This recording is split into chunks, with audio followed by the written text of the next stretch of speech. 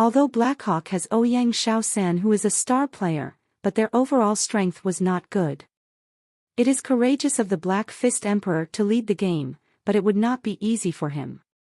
I hope he could do his best and the result is not so important. After all, his opponent is a strong team.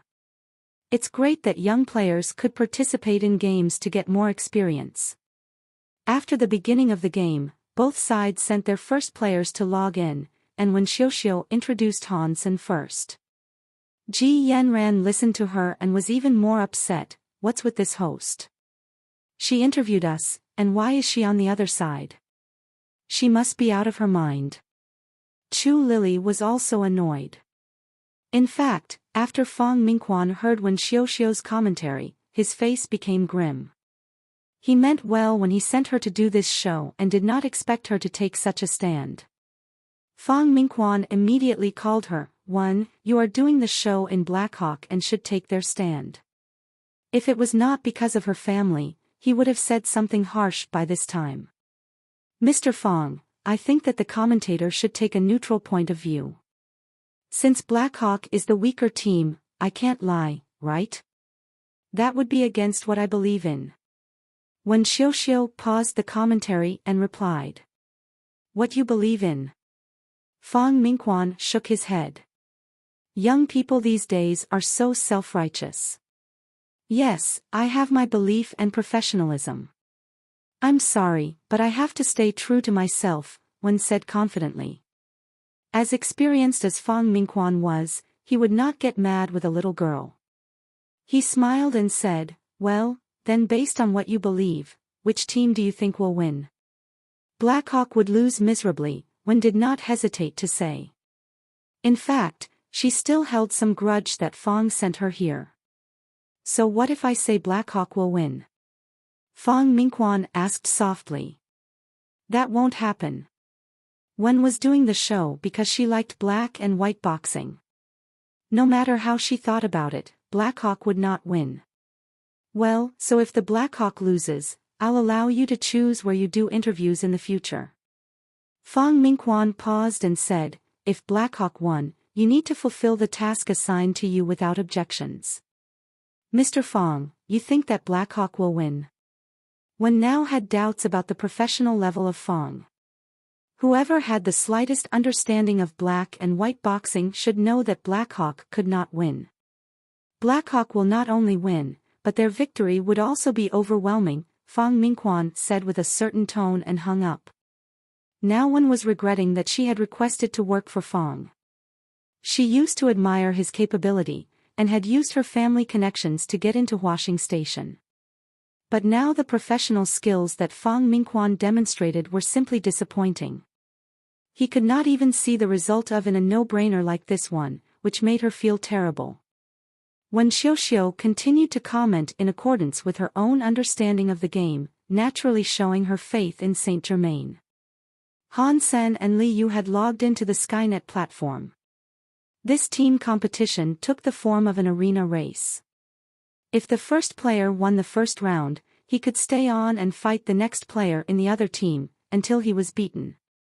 Such a game system allowed the situation where one player fought 5, but due to the high uncertainty in black and white boxing, that would be hard to achieve. Because it was a game on Skynet platform, the system randomly picked Han Sen as the attacking party. After the game began, Han Sen threw a punch, and his holographic image online was synchronized, hitting Li Yu's image. The professional equipment could scan Han Sen's body, so that it could tell the strength he had put into the punch. Once the strength used passed a certain level, the punch would be considered a black fist, otherwise, it would be considered white. But the scanning data were invisible to the players and they would only know the result after. Li Yu calmly stared at Han Senator. This punch was very fierce, but Li stood still and did not even try to block. Li was very confident of his own judgment. Han Sen's punch looked like a black fist, but from some of the details, he could tell that it was a carefully disguised white fist, and no real strength had been put into it. Because it was on the Skynet, Han Sen could not hurt him for real, so he did not even bother to defend himself. Wind Talker was just a new player, but we can tell that he is very skilled and confident in his own judgment. Wen Xiuxiu praised Li Yu, because she had made the same judgment. An average person might believe this to be a black fist, but she had studied black and white boxing and could tell from the details that it was indeed a white fist. But before Wen finished her sentence, an explosion sounded and Han Sen's fist had landed on Li Yu's face. The system automatically showed the special effect of the black fist, blowing Li Yu's image away. For a moment, everyone was dazed, including Wen Xiuxiu and the Street Germain players. The comments became scarce online. There are consequences for making my girlfriend mad. Han Sen's eyes were cold. He had wanted to win closely so that it would not attract too much attention, but now he had changed his mind. In addition, he had also got a kiss waiting for him. So, he would show no mercy. Why have the Saint Germain team stopped commenting? Genius, well done. Blackhawk students became thrilled. Although they were not many, they soon filled the gap of the comments. Ji Yanran was more excited than everyone else. Her face flushed, she waved her fist and cried, "Now you don't dare to talk nonsense, do you?" Impossible, that punch was clearly a white fist. Li Yu's face was dark. "You, don't let down your guard. It seems that their new guy has some skills," Su Yundi urged Li Yu. Li Yu was a young talent who he thought could reach the level of Nalan, and he lost a point to Blackhawk's new guy, which was somewhat embarrassing for him. "Yes, coach."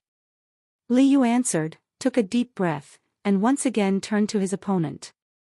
Each round was best of 5. And Li Yu had only lost a point. The game began again. When Xiuxiu continued to explain, "Looks like Black Fist Emperor was quite lucky, getting the first point. It must be because Li Yu was not paying attention." Bang! Before one finished, Li Yu was once again sent into the air. The system also played the special effect of him being sent to the galaxy. When Xiuxiu was stunned, and so were the viewers. If they could explain Li's first loss with his carelessness, the second loss was hard to justify. Those who were arguing with the Blackhawk students suddenly stopped. All that was left in the comments was support to Blackhawk. Good job. This is a true Black Fist. Where did this Black Fist Emperor come from? 2 consecutive Black Fists, and Wind Talker could not tell either. Loser. That kid was trying to play tough and did not even block. Even the special effect changed, haha. Our genius is the best. When Xiuxiu did not dare to comment anymore. When Li Yu came to the stage again, she was not as confident as she had been. Black Fist Emperor is a very good player, and this will be a fight between 2 powerful teams. Boom! Another loud bang. Li Yu did raise his arms this time, so the special effect was not as dramatic. But the system still showed his image sliding backward more than 30 feet. There were even sparks from the friction. Although it was only a virtual special effect, many still got excited over it. #T. 3 consecutive Black Fists and Wind Talker was gone. So impressive. 3 consecutive Black Fists and Wind Talker did not see it coming. Where is he from? Wow! The Street Germain player was eliminated with 0 point by a new player at Blackhawk. Young players do not have the psychological quality. He lost the first point and continued to make mistakes and forgot to dodge. That was just a new player. What you are proud of? Next round Wang Yangjun would show you Saint Germain's strength. Young people cannot be trusted with important tasks because they lack experience. You, what's wrong? The other player had been using Black Fists. Why didn't you dodge? Su Yundi was upset. His favorite student was eliminated 0-3. That was a shame on him. I am sorry, coach. Li Yu was bitter. He knew that it was likely that his opponent would repeatedly use Black Fist, but no matter how he saw it, he still felt Han Sen was using White Fist, and could not bring himself to move away. Li Yu thought Han Sen was going to use Black Fist, but his judgment told him it was a White Fist. In the end, his judgment trumped his instinct. And that was why he had lost. Do not be sad. I will avenge you. Wang Yangjun laughed, patted Li's shoulder and went up. Remember, since his name is Black Fist Emperor, he must be very confident in his black fists. Be careful and dodge when necessary, Su Yundi said. Understood. Wang Yangjun nodded and sat in the holographic equipment. Wang Yangjun had quite a lot of faith in himself. Li Yu could not see his opponent's intention because he lacked experience, whereas Wang had been in so many competitions that he would never fail here. Boy, now I will show you the true strength of Saint Germain. Black Fist Emperor, I will reduce you to Black Fist Eunuch. Wang Yangjun stood opposite Han Sen confidently. Because it was an arena match, Wang Yangjun followed Li Yu to become the second player, and was automatically determined to be the defensive side, which was also a compensation mechanism for the party which had to fight continuously. Wind Talker is lacking in experience, but Wang Yangjun is a veteran, so that Black Fist Emperor's tactics would not work that easily. Wen Xiuxiu's tone was no longer confident. But she still believed that Wang Yangjun had a bigger chance of winning, and was more optimistic about the Saint Germain team. That woman started babbling again. Chu Lily bristled. Let her talk. The facts will prove everything. Ji Yanran was calm this time. Han Sen had promised her he would win, and she believed him. The game started again. Han Sen threw a punch-out that looked extremely fierce. Wang Yangjun looked carefully, and felt just like Li Yu did. From many details he could tell it should be a white fist, and he should not dodge. However, after watching the match between Li Yu and Han Sen, Wang told himself, that was how Li Yu lost, and I cannot make the same mistake. Then he moved backward to avoid the punch from Han Sr. Wang Yangjun is worthy of his fame. His tactical goal is clear and his execution is also in place. This blow should be. When Wen Xiuxiu was in the middle of her passionate commentary, she suddenly stopped. Beep! Han Sen's fist froze in the air, and a sign of a white fist lit up. How could it be a white fist? Wen Xiuxiu shouted out loud, her eyes wide. Chapter 204 Chapter 204, The Emperor's Anger Translator, Nioebo Studio Editor, Nioebo Studio. Damn, I should have believed that my judgment was right. Wang Yangjun bitterly swinged his arm, regretting. Yangjun, what are you doing? Do not get confused, and believe in your own judgment. Su Yundi shouted to Wang Yangjun anxiously. Wang Yangjun gritted his teeth and went up for the second punch. Watching Han Sen's fist approaching, Wang Yangjun saw clearly that like the last blow, this one was also a white fist judging from the hardly noticeable details. Boy, you want to use the same trick twice.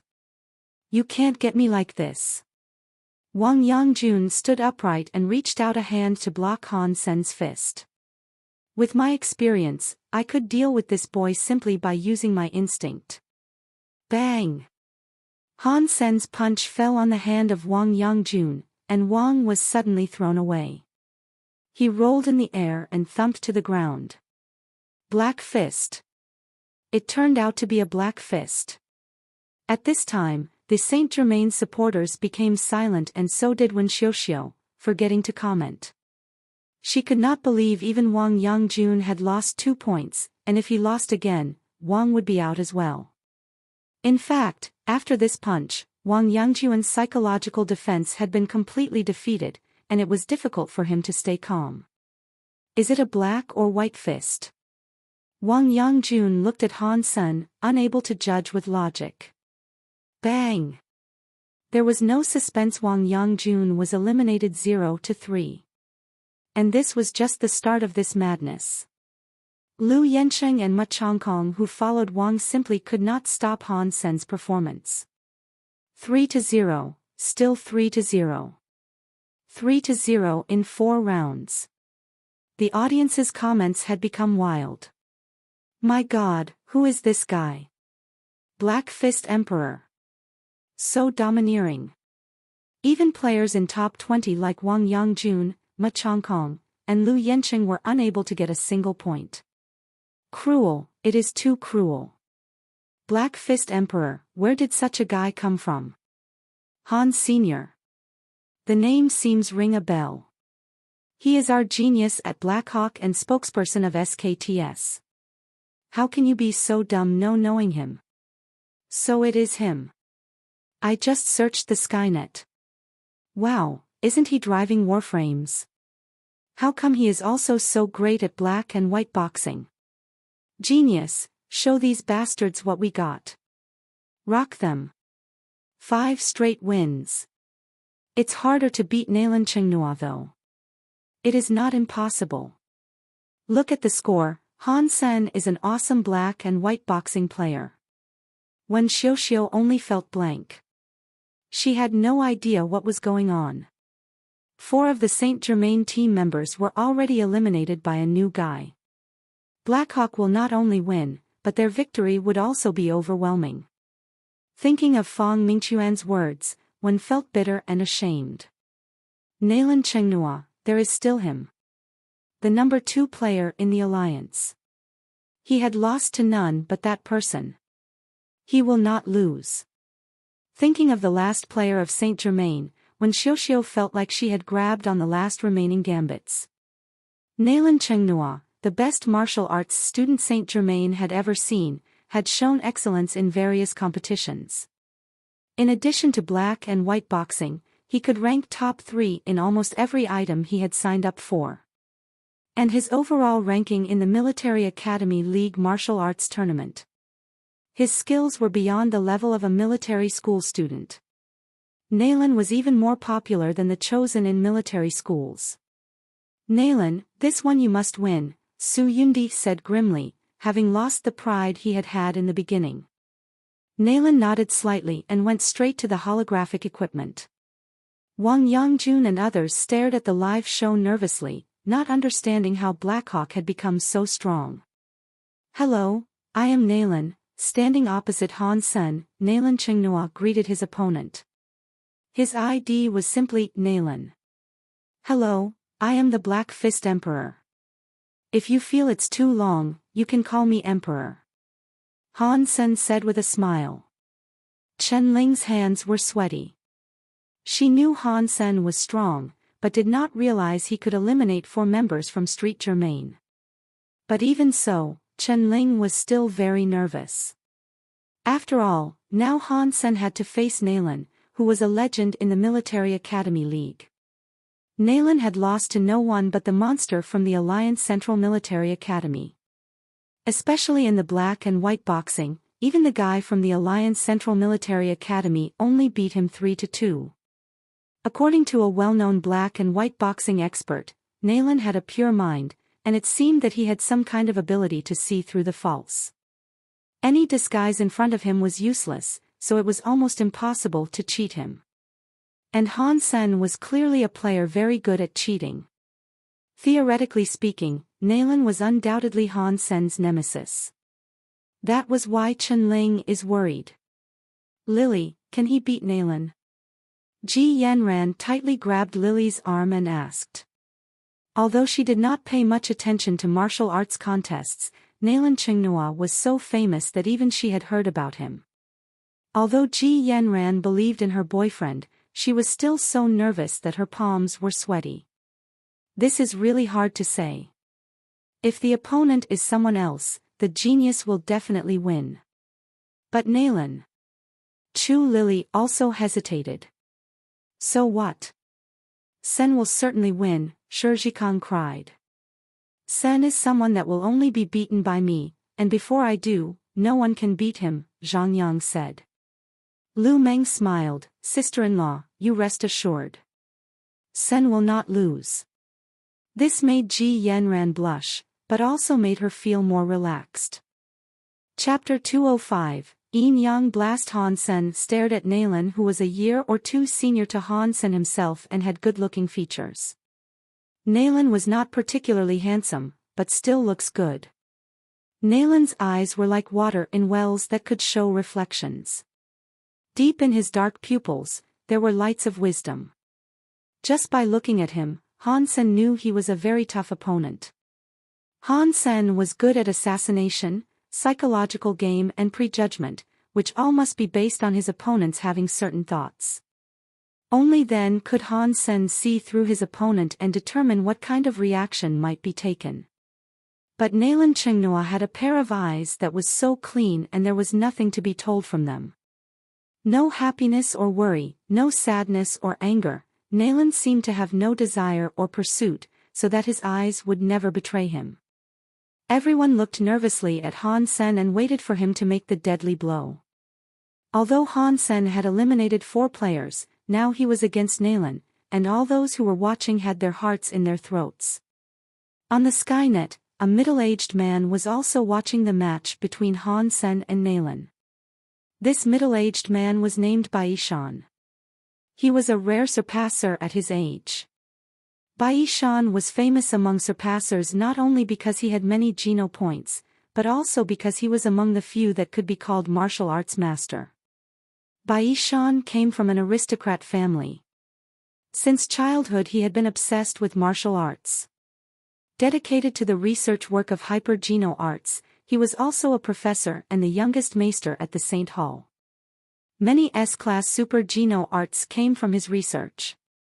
Meanwhile, he also taught at the Alliance Central Military Academy and enjoyed a high prestige in the military and Alliance. In his busy schedule, the reason for him to take time to watch such a game held on the Skynet was not his interest in the black and white boxing game itself. In the eyes of a surpasser, this kind of game was simply like children playing house. What intrigued him to watch was Naylan Chenghua. Recently, Bai had been doing research on a hyper-Geno art called Yin-Yang Blast, whose concepts were complex, but did share some similarities with black and white boxing.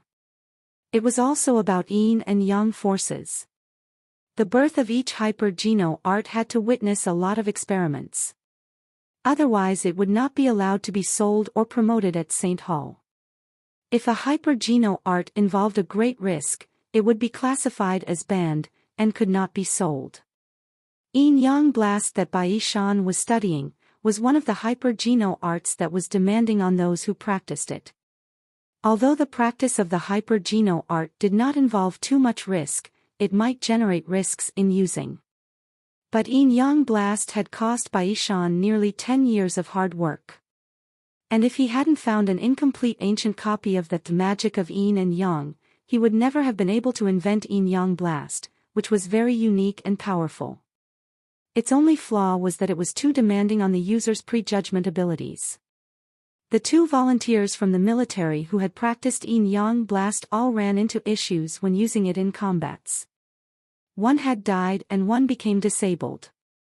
Yin-Yang Blast was about to be classified as banned. But after all, this is what Bai Shan had come up with, and he did not want to see Yin-Yang Blast buried. That was why he tried his best to get another chance of experiment. In order to ensure the success of this experiment, Bai Shan needed to pick a person that he thought could control Yin-Yang Blast. After a lot of screening, Bai Shan had his eyes on Naylan Chenghua. What Naylan was practicing was Akala Mantra, so his faith was immovable and he had a great perspective on Yin and Yang. But Bai Shan was only listing Naylan as a candidate and had not decided. This time he was trying to determine whether Naylan would be a good fit by watching the black and white boxing game, which despite its simple form, shows the fundamentals of Yin and Yang. Before Naylan showed up, Han Sen's performance had amazed Bai Shan. It was not how strong he was or how well he had mastered the Yin and Yang forces, but his ability of psychological gaming and prejudgment that made Bai Shan regret not seeing the boy earlier. This kind of ability is so rare and perfect for Yin-Yang Blast. If he was not just lucky, he should be the one. Bai Shan knew how valuable Han Sen's abilities were. This required both talent and effort.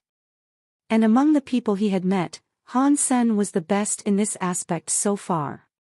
Bai Shan listed Nalan as a candidate exactly because of his ability to see through his opponent's thought, but now he could tell that Han Sen was even better at that. Let me see how well you could do. Bai Shan watched the game, interested. In the online black and white boxing competition, after Han Sen observed Nalan, he threw a punch as fierce as an uncaged tiger. In Nalan's eyes as clear as water flashed a trace of surprise. He grew up practicing Akala mantra, and had a mind that was like a mirror. No fiber or dust could pass unnoticed. Although he was still very young, he had a character that was suitable for practicing Akala mantra and had become advanced in this hyper-geno art. Most people's minds were affected by a lot of distractions, and he could see through them. With Han Sen's blow, he could not see what his opponent was thinking, which naturally made him a little surprised.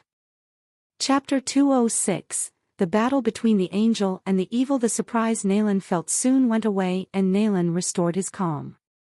Even though he could not see through Han Sen's mind, Nalan could see through his body. The body could make a lot of deceptive appearances, but under the Akala mantra, he could see almost every inch of Han Sen's muscle. It was almost impossible to fool Nalan.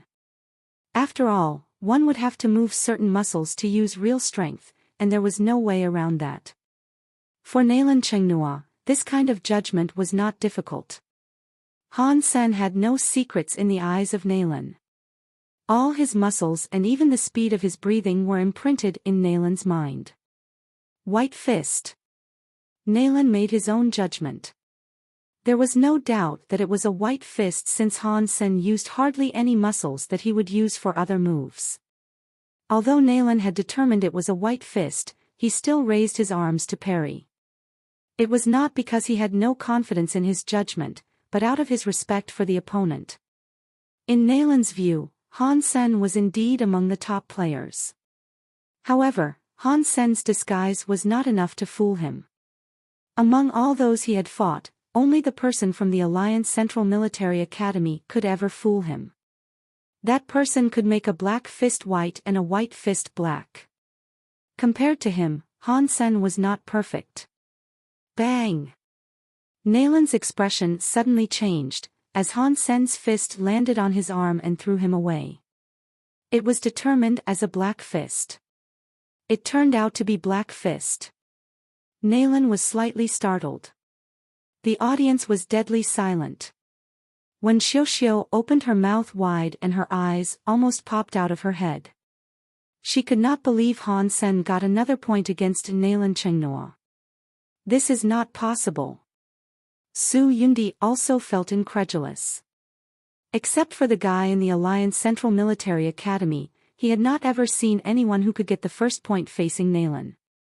After a brief silence, people who were watching online became wild. My God, he scored first against Nalan. Is he about to achieve 5-3-0? Saint Germain will go insane. *T That's amazing. This guy is not just great with a warframe. Black Fist Emperor. If he could give Nalan a 0, I will call him Your Highness. Your Highness, please accept my allegiance. It's just 1 point. Don't get excited too early. The comments were exploding, and in the end, no one could see what they were saying since the page rolled down too fast. Except for in the match against the guy from the Alliance Central Military Academy, people had not seen Nalan fail for a long time. Blackhawk students were cheering and Ji Yenran was so excited that her face reddened. Bai Shan was intrigued. Touching his chin, he asked himself, this is really interesting. One is pure and insightful, an angel from heaven, the other has strong control, but is more like a cunning devil from hell. Who can do better in the end? In the game, Nalan had restored his zen. A failure like that was not enough to shake him, but he had to admit that he had underestimated Han. Senator Han Sen's techniques were not as good as the guy from Alliance Central Military Academy, but he was more cunning. Maybe his flaws had made him strong. You're good. Nalan stood opposite Han Sen and said. Thank you. Han Sen accepted the compliment. Ready. Nalan's eyes were calm and steady, without any emotional fluctuations from his failure. Han Sen did not hesitate to punch at him.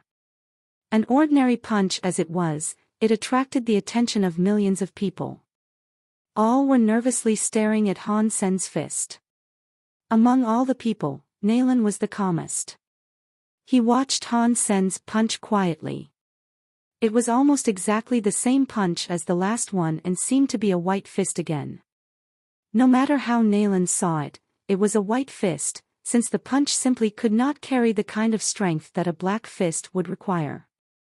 There were still a lot of flaws in Han Sen's move, but now Nalan knew that Han Sen had immense control of his muscles, and the barely noticeable flaws that only he could see were traps Han Sen had set.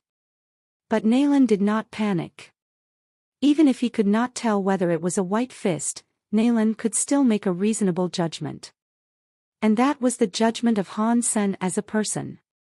Since Han Sen used an ID such as Black Fist Emperor, he must be a person with absolute self-confidence. And from the previous 4 rounds, Nalan could tell Han Sen was indeed quite arrogant. In fact, Nalan had paid close attention to the previous rounds.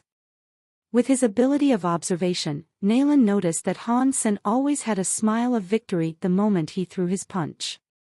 Although it was only a slight upward curve, it revealed his self-confidence.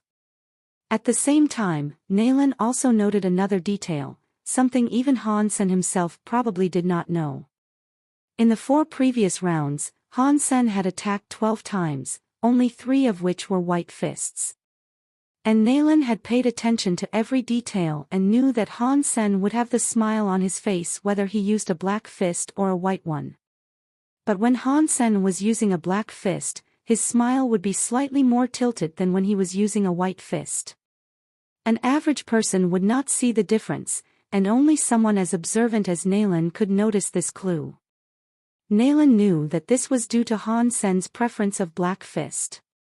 Han Sen must really enjoy the kind of pleasure of hitting his opponent and was excited to experience that. That was why he would smile a little more. And this subtle clue was again tested to be true in the previous punch. Nalan Chenghua had confirmed that Han Sen had the same kind of smile when using the black fist. That's right. This one must be a white fist. Nalan's eyes lit up. He crossed his arms and was ready to block the white fist. Han Sen's smile at this moment was the one he would put on when giving a white fist. Chapter 207, Peerless Boom. With the sparks generated by the system, Nalan Chenghua was blown away. Nalan had lost again. 2 points in a row, not even the guy from the Alliance Central Military Academy could do that to Nalan. This was simply unbelievable. Nalan had lost 2 points. Am I in a dream? Nalan is not even so miserable when he faced that monster. Horrifying. Blackhawk is so fierce this time. If they could send Saint Germain home with no point, they would definitely become the champion. The Alliance Central Military Academy is not here this time. The Emperor is invincible. Saint Germain did not get a single point until now. No wonder the Blackhawk players and coaches are so confident. They have the Emperor on their team. The Emperor is so strong. Fang Mingquan watched the live show over a cup of tea. Although he thought Han Sen would win, but did not expect him to do so well, Bai Shan was not too surprised about the result. After all, he had seen the same performance from Han Sen during the Starry Cup. Han Sen reminded him of someone else, but they had totally different styles. The similarity between the 2 persons he thought of was that they were both destined to win. When Xiao was completely dumbstruck by the fact that Nalan had lost 2 points in a row. She felt like she was in a nightmare. Which was as cruel as the reality.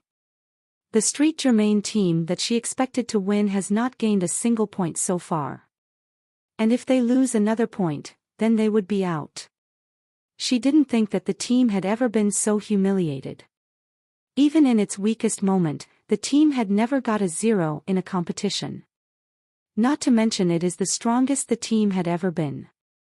Before this match against Raman, Saint Germain even had a chance to challenge the Alliance Central Military Academy. She have never expected that they would lose to Raman in such a miserable way. Thinking back of what she had said and done before the competition call Ma when Xiuxiu felt her face burning, as if she had been slapped by someone. When Xiuxiu even touched her face, as if that feeling was real. As strong as Nalan Chenghua, he had been shaken by the situation. Biting his lips, he fixed his eyes on Han Sen. Has he been calculating right from the start? Bai Shan saw Nalan Chenghua's look inside. Nalan is still too young and is easily shaken. He has lost already. But Bai Shan's gaze at Han Sen became hot. Maybe this person is the best candidate to practice Yin Yang Blast. And the fact was exactly like how Bai Shan had predicted. Nalan Chenghua's mind was shaken completely.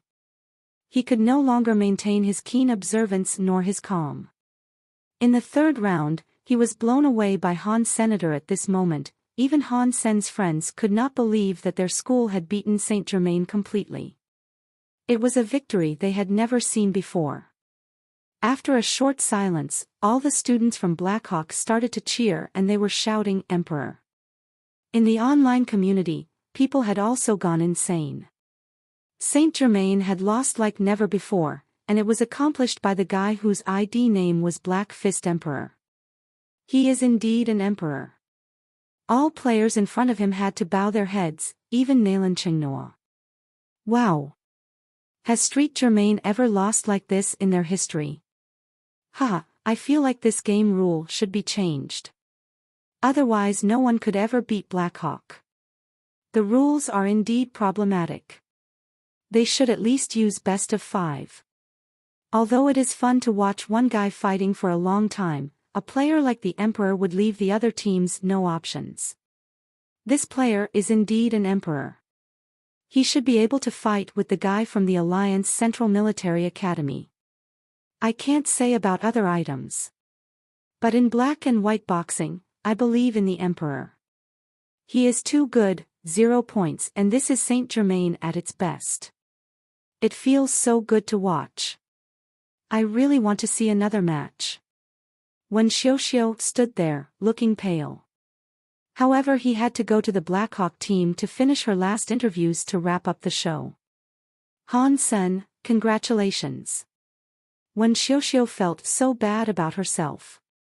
She has never felt so ashamed of her own ignorance ever in her life. She also felt terrible about having doubted the decision of her boss, who had meant well and given her a great opportunity which she had completely screwed up. A mentor is a mentor. I have so much more to learn from him. Although when Xiuxiu had made a mistake, at least she knew to correct herself. This game shocked all teams in the competition. Many teams that had paid no attention to Blackhawk watched the video immediately and made a lot of analysis. However, with all their efforts, they had only come to one conclusion: the Black Fist Emperor is too good. If they fought against Blackhawk, they would end up as miserable as Street Germain. Many teams had protested to the sponsor of the competition, and asked the rules to be changed or else they would withdraw. The sponsor also felt torn. They had adopted the current rules to make the game more fun and did not realize that there would be a player as strong as the Black Fist Emperor. Even one of the strongest team was sent home with no point. If the competition went on, it will no longer be a team effort but a one-man show. In the end, the sponsor had to convene an emergency meeting, deciding to change the rules. From the second game on, the current system will be changed into best of 5, and each player could only compete once. Although Chen Ling had issued a formal complaint of the decision, it did not help, because if the game rules weren't changed, no team would be willing to play against Blackhawk. They have changed the game rules for a single person. The Emperor should feel so honored. Interesting decision.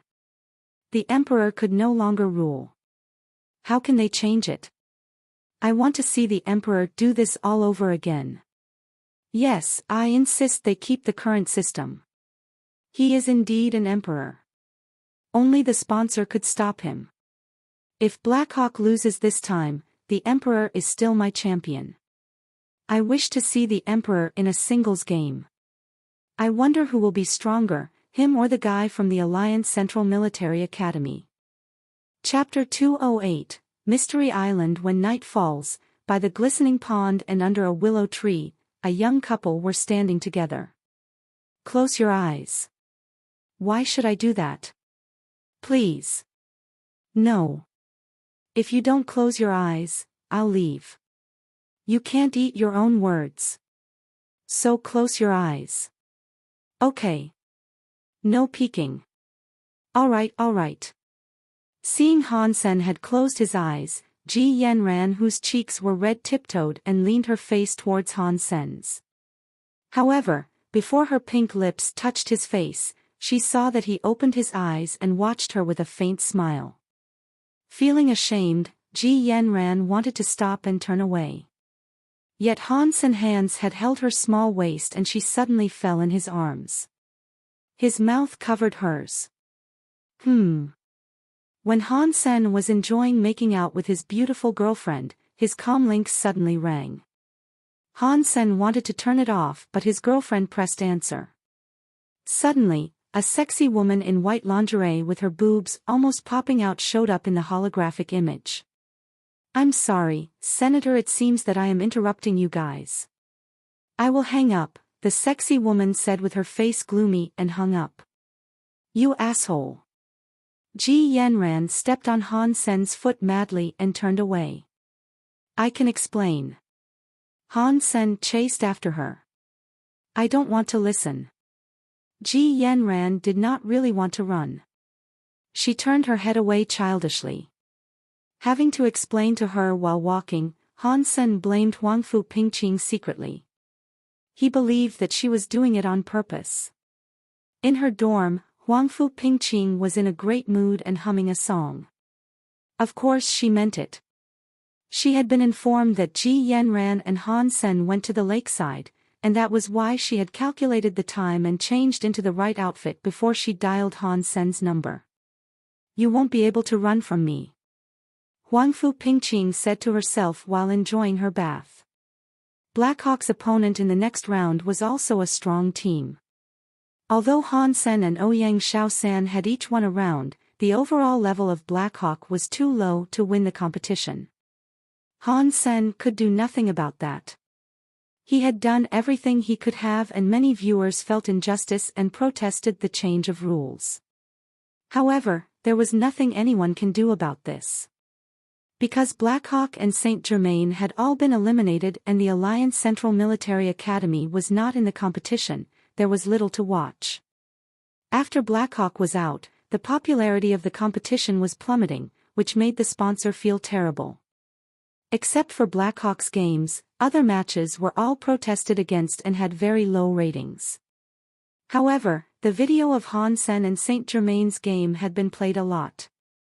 The ID Black Fist Emperor became really popular in the circle of black and white boxing. Hansen did not care for that. Black and white boxing was a great way to exercise the usage of yin and yang forces and the prejudgment of the opponent's intention. However, he did not intend to commit himself to it. He was only in the competition because of the invitation of his schoolmates, and he never wanted to become a professional player. Hansen went to the auction that Huangfu Pingqing mentioned, and the two Sacred Blood Beasts sold both ended up with skyrocketing prices. He had nothing to bid with in the auction. The Sacred Blood Flying Beast soul was bought by Lin Beifeng with $178 million, whereas the three-blade harpoon was even more popular and was won by Son of Heaven in the end with $230 million, which made Hansen feel quite unbelievable. He had wanted to sell his SKTS and put in all his savings, but had to let that thought go, because he simply did not have enough. The crazy prices made him want to sell his own Sacred Blood Beast souls at one point. He could become rich immediately. Even if he could sell his Sacred Blood Beast soul each at just 100 million, he would have several $100 million by now. However, this kind of money was not enough for someone rich to buy an interstellar spaceship, so it really was nothing. After the auction, Han Sen was thinking where he should go hunting. The moment he walked out of steel armor shelter, the sky suddenly became dark. It is noon now. How come it suddenly became dark? Is it going to rain? Han Sen felt weird because the sky was very clear just now. When he looked up, Han Sen almost jumped.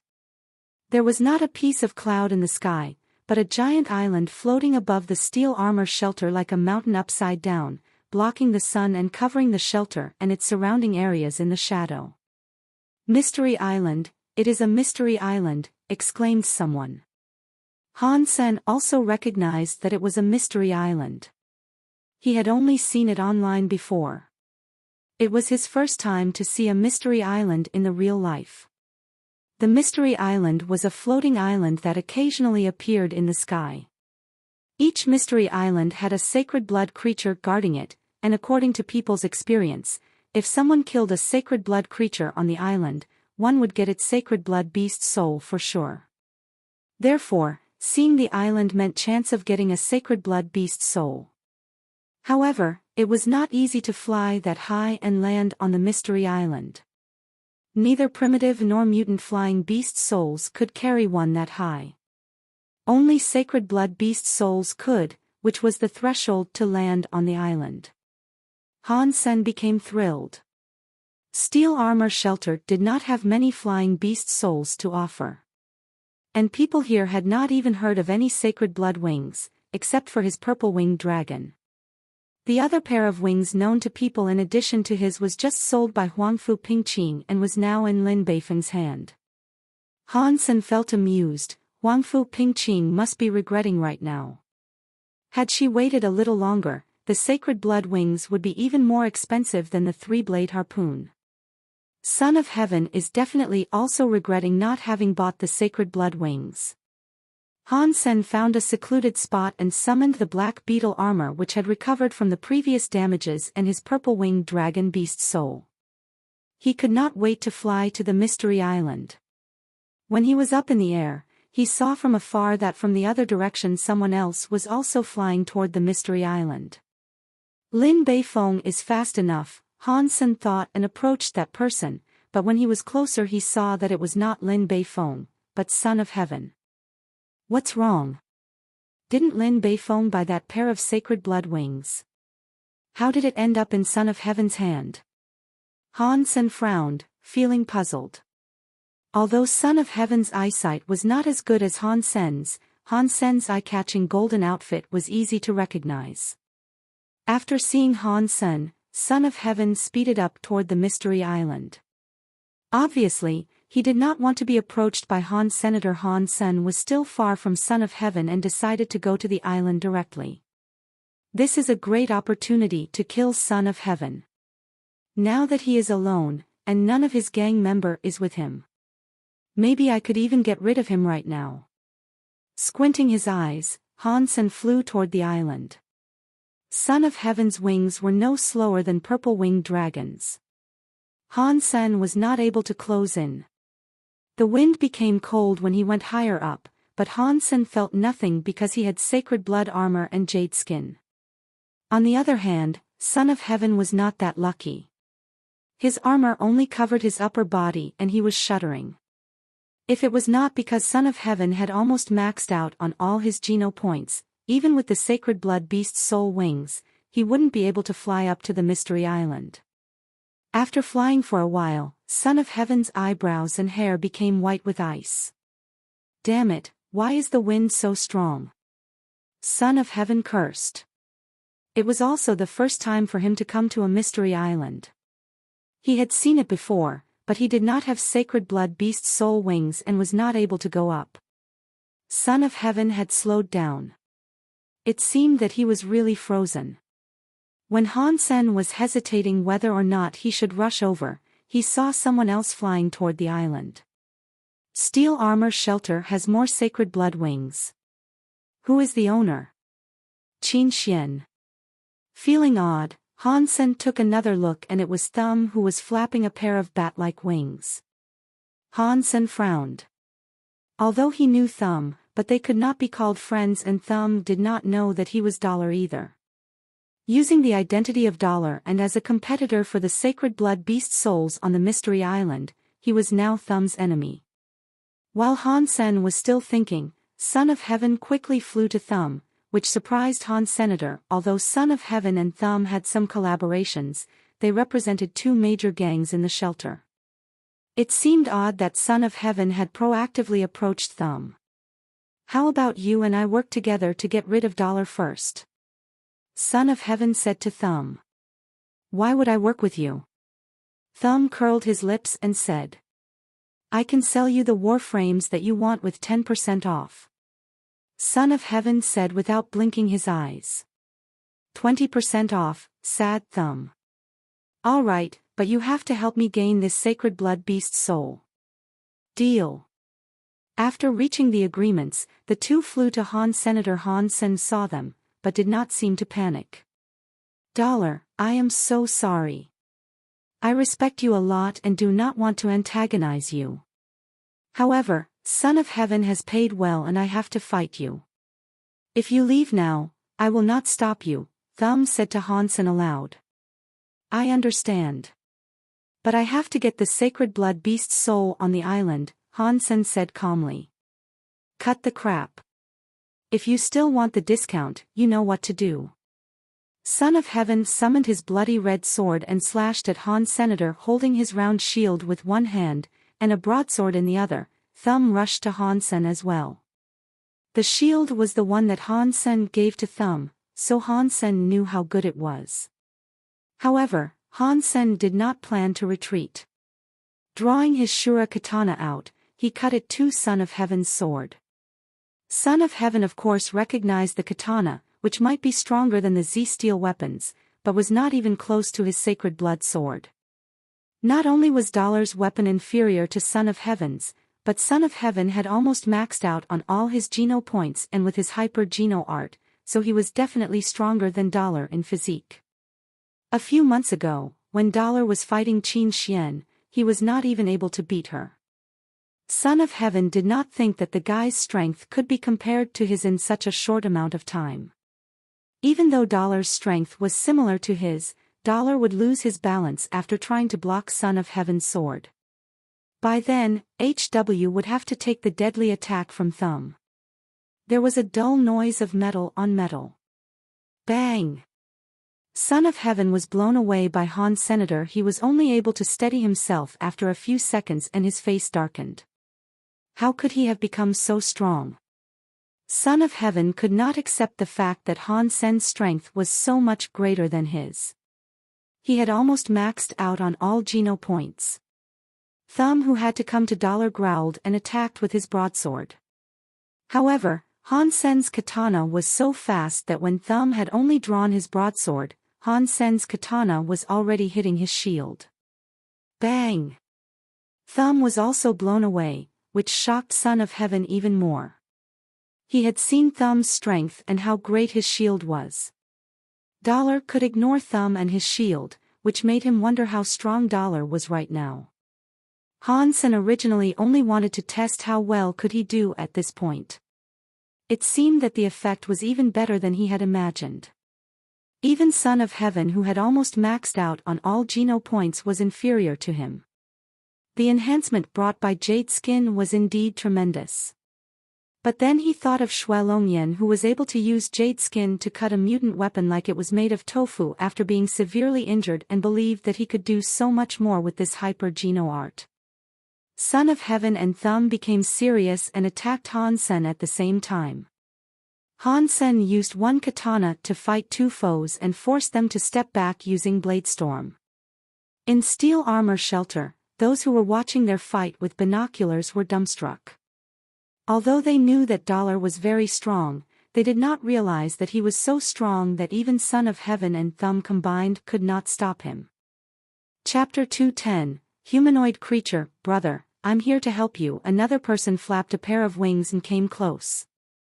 It turned out to be Huangfu Pingqing. This woman is trouble. Han Sen frowned. Huangfu Pingqing was obviously calling Son of Heaven, who was the young master of the Starry Group.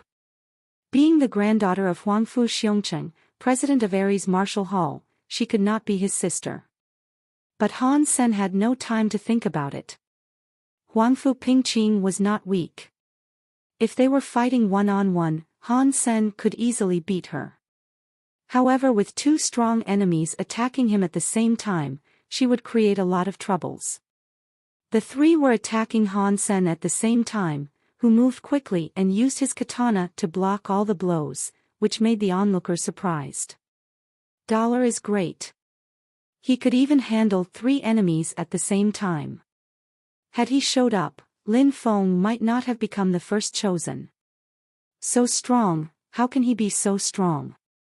Son of Heaven and Thumb are both going to max out on all Geno points. Qin Xian said softly, "It is shocking that Dollar has made so much progress since the contest. It's just been a few months. Because he is Dollar."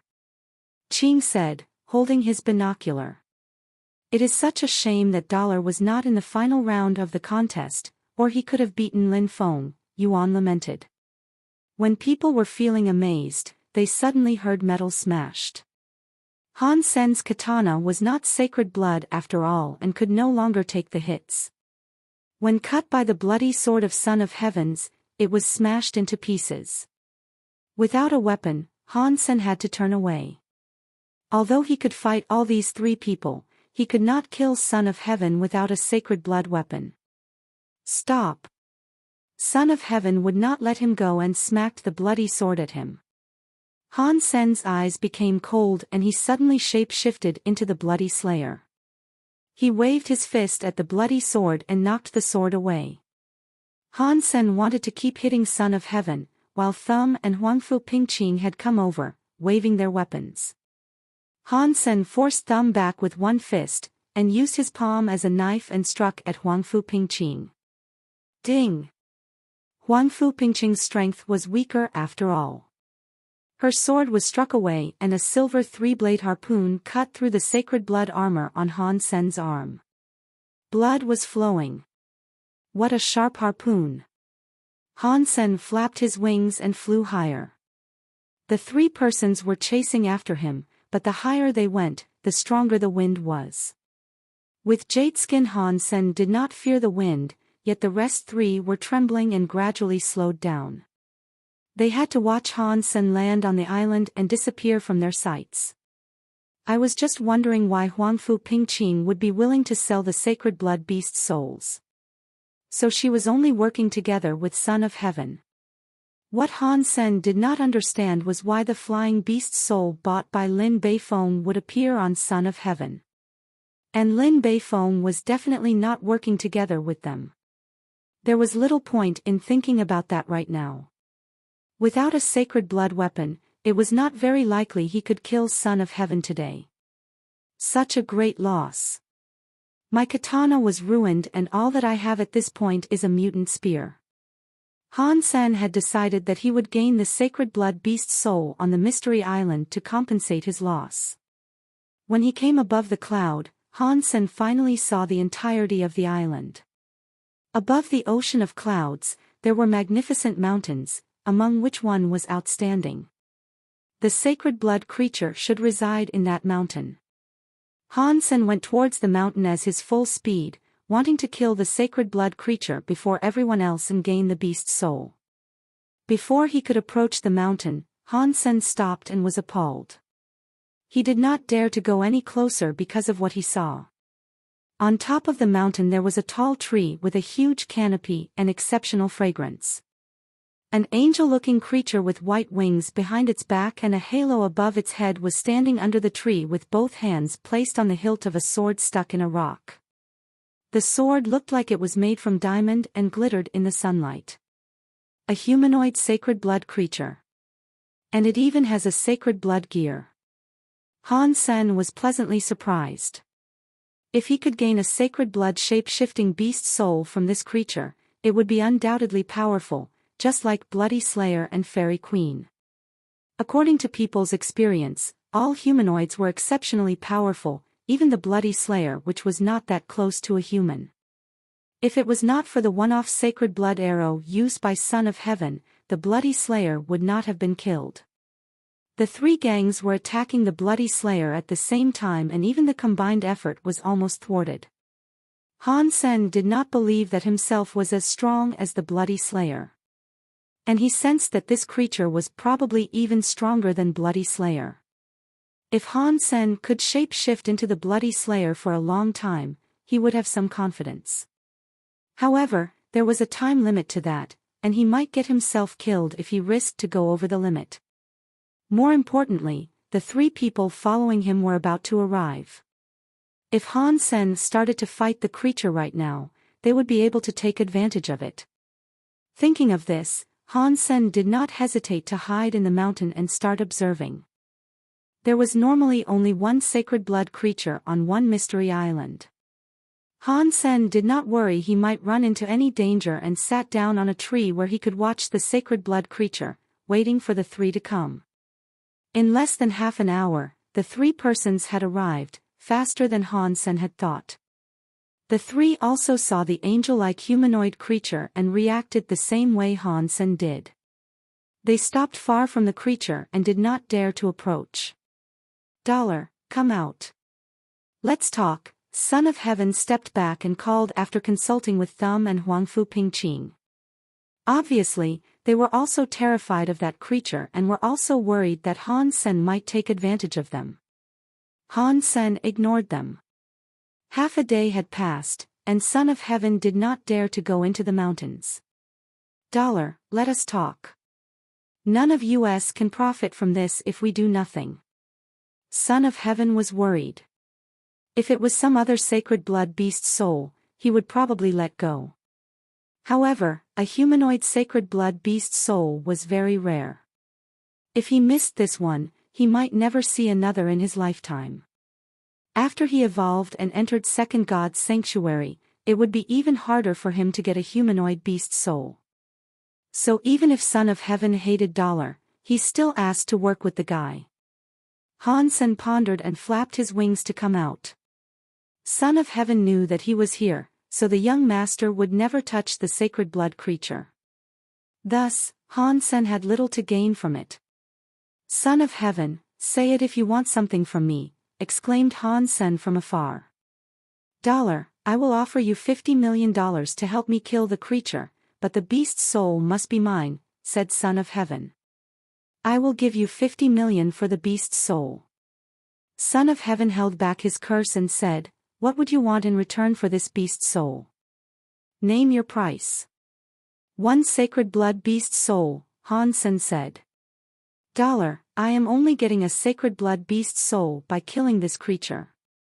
Don't you feel that you're too greedy?" Son of Heaven wanted to kill Han Sen at that moment.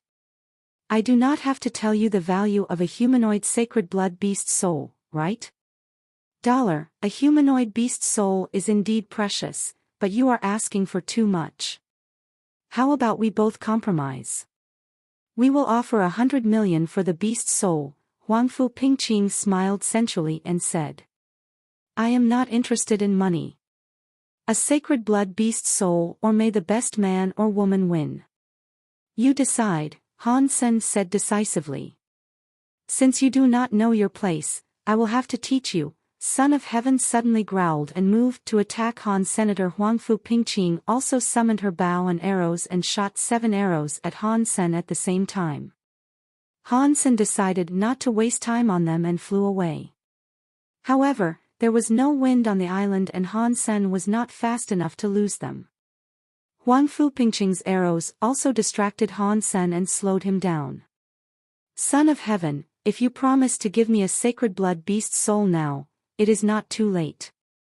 Otherwise you will regret it," exclaimed Han Sr. "My only regret is not killing you earlier," said Son of Heaven, gritting his teeth. "Then you will continue to live with regret," Han Sen laughed. Suddenly, Han Sen changed his direction and rushed to where the creature was. The rest were dumbstruck. Thumb slowed down and said, "He went after the creature. Should we follow him?" Son of Heaven said, "Do not slow down. Follow him. That bastard would never go risk his life. He is only trying to lose us." Thumb felt it was a reasonable explanation. Dollar could never be so stupid that he would hand his life over to the sacred blood creature. The three were following Han Sen as close as they could, but soon they felt that something was wrong. Han Sen went all the way to the mountain and did not intend to change direction or stop. "Brother, it feels weird. We should stop," said Huangfu Pingqing. Son of Heaven also felt that and gradually slowed down, but it was too late. Han Sen had already gone into the mountain. When he was 300 feet from the sacred blood creature, it suddenly opened its eyes, golden lightning bolts shining in its pupils and blonde hair dancing in the air. A sword as gorgeous as a diamond was also drawn from the rock. Spreading its wings, the creature flew up and threw itself at Han. Senator Han Sen moved towards the three at full speed. They suddenly understood that he was trying to force them to fight the creature. "Shameless bastard! Let's run," cried the Son of Heaven. "No way. We cannot make it. The creature is faster than we are," Thumb said calmly. "We should work together to kill Dollar first," said Son of Heaven, seeing Han Sen was only 50 feet from them. The sacred blood creature had come behind Han Sen and slashed at him with its sword. Shape-shifting into the bloody slayer, Han Sen summoned his mutant spear and used it to block the sword. Chapter 212, Fighting an Angel Crack. As a mutant weapon, the spear was cut into halves by the diamond sword. Shocked, Han Sen threw himself at the three. The three wanted to attack Han Sen, but was all appalled by how powerful the creature was. All of a sudden, Han Sen was already in front of them. When they were ready to attack Han Sen, he stopped less than 15 feet from them and turned to face the sacred blood creature. Having summoned his chopper, he used it to parry with the sacred blood creature. The chopper was a commonly seen beast soul weapon, so he was not worried that people might tell who Dollar was from it. Crack! The chopper was also cut in half by the diamond sword. Han Sen fell to the ground and dodged the sword of the creature. Now the sacred blood creature was faced with the other three. Without hesitation, the creature cut to Thumb, who was closest to it, with its sword. Thumb gritted his teeth and used his sacred blood shield to block the diamond sword. Ding! Thumb was forced back more than 50 feet before he could stop himself in the air. With a roar, he shape-shifted into a giant bear more than 9 feet tall. With his shield in one hand and his broad sword in the other, Thumb ran toward the sacred blood creature. He exclaimed, "Dollar, now if we work together, we will have a chance to kill it. If you run away right now, if we could not gain any benefit, we will not leave anything to you." Just now when fighting with Han Sen, Thumb did not really want him dead. After all, he held no grudge against Han. Senator. All Son of Heaven offered was a discount, and that was not worth risking his life. "Come to the ground. We are not its match in the air," Han Sen cried while flying to the ground. Son of Heaven and the rest also knew that the flying speed of the creature was too fast for them to keep up with, so they followed Han Sen to the ground. Thumb was the last to follow. Using his sacred blood shape-shifting beast soul and sacred blood shield, he barely blocked the creature's sword. All four of them were now on the ground. They all took back their wings and shape-shifted into different creatures to attack the sacred blood angel-like creature. Han Sen had seen the strength of sacred blood creatures. He knew that with his own power, he could never kill the creature. The only chance was to collaborate with the three. He also had to try to kill the creature while they were still able to shape-shift, because the angel-like creature was too strong. Thumb was now a giant bear. Using his shield, he was fighting the creature head-on. Deep marks were left by the diamond sword on the sacred blood shield. Son of Heaven had turned himself into a huge lion. Huangfu Pingqing did not shape-shift, but was shooting arrows from far away to limit the range of motion of the creature. Without a humanoid shape-shifting beast soul, she would not be able to use the weapon she was best at if she chose to shape-shift. Although all four of them were attacking the creature, they still did not cause much damage. Han Sen found a chance to cut at the creature, but his mutant dagger did not even break its armor. Damn it, without a sacred blood weapon, I could never kill this creature. Han Sen felt depressed. All he needed right now was a sacred blood weapon. It was such a shame that he had not bought the three-blade harpoon, otherwise he would not be so helpless right now. Carry on. My shape-shifting would not last very long, exclaimed Thumb as he was blocking the blows from the creature. Most attacks from the creature were handled by Thumb. If his shield were not sacred blood, it would have been broken 1,000 times. Son of Heaven was also worried. Had he not given Luo Tianyang his sacred blood ape beast soul, which were ruined by Han Sen, he could do much better. Now with the lion beast soul, he could not use weapons after shape-shifting, so he could not commit his full strength. The three men could all last around 2 hours with shape-shifting. As time went by, they could not hurt the creature whatsoever. We could not keep doing this. Someone lend me a sacred blood weapon.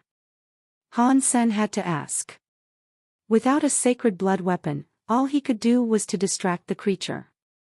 There was no chance he could cause any damage. And their shape-shifting time was almost up.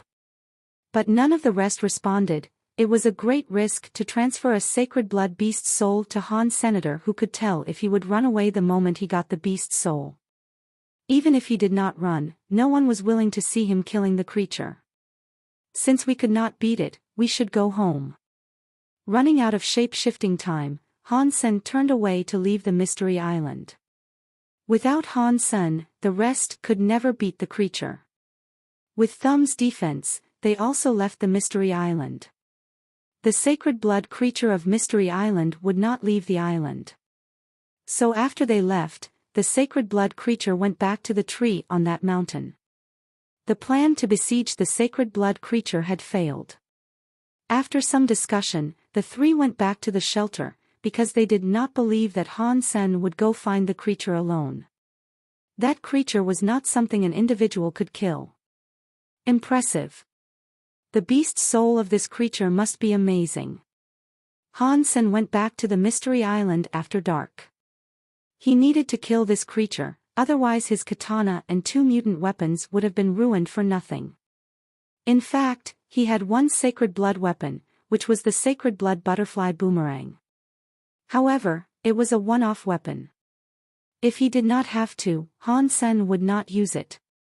If it were any other sacred blood creature, Han Sen would not use the sacred blood butterfly boomerang.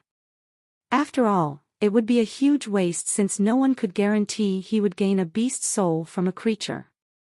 However, the sacred blood creature from the Mystery Island would definitely yield a beast soul. In addition, it also had a sacred blood gear, which was way better than the golden axe of the Bloody Slayer, which was too heavy to carry around and less sharp. Even he could not bring the sword out of God's sanctuary, he would be able to sell it at a great price. If he could kill this creature, he could gain both a beast soul and a gear.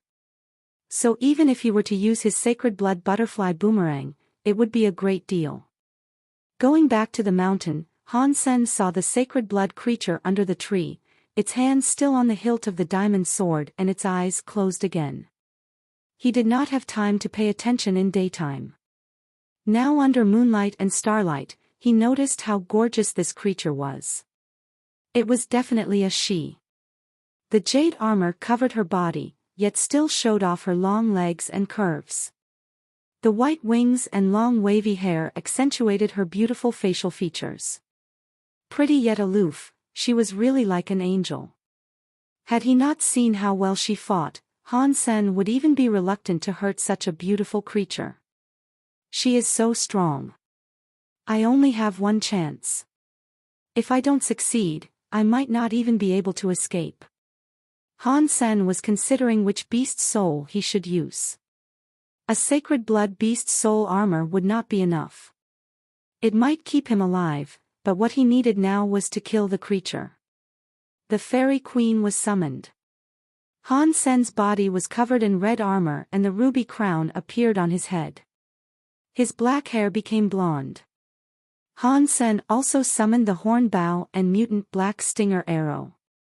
Han Sen was confident in his ability to hide his intentions, but when he aimed at the creature, she suddenly opened her eyes full of golden lightning bolts.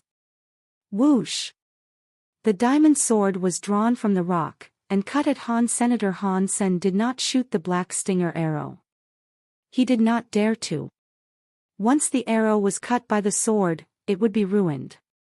This arrow had cost Han Sen a lot of efforts, and Han Sen would not want it to be ruined like the mutant spear and chopper. Watching the sacred blood creature approaching him, he felt she did not seem as fast as she was. The ability of the fairy queen had turned the actions of the creature into slow motion in his eyes. Watching the sword cutting at himself, Han Sen suddenly took back his bow and arrow and made an incredibly fast move. Spartacle, the footwork that Han Sen had been working hard on, was eventually put to use. Even the sacred blood creature's sword was not fast enough to follow his body. Instead of stepping back, Han Sen narrowed the distance between him and the creature. The sacred blood butterfly boomerang appeared in Han Sen's hand and was thrown at the creature. With an unlikely trajectory, the boomerang approached the creature in the blink of an eye and was about to cut her throat. However, even at such a short distance, the sacred blood creature was still able to take back her sword and slash it at the butterfly boomerang. The moment before the sword touched the boomerang suddenly made an incredible dive and then cut the creature's throat from below. Boom! The horrifying blue fire exploded and covered the entire body of the sacred blood creature. It almost looked like she was going through a nirvana. This angel was not a friendly one. Bathing in fire, she was still trying to attack Han Senator using both Fairy Queen and Spartacle. Han Sen was able to dodge all her attacks. In fact, the creature's speed and strength were no longer comparable to before because of her injury. She gradually slowed down and her sword fell to the ground with a clank. Her body turned into lights and scattered like fireflies. Sacred blood creature holy angel killed. Beast soul of sacred blood holy angel gained. Meat inedible. She really is an angel. Han Sen was excited. He was not too surprised by the fact that the meat was edible. He had read before online that the sacred blood creatures on the Mystery Island were most likely inedible. Wrapping the diamond sword with the cloth he had prepared, Han Sen left the Mystery Island in the dark. Son of Heaven must still be thinking how to kill the holy angel. There is no way that he would know that I've killed it. I'm really curious to see his face when he has prepared everything and find no creature there. Han Sen returned to Steel Armor Shelter in a great mood. Putting the diamond sword on the table, he couldn't wait to check out his newly gained beast soul of holy angel. A teenage girl with long dark hair stood barefoot in front of Han Sen, wearing a white dress, her eyes blinking. Beast soul pet. Another one. Looking at the holy angel in the form of a pretty little girl, Han Sen did not know how to react. This was such a big change. She had lost her wings and halo. You could not even tell that she was an angel. There was nothing fearful about her and she looked just like a cute human girl. Despite her cuteness, she could not fight at all. He did not even know how long it would take for a sacred blood beast soul pet to transform. Fortunately, Han Sen also had gained sacred blood gear, the diamond sword, otherwise he would be very upset. After all, he had traded one katana, 2 mutant weapons, and a sacred blood butterfly boomerang for the sacred blood pet. One thing was for sure, the sacred blood holy angel was worth a lot of money. Sacred blood pets were rare. And a pet as cute as this one, which looked almost exactly like a human, could be sold at a great price, maybe even higher than the price of any practical sacred bloods. Can you talk?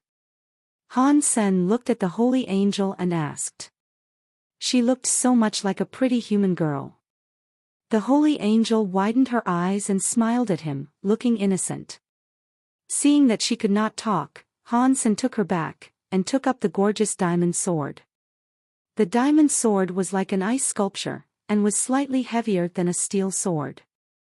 Han Sen waved the sword around, and thought it was very smooth to use. What a great sword! It is very much worth what it has cost me. Han Sen felt more and more at ease waving the sword around, thinking it was easier to use than the katana. As for the sharpness and toughness of the sword, there was no question, since it could cut through his sacred blood armor. Even the sacred blood shield of thumbs was left with deep marks, whereas the sword itself was still intact. It was easy to imagine how good it was. It is such a shame that the sword could not be taken back like a sacred blood beast soul. I could only carry it with me and use it here in God's sanctuary, Han Sen thought. The sword had a very memorable look. Since Son of Heaven, Huangfu Pingqing and Thumb had all seen it, it would be a lot of trouble if he wanted to use it in the future. He could only use it when he pretended to be Dollar. Otherwise any of them could guess that Han Sen was Dollar. Leaving God's sanctuary, Han Sen's comlink immediately rang. Seeing Huangfu Pingqing's number, Han Sen bristled. It was because of this woman that his girlfriend was still mad at him. Having answered the call, he wanted to talk some sense into Huangfu Pingqing, teaching her right from wrong. While he just opened his mouth, he was rendered speechless. Huangfu Pingqing was in a bubble bath. Covered under foam, he could only see her arms and the top of her globes, which still made his heart race.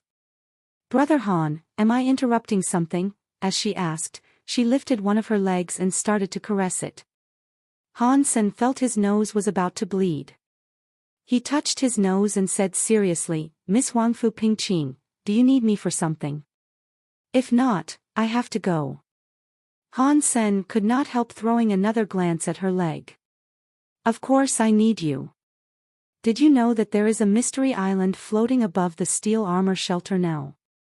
Huangfu Pingqing smiled sensually. "Of course I know that.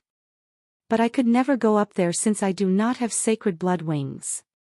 Han Sen became nervous. "That's a problem easy to solve. I can lend you a flying beast soul." Huangfu Pingqing turned around in the water and moved closer to the comlink. Looking at the close-up of her white globes, he was about to explode. Han Sen said hurriedly, "Don't joke with me. Why would you lend me such a precious sacred blood?" "I am not joking. If you want it, you can come and get it right now." "My door is open," Huangfu Pingqing said, blinking. "You could say what you want here and now." Han Sen did not believe Huangfu Pingqing would be so generous. "Since you won't come over, we should find somewhere to discuss. How about the cafeteria in Section A?" Huangfu Pingqing said. "No, I'd rather talk in the shelter." Since this was breakfast time, if someone saw Huangfu Pingqing and him together, he could never prove his innocence. Although Huangfu Pingqing was sexy and as pretty as Ji Yanran was more Han Sen's type. Huangfu Pingqing was too cunning. Even though she looked great, it was tiring to talk to her. Shutting down his comlink, Han Sen went back to steel armor shelter and waited for Huangfu Pingqing at their agreed place. Huangfu Pingqing was not a bimbo. On the contrary, she was smarter than anyone he knew. When she first came to steel armor shelter, she pretended not to know Son of Heaven, so that the young master could help raise the price of many beast souls. The sacred blood flying beast soul was thus sold at a high price to Lin Beifeng. Because of the appearance of the mystery island, Son of Heaven had to buy it back from Lin, who ended up making some money. Such a woman would not invite him to a date for no reason. She must want to discuss with him the sacred blood creature on the mystery island. He knew that Holy Angel was gone now, which other people were not aware of, and they were still preparing to hunt the creature. "Maybe I can even gain something from this," Han Sen said to himself. However, he was still not sure how Son of Heaven and Huangfu Pingqing knew each other. Sitting on a rock, Han Sen saw Huangfu Pingqing approaching. Wearing a half-armor, skirt and boots, Huangfu Pingqing's thighs were exposed. Her figure was so attractive that Han Sen swallowed nervously. "Little brother Han, have you waited for a long time?" Huangfu Pingqing walked closer to Han Sen, flipping her hair and in a flirty way. Miss Wangfu Pingqing, you could call me brother, but could you lose the word little? Han Sen asked, a little upset. If you will call me sister. Wangfu Pingqing said with a smile. After all, what do you need me for? Han Sen changed the subject. I've told you, if you want to go to the Mystery Island, I could lend you my sacred blood wings, replied Wangfu Pingqing, blinking. No strings attached, he did not believe she was doing this out of kindness. That's hurtful. Just do me a favor and help me hunt the creature on the Mystery Island. How about that? Me? Han Sen looked at Wangfu Pingqing in surprise. Yes, you can name your price. And even if you want me, I could be yours. Wangfu Pingqing said sensually. Ahem. With so many impressive guys in the steel armor shelter, why would you think of me? Han Sen continued to ask, ignoring her reply. Although there are many great guys out there, I think you are the best archer I have ever seen. So who else will go, in addition to you and me? Han Sen asked. I will not go. There are in total 3 flying beast souls in the steel armor shelter. You will go on my behalf and collaborate with Son of Heaven and Thumb in order to hunt the creature. Other than its beast soul, you could ask for anything else. Sister, if you don't mind me asking, what is the relationship between you and Son of Heaven and Thumb? Can I trust them? Han Sen asked. Rest assured. The mother of Son of Heaven is my mom's sister, which makes him my cousin. So, of course you can trust him. As for Thumb, we have paid him and we know who he is in the alliance. He will not dare to mess up, explained Wangfu Pingqing. Now Han Sen came to understand the relationship between Ares Martial Hall and Starry Group. He did not really care about this sort of thing. Since Wangfu Pingqing and Son of Heaven did not know Holy Angel had been killed by him, and Wangfu Pingqing was seeking his help, it was potentially a great opportunity. What do you need me for though? I am not really good at combat. All the other 2 guys need is a strong archer. Although I am good at archery, but not as good as you. That's why I want to ask for your help. Let me know if you want something in return, Wangfu Pingqing said with a smile. Han Sen pretended to think for a while and said, I would like to buy a sacred blood beast soul weapon. Do you still have any available? Han Sen could not forget about the sacred blood 3-blade harpoon. Although the diamond sword was great, it was too eye-catching. And since it was a sacred blood gear rather than a beast soul, it was not that portable. Well. Wangfu Pingqing pondered. She did have a sacred blood weapon, which was exactly the 3-blade harpoon that was at the auction. Son of Heaven was planted by her at the auction and the harpoon was actually unsold. To be honest, I still have that sacred blood harpoon. I can sell it to you if you want it. But the lowest price would be 150 million, which is the best I can do, said Wangfu Pingqing seriously. 150 million. Han Sen thought about it. It was not cheap but not that expensive either for a sacred blood beast soul. After all, Wangfu Pingqing owned a company, and a company must make profits. If it was at an auction, it could easily be sold at a better price. In addition, sacred blood beast souls were rare, and sometimes could not even be bought with money. Han Sen thought, I have 60 million in savings. Since SKTS is still a limited edition, the one I won at the Warframe contest could probably be sold at around 70 or 80 million online. Right, I also have a mutant flying beast soul of black-feathered beast. With everything sold, I could come up with 150 million. Okay, let's do this. I really need a sacred blood beast soul to hunt sacred blood creatures. If I can gain another sacred blood beast soul, then it will all be worth it. Han Sen gritted his teeth and said to Wangfu Pingqing, all right, 150 million it is. I will buy the 3-blade harpoon but I don't have so much money at the moment. If you could wait a couple of days, I will sell something so that I can come up with the money. Why would you sell elsewhere? Have you forgotten what I do? Tell me what you want to sell and I will offer you a good price for them. Huangfu Pingqing rolled her eyes. Han Sen told Huangfu Pingqing what he wanted to sell, and Huangfu Pingqing appraised his belongings. Their agreement was that Han Sen would use the mutant flying beast soul, the SKTS, and $60 million to buy the three-blade harpoon. Honestly, I respect you a lot. After they made the deal, Huangfu Pingqing said to Han Sen seriously. You flatter me, Han Sen paused and said.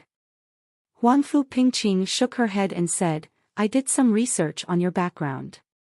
And based on who you were before entering God's sanctuary and what happened to you after, it is impressive that you can become who you are today. Honestly, I have thought that if I were you I would probably still be struggling for life and could never have come up with 150 million to buy a sacred blood beast soul. As thick-skinned as Han Sen, he blushed hearing the compliment. Luck, it was all luck. He was not lying either. If he did not happen to gain the black crystal and the sacred blood black beetle beast soul, he could never have become who he is today. Seeing that he blushed, Huangfu Pingqing could not help holding his chin and kissed him on the cheek. A man as capable and cute as you is just my type. If you become more powerful, I might really want to become your girlfriend. Chapter 216. Gone. After getting the three-blade harpoon, Han Sen had no time to play with it before he was brought to Son of Heaven by Huangfu Pingqing.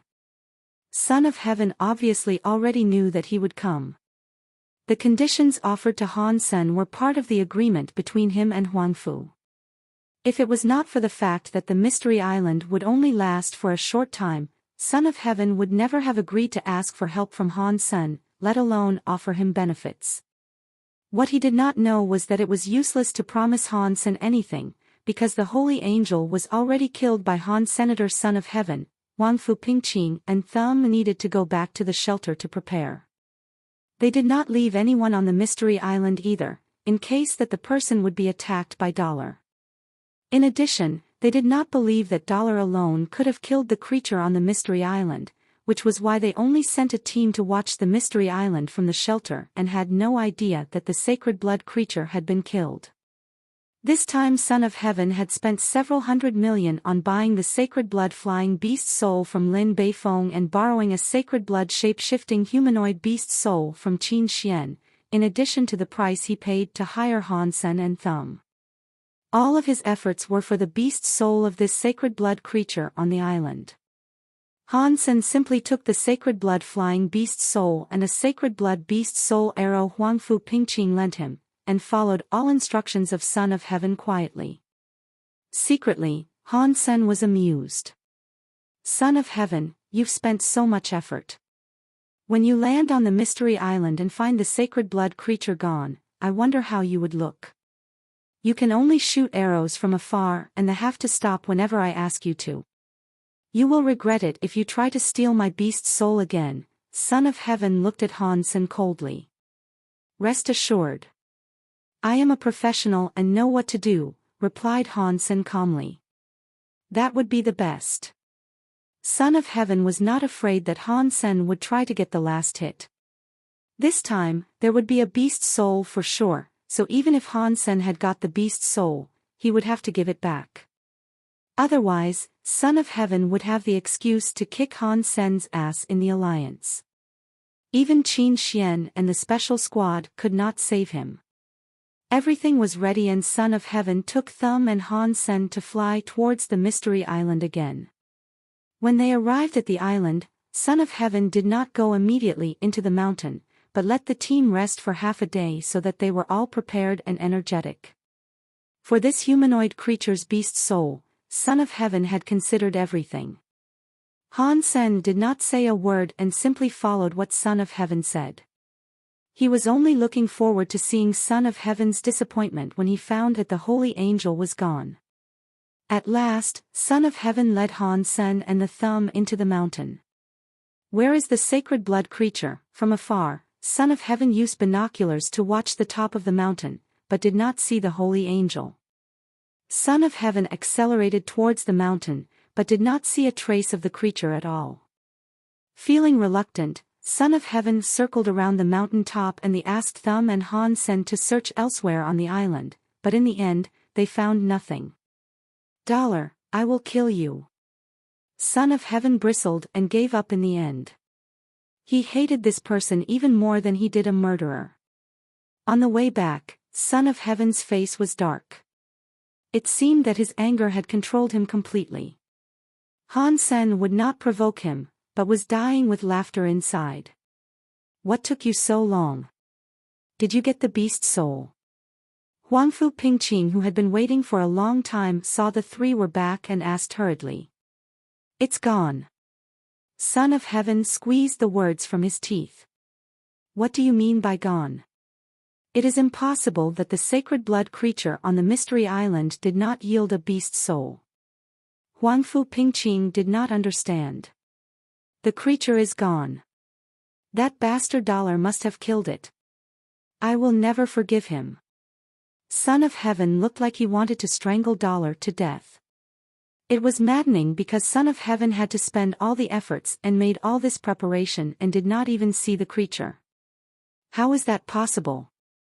We have all seen what the creature could do. How could he have done it alone? Huangfu Pingqing opened her mouth wide in surprise. "No one in our shelter could have done this except for Dollar, so it must be him." Son of Heaven's eyes were bloodshot. Huangfu Pingqing saw Son of Heaven's look and did not say much, because anything she said right now would piss him off even more. She knew very well how much he had paid to kill this creature. Although this kind of spending was nothing to Starry Group, the disappointment was something an arrogant person like Son of Heaven could not take. Han Sen would love to see Son of Heaven losing his temper for a while longer, but since Thumb had walked away, he had no reason to stay.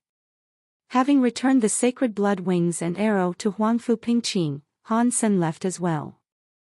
Han Sen really liked the sacred blood arrow, but it was something that Huangfu Pingqing used herself and was not for sale, not to mention he had no money at this point. Back in his room at the shelter, Han Sen summoned the three-blade harpoon and tried it out. He loved how it felt in his hand and could not wait to fight a sacred blood creature with this weapon. "It is time that I go to the Devil Desert again. With this three-blade harpoon, the sacred blood Fox King and Black-Feathered Beast King could no longer escape from me." Han Sen was excited. But before he went to the Devil Desert, he had received a message from Qin Xian, who asked Han Sen to see her. Her voice is a bit weird and she did not mention what it was regarding, which made Han Sen feel puzzled. It should not concern the special squad, otherwise she would just say it. Han Sen could not think of anything Qin Xian would need him to do. At the same time, Qin Xian was holding some paperwork and had a strange look on her face. Why would Professor Bai from the Saint Hall choose Han Sen? Qin Xian muttered to herself as she read. Chapter 217, Too Young. Qin Xian was no stranger to the Saint Hall. Although the Saint Hall was part of the military, it had a special status. All departments in the military and even forces outside the military were always watching the Saint Hall closely. This was all due to the hyper-geno arts developed by the organization. Even within the military, the licenses used to purchase at the Saint Hall were limited. For those who worked at the Saint Hall, the control was even tighter. Security clearance would only be issued after extremely strict scrutiny. As a prestigious professor and a maester at the Saint Hall, Bai Shan was one of the leadership team in the Saint Hall. Surprisingly, such a big shot as Bai Shan would like to transfer Han Sen to work for the Saint Hall as his assistant. When he contacted the management of the special squad, they were all quite shocked. Feeling equally surprised was Qin Xian. At the same time, she felt more confident about her choice of talent. However, Qin Xian did not want to let Han Sen go. Her original plan was to ask Han Sen to lead the squad after she entered Second God Sanctuary. Although Yang Monli was quite capable, she did not have the leadership skills and was inclined to make extreme decisions, which was not helpful to the team. However, Qin Xian did not make the decision yet, as she would like to hear what Hansen thought. If he would like to go to the Saint Hall, she would not try to stop him. After all, for most people, the Saint Hall meant a bright future. Come in. Qin Xian saw Hansen was outside her office and said. Hansen was the biggest gem that she had found in steel armor shelter. He was a little greedy and cowardly, but his growth was faster than she had expected from him. Seeing Qin Xian smiling at him, Hansen felt a bit scared. Hansen, you have done well recently. Qin Xian smiled at Han Sr. under your guidance. Hansen said quickly. Well said. Qin Xian's smile became brighter. This made Hansen more nervous. He cleared his throat and said, So why have you called me here? So Professor Bai Shan from the Saint Hall wants you to work as his assistant. Do you want to go? Without further ado, Qin Xian told Hansen what has happened. A professor from the Saint Hall wants me as his assistant. Hansen paused and realized that he had nothing to do with the Saint Hall. And Professor Bai was also a stranger. It is many people's dream to work for the Saint Hall, not to mention under Professor Bai Shan. It is a great opportunity and you should think about it. Qin Xian grinned. She wanted to make Hansen her successor, but if he did not want the same thing she did, there was no point in keeping him. What do you think? Hansen looked at Qin Xian and asked. He felt it was a bit weird, since he had never even heard of this professor. Hansen was always suspicious of a pie in the sky. Of course, I think the Saint Hall is the great place. The pay is higher than in the special squad, and you will also have the chance to learn lots of advanced hyper-geno arts. In addition, you will also be working for Professor Peter, who is an authority. If you become his assistant, you will have a higher status than I do. So, you think I should go? Hansen pondered. On the contrary, I hope you could stay, Qin Xian shook her head and said. You know that I have high hopes for you. Of course I wish that you could continue to stay on the squad. In a couple of months, I will become an evolver and enter Second God's Sanctuary. I will recommend you as my successor to lead the squad. All right then, I'll pass and follow you. Hansen said decisively. In the Saint Hall, there might be a lot of benefits, but he still sensed something fishy about this. In addition, he was practicing jade skin. If he walked around experts of hyper-geno arts all day, they might be able to tell that. Hansen believed that based on his credentials and knowledge, he was more likely to become a guinea pig in a place like the Saint Hall. He would not go even if Qin Xian did not try to keep him on the squad. And now he was also doing Qin Xian a favor, so that was two birds with one stone. Qin Xian's eyes lit up.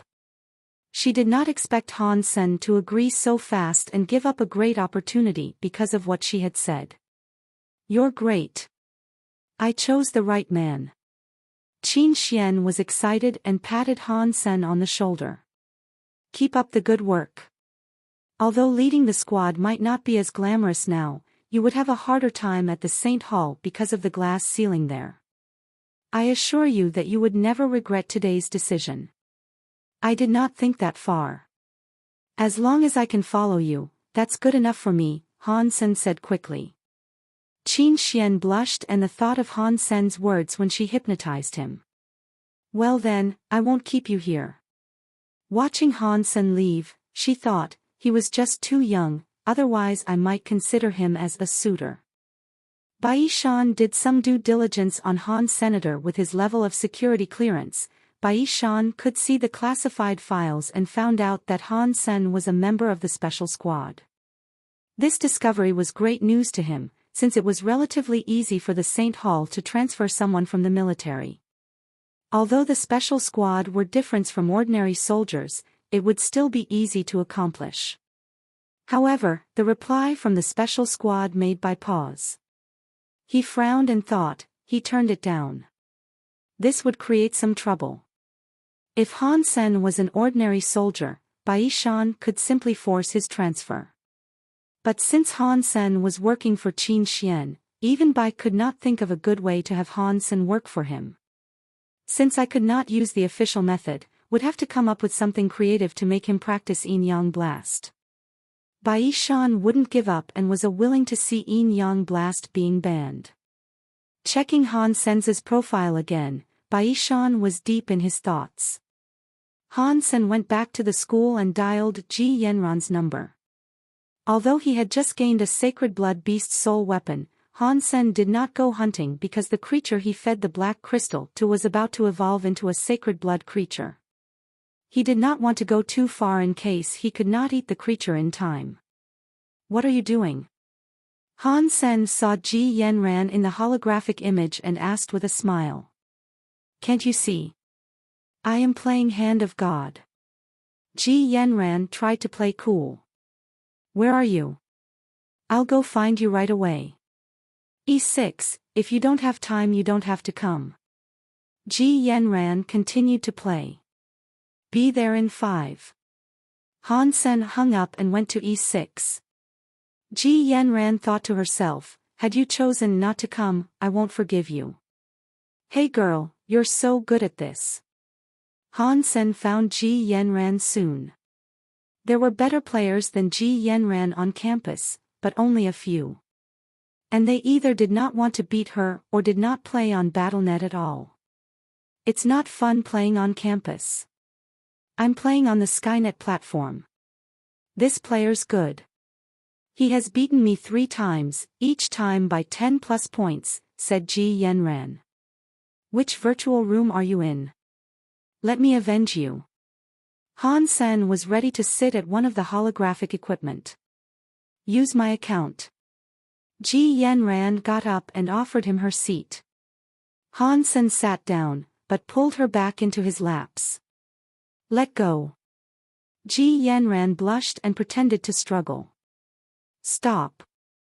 If you leave, how can you see justice served? Hugging her from the back, Han Sen invited that player to continue to play. How can you move like this?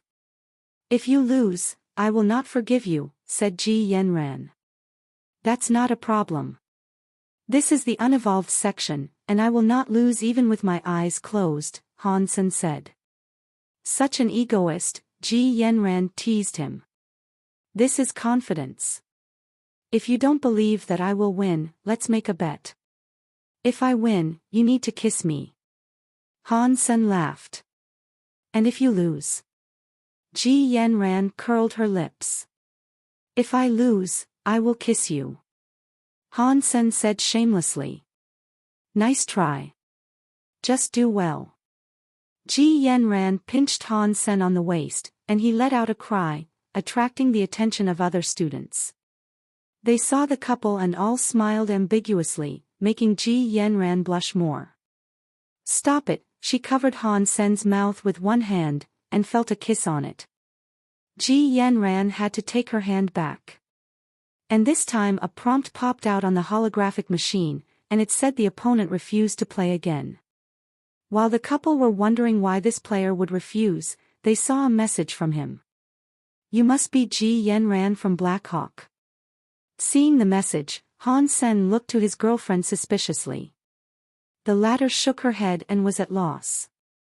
The platform randomly matched me with him. I don't even recognize this ID. Could he be from our school? Han Sen checked the ID name, which was quite arrogant, the third hand of God. Just reply to ask if he's from our school. We don't have a lot of players at this level and I know all of their ID names. This one is not one of them, said Ji Yanran. When Han Sen was ready to reply, he saw another message from the opponent. I am Lu Buitao from the Hand of God Society at Alliance Central Military Academy. My nickname is Three-Handed King. You should have heard about me. Ji Yanran was surprised. The Three-Handed King from the Alliance Central Military Academy is among the top 10 in the Military Academy League. I wonder how he found out about my ID name. No matter how he found that out, I will not let a guy who had his eyes on my girlfriend off the hook easily. Han Sen grinned and sent a message over, I will not make friends with those who are weaker than I. Lu Buotao sent a message back. I have just beaten you 4 times, each time by more than 10 points. And you call that weak? I was eating just now and have just finished, replied Han Sr. Haha, okay then. We'll play another round. And let's see what you say when you lose again, said Lu Buotao, sending an invite to fight. Han Sen clicked yes without hesitation and the countdown started. What are you doing? Ji Yanran smiled and asked. Nothing, just to remove all his desires to play the game Hand of God. He has to pay for wanting to steal you, Han Sen said with his eyes narrowed. Ji Yanran did not speak but blushed. She felt sweet at heart and enjoyed watching her boyfriend getting jealous. Lu Buotao was overjoyed. Last year, he watched the promotion videos of the Hand of God societies from all military schools and was stunned by a beautiful female player named Ji Yanran. However, Blackhawk did not compete against the Alliance Central Military Academy, and was not even among the top 8. So, there was no chance for him to meet Ji Yanran. Lu Buotao had to ask around to find out Ji Yanran's ID on the Skynet gaming platform. When he wanted to friend her, he found that her privacy setting was set to reject all friend requests. Lu Buotao had almost forgotten about that bummer and was suddenly randomly matched with Ji Yanran today by the system. He did not notice it was her in the beginning and thought his opponents had good techniques. That was when he checked her ID and found out it was Ji Yanran's. Holding back his joy, he beat her a few times to show off his power before he texted her and asked if she was Ji Yanran. Learning it was her, Lu Buotao was even more excited. He was prepared to show her how strong he was, and hopefully he would be able to earn her heart. Hi, Buotao. What are you so happy about? Lu Buotao's teammate and roommate, Liang Yiming asked. Yiming, could you guess who I ran into on the gaming platform? Lu Buotao asked excitedly. The monster from our school, replied Liang Yiming casually. Then I would have cried. Lu Buotao grinned. I ran into Ji Yanran from Blackhawk. Blackhawk. Are there any good players there? The beauty. Do you remember? From that promotion video. Oh yes. I remember that beauty. Didn't she reject to add you already? Are you successful this time? I met her through the random match of the platform. It must be fate, because there are so many people on that platform and I met her, Lu Buotao said contentedly. Are you serious? Such a small chance. Larry walked behind Lu Buotao started to watch the holographic image. Of course it's true. She already said that if I beat her she will be my friend. Good for you, then it's a done deal.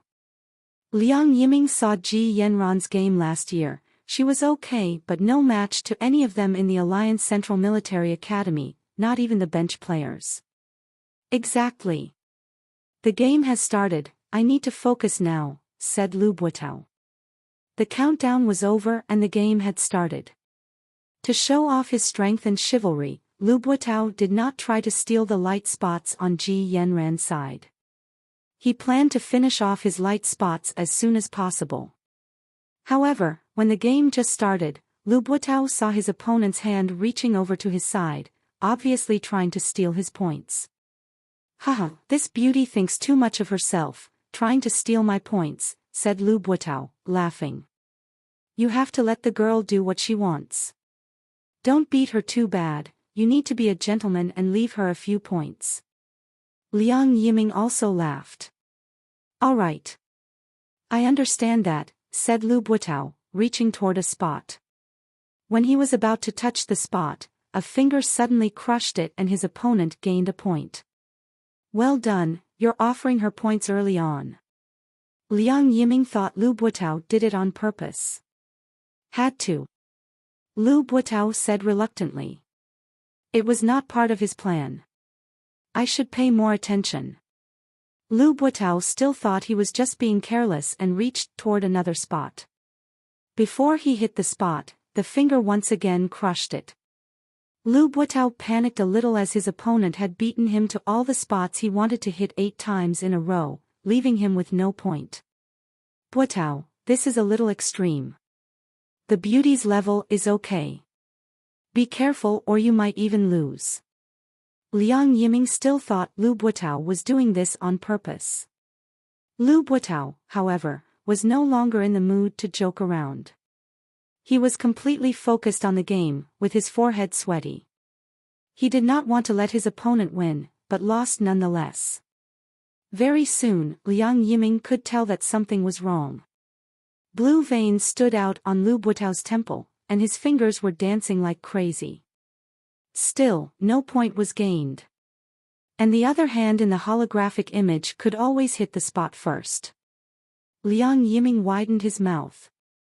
He knew very well how good Lu Buotao was. Although Lu Buotao was relatively weak among the Alliance Central Military Academy players, he would be absolutely the first place in any other military school. However, until now, Lu Buotao still had not gained a single point, which was almost unbelievable. Even Liang Yiming, who was the second place in the Alliance Central Military Academy, did not dare to say that he could do the same to Lu Buotao. Unless the difference between the two players was heaven and earth, this scene would never appear. But it was what was happening at this point. In the 100-point game, the opponent had already gained 80 points, while Lu Buotao still had nothing. At this point, Lu Buotao was covered in cold sweat. His movements became stiff due to too much pressure. The hand of his opponent was like a devil's hand in Lu Buotao's eyes. Helplessness and despair made Lu Buotao cringe. The devil's hand was everywhere. In all kinds of Hand of God games that Lu Buotao had experienced, he had never felt so much despair before. No matter what kind of opponent he used to meet, even if he had lost a lot of points, he would always have some reason to finish the game. However, this game was different. Whichever light spot Lu Buotao wanted to hit, his opponent would always beat him to it. No accident.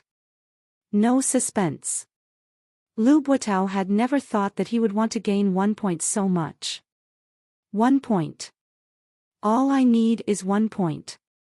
As a member of the Alliance Central Military Academy, Lu Buotao was a tough player. Others might have given up at this point, but he was still hanging in there. Soon Lu Buotao discovered how difficult it was to gain a point. Bang! The last light spot was crushed and Lu Buotao was dumbstruck. 100-0. The score on the screen made Lu Buotao collapse. Buotao, were you trying to be a gentleman? Liang Yiming asked, uncertain. It did not look like Lu Buotao was doing it on purpose. However, there was no other explanation for Lu Buotao to get a 0 either. Lu Buotao did not reply. Sitting up and staring at the holographic image, he quickly sent an invite to his opponent for another match.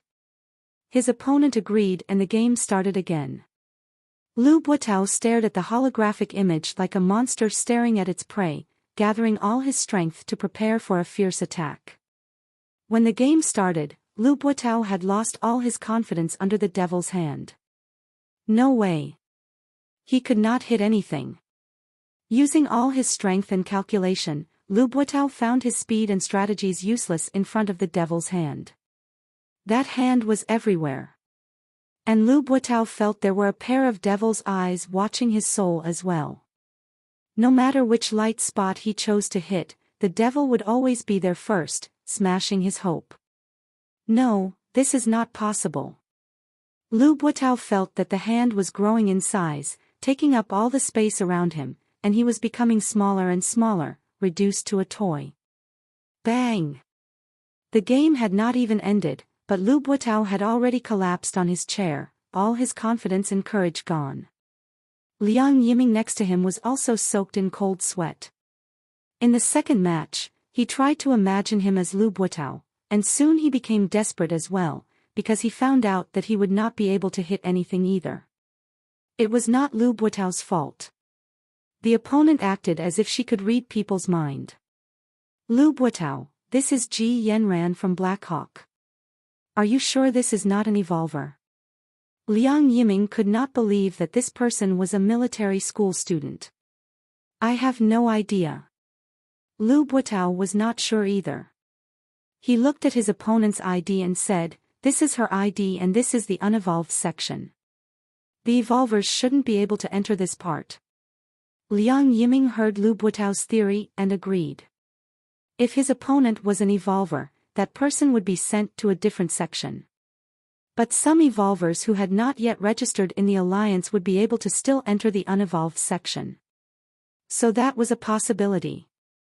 If this person is unevolved, then it's too scary. Maybe only the monster from our school could be her match, Liang Yiming said. Who are you? Lu Buotao sat up and sent a text to his opponent. Lu Buotao and Liang Yiming both stared at the holographic image, awaiting the reply.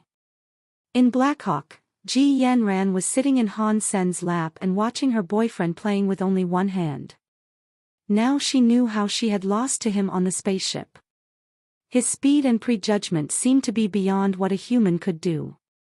From her angle, his dancing fingers were almost like they belonged to a pianist. You scare me. When Han Sen finished the game, Ji Yanran let out a sigh of relief. How? Han Sen whispered into her ear. You left your opponent with no points. Ji Yanran's earlobe became red. He had his eyes on my girlfriend. That was unforgivable. Han Sen saw her cute earlobe and kissed it. Ji Yanran felt electrified and shuddered. At this time, the message from Lu Buotao popped out. Han Sen saw it and replied, I am Ji Yanran's boyfriend. He was claiming his territory. Are you a Blackhawk student? Lu Buotao's message came again. Yes, replied Han Senator. He then exited the platform. With a gorgeous girl in his arms, he was in no mood to talk to a guy. Ji Yanran realized something and her cheeks became crimson. Looking at her gorgeous face, Han Sen could no longer resist the temptation. Although they were in public and could not go too far, Han Sen enjoyed himself enough. Hey love birds, stop showing off like this. Chu Lily suddenly appeared next to them. Ji Yanran immediately blushed and ran from Han Senator, watching her roommate who was blushing and Han Sen who stood up. Chu Lily smiled. Yanran, genius, I did not mean to interrupt you. It's just Ji Yanran has promised me that today she would accompany me to pick a hyper-geno art. And it's past our agreed time. I'm so sorry. Ji Yanran held Chu Lily's arm and apologized. Forget it. I now understand that girls would give up anything for their men. Chu Lily looks to Han Sen and asked, Genius, would you come with us? Sure. But can't you call me by my name? Bite me. Han Sen decided to be silent, and followed the girls. Although the military school would teach hyper-geno arts, there were nothing advanced. However, the military school students had certain benefits when it came to purchasing hyper-geno arts. Freshmen were allowed to buy a C-class hyper-geno art, sophomores were eligible to buy a B-class hyper-geno art and 2 C-class ones, junior could buy 2 B-class and 4 C-class ones, seniors could buy 1 A-class and 5 B-class. Unless they were in some special majors, they had to graduate and serve in the army after 4 years. After graduation, it would depend on their achievements in the army whether they could buy more advanced hyper-geno arts. Different from the St. Hall, the hyper-geno arts sold in military schools came with only 1 bottle of geno solution. And the D-class arts and under did not require any geno solution. Both Ji Yanran and Chu Lily were juniors, and according to the rules they could purchase to 2 B-class and 4 C-class ones. Han Sen could also purchase 1 C-class at this point. However, he was not interested in the less advanced hyper-geno arts after seeing Holy Angel and Spartacle. Qin Xian still owes an S-class license. How can I try to retrieve it? Han Sen kept thinking about it but had no good solutions. Qin Xian asked to get it in the steel armor shelter. However, It would be so dangerous with the strong guys and son of heaven in the shelter who hated Dollar's guts. The three of them came to the school's Hyper Geno art store and there was no shop assistant but all vending machines. The tutorials were up for download after payment and the Geno solutions would pop from the vending machines. Ji Yanran, what do you think I should buy? Chu Lily could not decide. Genius, give me some advice, she then said to Han Sr. Maybe you could try the B-class momentum and windbreak. A strange voice next to them sounded. The three students looked to the direction of the voice and saw a well-dressed, mild-tempered middle-aged guy. He seemed to be at most 50 years old. How do you know that those two suit me? Chu Lily looked to the middle-aged guy in surprise. He smiled and replied, the Hyper Geno art that you are practicing now should be Jetaforce. Chu Lily was even more shocked, you can even tell this. Are you a professor at the martial arts department? The guy did not reply and continued, Jetaforce focuses a lot on the speed, and you have made a lot of progress so that momentum and windbreak will bring you a step further. Really? Chu Lily was overjoyed but still could not believe him completely. I believe your linear acceleration should have reached 13 in fitness index and your muscle strength 12. 5, so you're the perfect candidate for those two. Ah.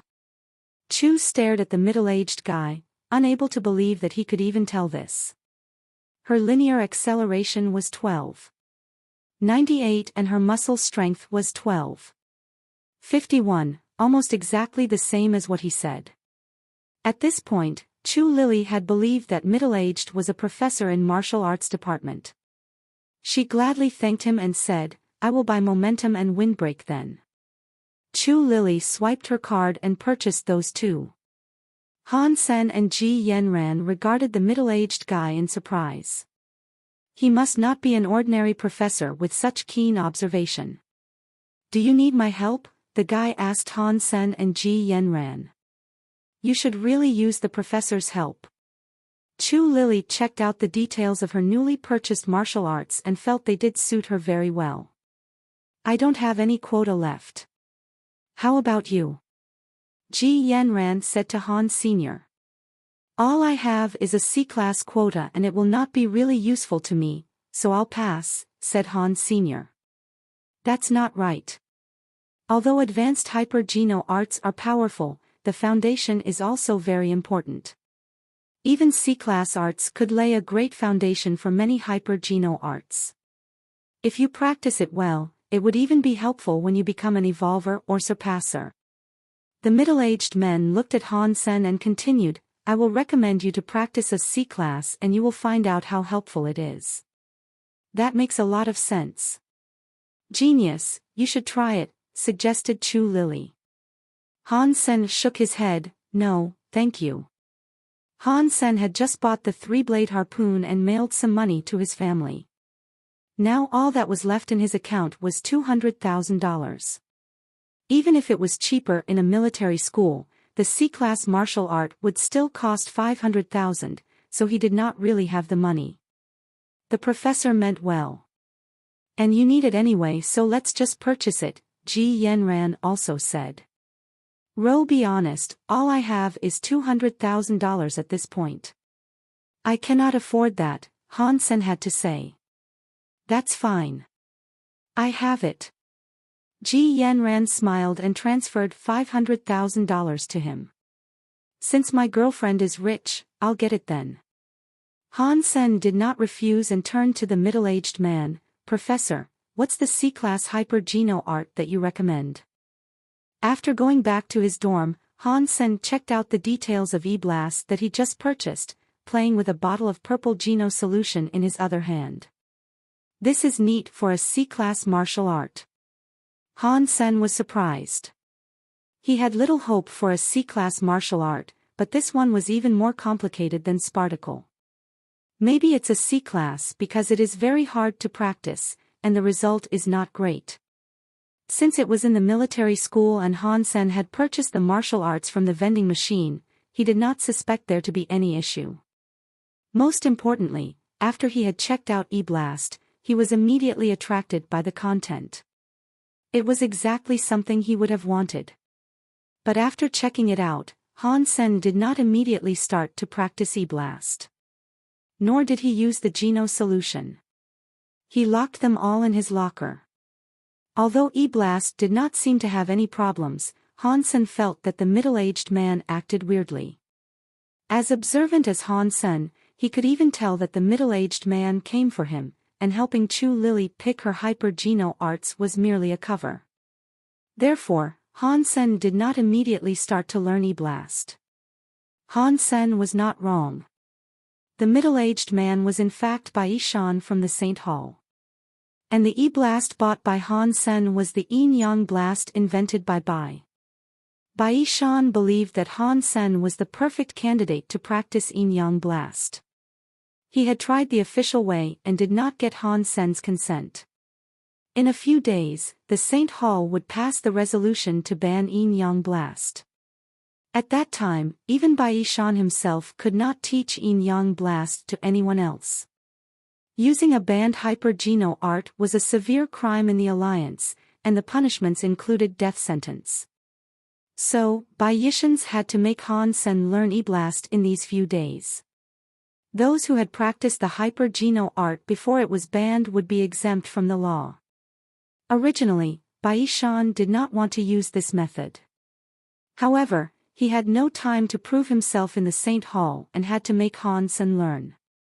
Fortunately, the president of Blackhawk knew Bai Shan very well and was himself a scholar addicted to martial arts. After reviewing Yin-Yang Blast, he did not have the heart to let it be buried either. After some hesitation, he decided to help Bai Shan. Neither of them had thought that Han Sen would be able to tell and decided not to practice it.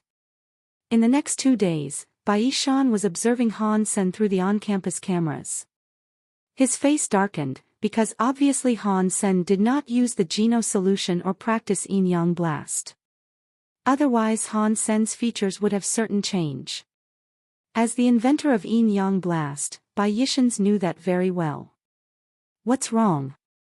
Why haven't he practiced Yin-Yang Blast? Bai Shan became nervous. He had applied for the eligibility to practice Yin-Yang Blast on behalf of Han Sen as a volunteer. As soon as the Saint Hall banned Yin-Yang Blast, they would collect the copy of Yin-Yang Blast from Han Sen and ask him to sign a non-disclosure agreement. If at that point, Han Sen still had not used the Geno solution, then the solution would be collected as well. So after that, even if he remembered the tutorial of Yin-Yang Blast, without the special solution, he would not be able to succeed. When Bai Shan was feeling nervous about it, he saw Han Sen walking towards the teleport station, wanting to enter God's sanctuary. Bai Shan panicked. The resolution would be passed in the Saint Hall in 2 days. If Han Sen went to God's sanctuary, he would lose his last opportunity to practice Yin-Yang Blast. Bai Shan had to go stop Han Sr. Han Sr., Bai Shan stopped Han Sen before he went in the teleport station. You are. Han Sen recognized Bai Shan but did not know what his name was. My last name is Bai, and we've met the other at the martial arts store. I recommended you to buy E-Blast. Why didn't you start practicing? Bai Shan didn't even think that much at this point. With this question Han Sen was even more certain that Bai Shan had some agenda. Professor Bai, I'm sorry I don't really have time. I'll practice it later, said Han Sen casually. No, you have to start practicing within 2 days. Bai Shan said hurriedly. And why is that? Asked the Han Sen, staring at Bai Shan. Bai Shan knew that it was out of the question to cheat him into practicing Yin-Yang Blast. He hesitated and said, Han Sen, let's go somewhere we can talk, and I could explain everything. All right. Han Sen nodded. He also wanted to find out what was going on. Bai Shan showed Han Sen into a private conference room and told him everything. I'm sorry, Han Senator, I had to do that. You're the most suitable candidate among everyone I've seen, and you refused my offer to come to the Saint Hall.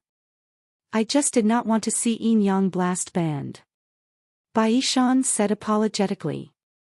Hearing Baishan, Han Sen had 1,000 thoughts in a sudden. This is a surpasser and a maester at the Saint Hall. He had been studying martial arts for years and is a walking treasure. God won't even forgive me if I don't blackmail him. Han Sen have checked Baishan's ID and searched him on the Skynet. A celebrity like him had millions of photos online. Han Sen smiled and threw a gaze at Baishan. He thought, don't blame me. You're the one who had the wrong idea first. Han Sen, I hope that you could start to practice Yin Yang Blast right now. Baishan said quickly. Professor, I want to ask you something. Why didn't you go find an evolver or surpass her to practice your invention? Asked Han Sr. I've thought about it, but Yin Yang Blast was based on ruler, and ruler has a requirements for those who practice it, which is the age of them should not be over 20. Although I had made a lot of improvements, the limit is still there. For those over 20, they would make very slow progress in practicing Yin Yang Blast. They could spend 10 years and make less progress than a young person in a few months. Baishan sighed. So I'm the most suitable candidate to practice Yin Yang Blast under 20. That's right. Otherwise I wouldn't go to the extreme and try to lie to you. Baishan nodded. So I'm your only candidate now? Asked Han Sr. Yes, it will be too late for me to go find someone else. I really hope that you can help me too. Han Sen cut in before he could finish, so what can you offer me? What? Baishan paused. I mean compensation. Since Yin Yang Blast is about to be banned, it means it's dangerous. And for me to take such a risk for you, I need to be compensated. Don't you agree? Han Sen smiled. Baishan hesitated. He had never seen the young man like this. He never had to ask for a favor and people always came to him and back to learn the new martial arts he invented. Okay. If it is necessary, I could pay you. How much money do you want? Baishan would do anything to keep Yin Yang Blast relevant. 100 S-Class Saint Hall licenses, said Han Sr. Bai widened his eyes, as if Han Sen was a lunatic. He had never seen a young man so daring. After a long while, Baishan looked at Han Sen and asked, Han Sen, do you understand what 100 S-Class Saint Hall licenses mean? You are the one who invented the S-Class Hyper-Geno arts, so what does it matter? If you think it's too many, 99 will do as well, said Han Sr. Baishan smiled reluctantly. My research only accounts for a small part of them, and even if I teach you everything that I've invented, it's far less than 100. In addition, without the Geno solutions, you need to take tremendous risks to practice the Hyper-Geno arts. So teach me everything you invented, and then give me several bottles of Geno solutions for each, said Han Sr. Baishan looked at Han Sen and said, I have signed a non-disclosure agreement with the Saint Hall, so there is no way I could teach you all that. Even if I teach you, you will also end up in jail when someone finds out about it. Also, I have no control over the Geno solutions. Without justified causes, I cannot even apply for one extra bottle. Since you're not sincere about this, then forget about it. I'm sure you can easily find someone else to practice Yin Yang Blast. I don't think there's much I can do to help.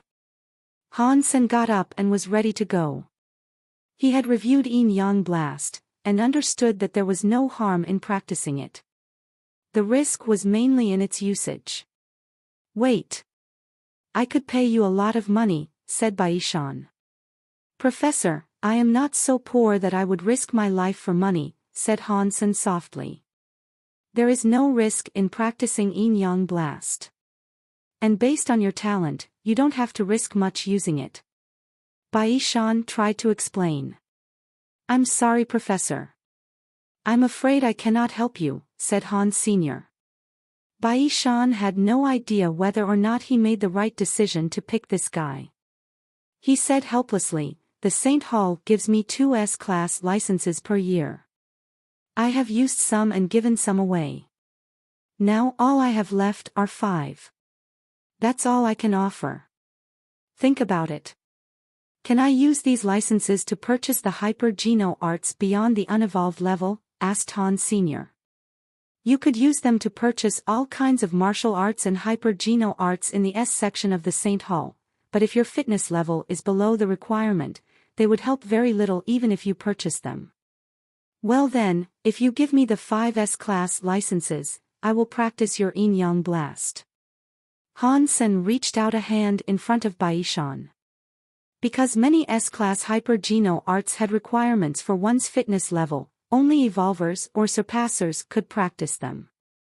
Some licenses were limited to certain levels, while the ones Bai Shan offered were universal. Han Sen was satisfied with such compensation. He had reviewed Yin-Yang Blast, and knew that it was not dangerous to practice. Bai Shan was very glad that he had the S-class licenses with him, otherwise this greedy devil might never agree to help him.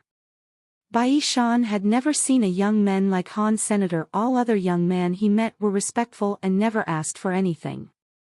After signing the contract with Han Sen, Bai Shan gave the 5 S-class Saint Hall licenses to Han Senator. These universal S-class licenses would only be given to people on his level.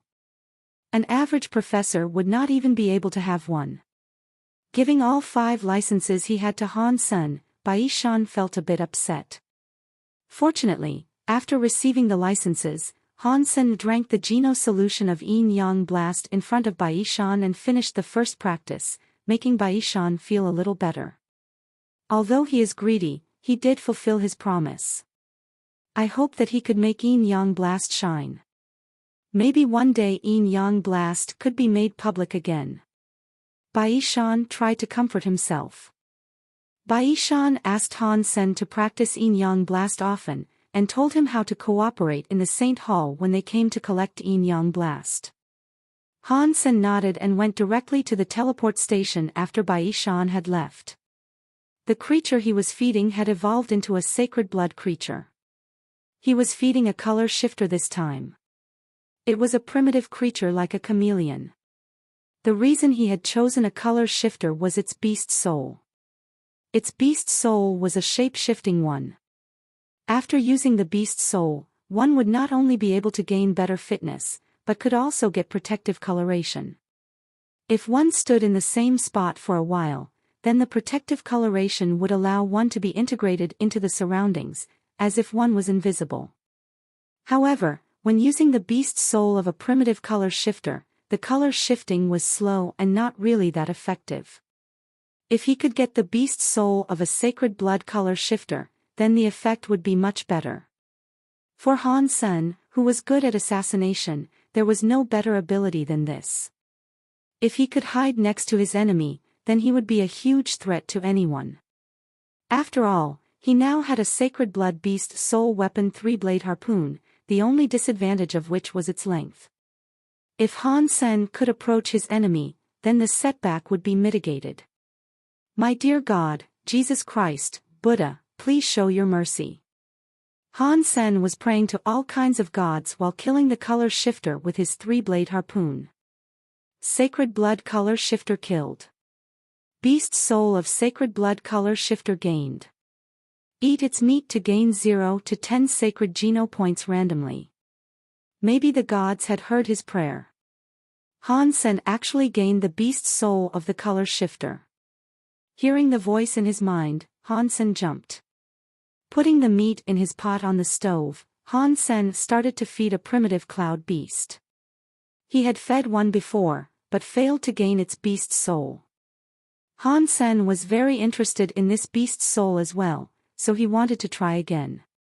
After preparing everything, Han Sen could not wait to summon the beast soul of the color shifter and shape-shift. After some experimenting, Han Sen was overjoyed because the sacred blood beast soul of a shapeshifter was even better than he had thought. As long as he stood still, he would immediately become part of the surroundings. Even someone like himself could hardly tell. And the protective coloration would also extend to his armor and weapon. However, once he moved, the speed of colors shifting would not be able to catch up with his movements. And a keen observer could always tell. Even so, Han Sen was very happy with the result. There was no doubt that this beast soul was fantastic for assassination and running for life equally. This sacred blood color shifter added 5 more sacred geno points for Han Senator. Now he had 50 sacred geno points, halfway down the road. Han Sen, it's almost the semi-annual assessment. I've never seen you on the training field of archery. Can you pass? Shi Zhikong muttered when Han Sen came back to the dormitory. Han Sen then realized he had been in the school for half a year and the assessment was impending. If he failed the assessment, it would be a lot of trouble. I should do fine. Han Sen had confidence in himself. He had studied hard for the past few months. And the most important archery assessment was his strong suit, so he was not worried either. However, others might not agree with him, for example, his student advisor Situ Xiang. As one of the leaders in revitalizing the archery department in Blackhawk, Situ Xiang had high hopes for the freshmen in the department. Han Sen was obviously a bad student in her eyes. Although his grades were good, they were not outstanding. And she could never see him in archery lessons. As a member of the archery department, instead of participating in archery contests, he kept competing in warframe and black and white boxing contests. What was worse was that he even went to shoot a commercial. These behaviors told her that he did not commit himself to study. Situ Xiang felt it was necessary that she have a talk with Han Senator as a specially recruited student in archery department. Han Sen's behavior was a big disappointment to her. However, Situ Xiang did not go to Han Sen straight away. She planned to talk to him after the semi-annual assessment. After his grades were out, her words would make much more sense to him. Archery needed tons of practice. One day without practice meant you would fall behind. According to what Han Sen had done in the past few months, Situ Xiang believed that his grades would definitely fall. After all, he rarely went to archery classes and did not join the archery society. In addition, he spent most of his time practicing driving warframes in heavy warframe society. How would it be possible for him to maintain his archery level? Even if he had good skills originally, he would not do as well after all this slacking. I would talk to him after he realized that. Situ Xiang watched Han Sen entering the test field. She was ambitious about revitalizing the archery department in Blackhawk and did not expect to run into especially recruited students with no interest in archery. She was even thinking that if he failed this assessment, she should probably suggest to the school management to transfer him to another department. Since he was so into warframes, then they should transfer him to the warframe department. He was not contributing anything to archery department at all. Although the archery tournament in the military school league was not as popular as other competitions, it was still difficult to gain a good ranking. As the coach of the archery society, Situ Xiang had to give a lot of thought to the lineup of her team. Although there were a few good seed players in the specially recruited freshmen, they needed more training and could not be immediately put to use. As one of the freshmen, Han Sen was naturally listed as a black sheep in Situ Xiang's mind. The semi-annual assessment began. When it was the turn of the group that Han Sen was in, many students who had finished their assessment or were still waiting for it came to see how well Han Sen could do. The genius is great at warframes and black and white boxing. I wonder how well he could do with archery. He's in the archery department. That's what he does. Of course he's even better at archery.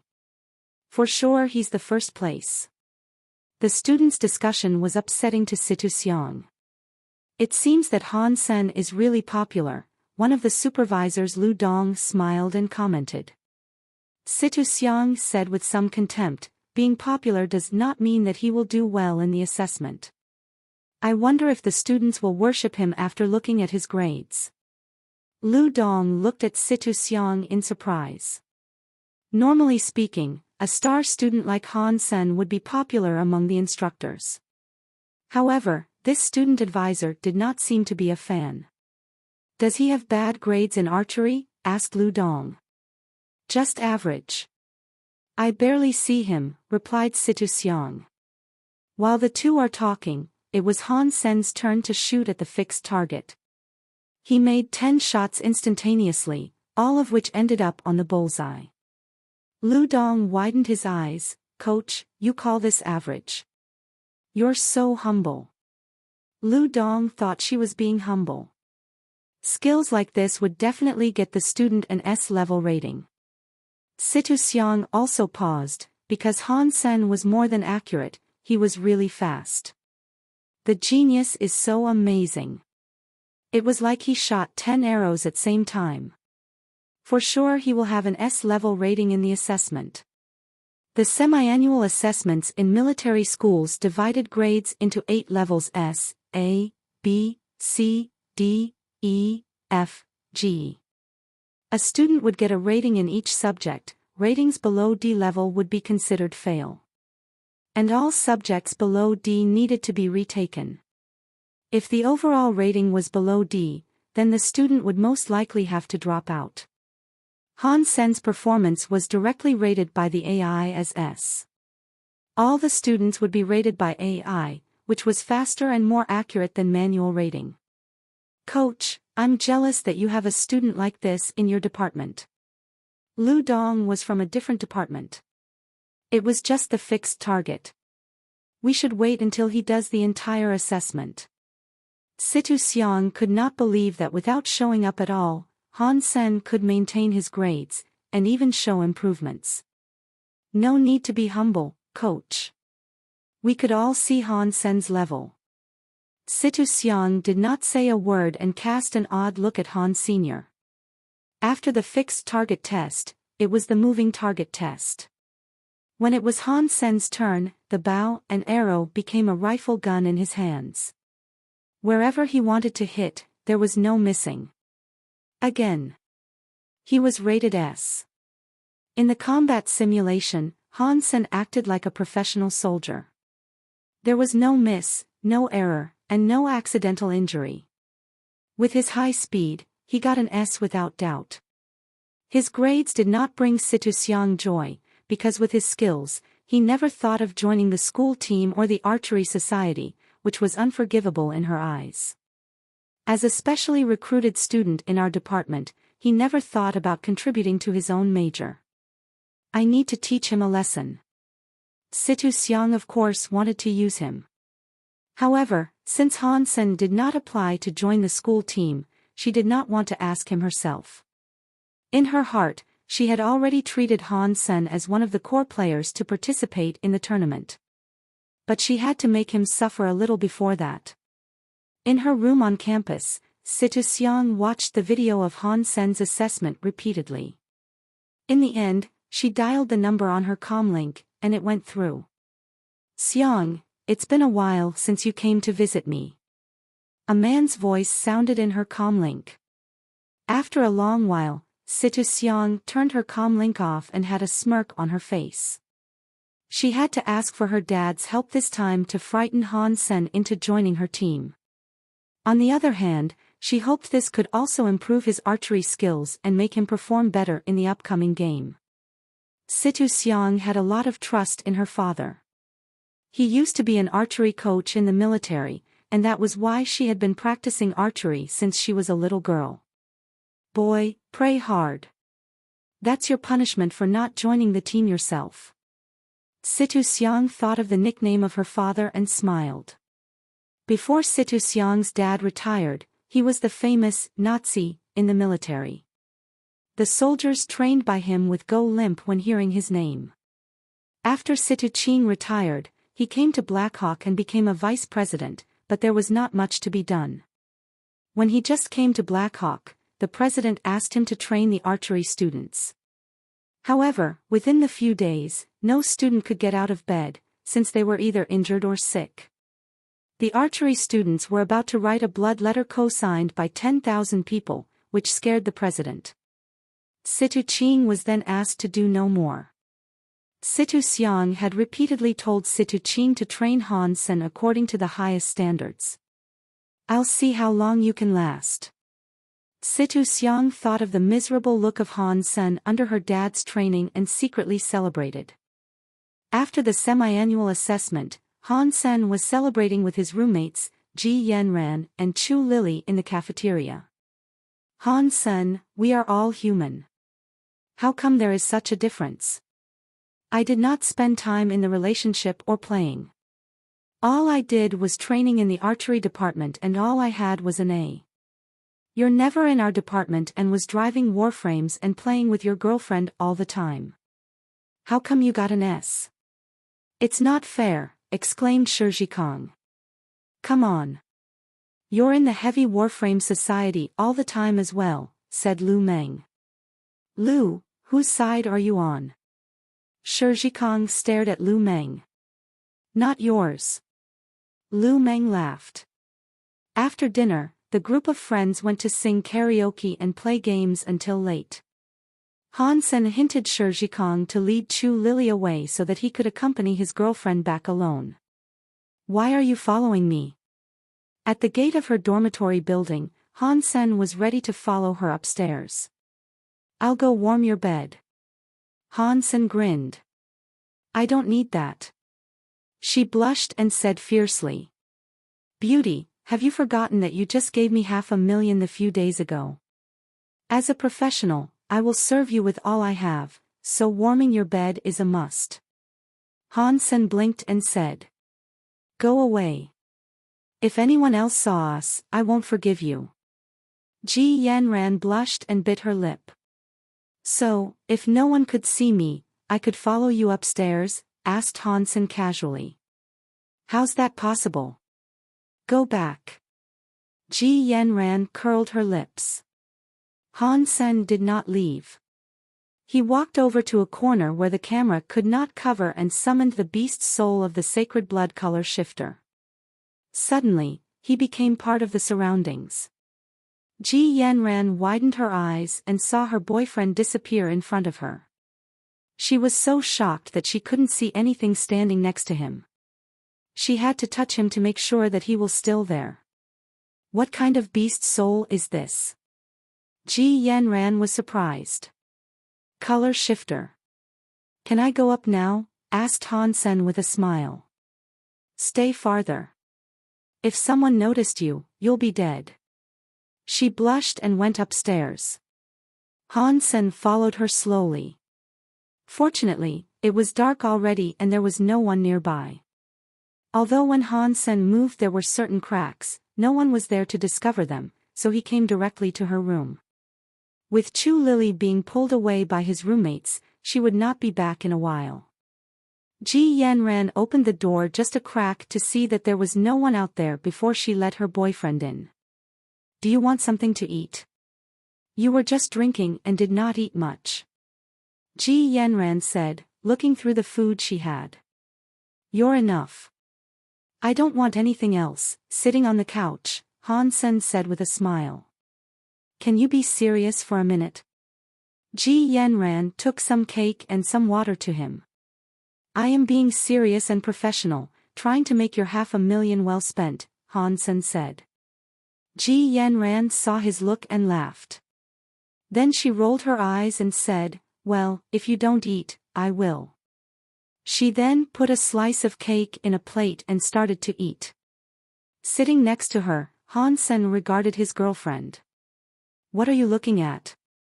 Ji Yanran blushed under his gaze. Look at you. You have cake on your cheek. Han Sen reached over. Ji Yanran thought he was going to wipe away the cake on her face and did not move, but his hand held her chin and he licked the cake away instead. Then he licked the cream on her lips, and said, delicious. Ji Yanran's eyes lit up and suddenly hit his face with the entire piece of cake in her hand. While Han Sen was shocked, she held his shoulder and said, you have cake on your cheek as well. Han Sen was dazed. She used her little tongue to lick away a piece of cream on his face, blushing. Han Sen could no longer hold it back. He reached out to hold her waist and rubbed her face with his, tasting the cream and her soft skin at the same time. His hands also found their way to her plump butt. While the two were enjoying the sweetness, they suddenly heard the door being opened. I knew there was something wrong. Genius, you are a genius in stealing a girl's heart as well. Chu Lily walked in with a smile. Ji Yanran jumped away from Han Sen's arms, stared at Chu Lily and could not say a thing. Shizhikong, I shouldn't have counted on you.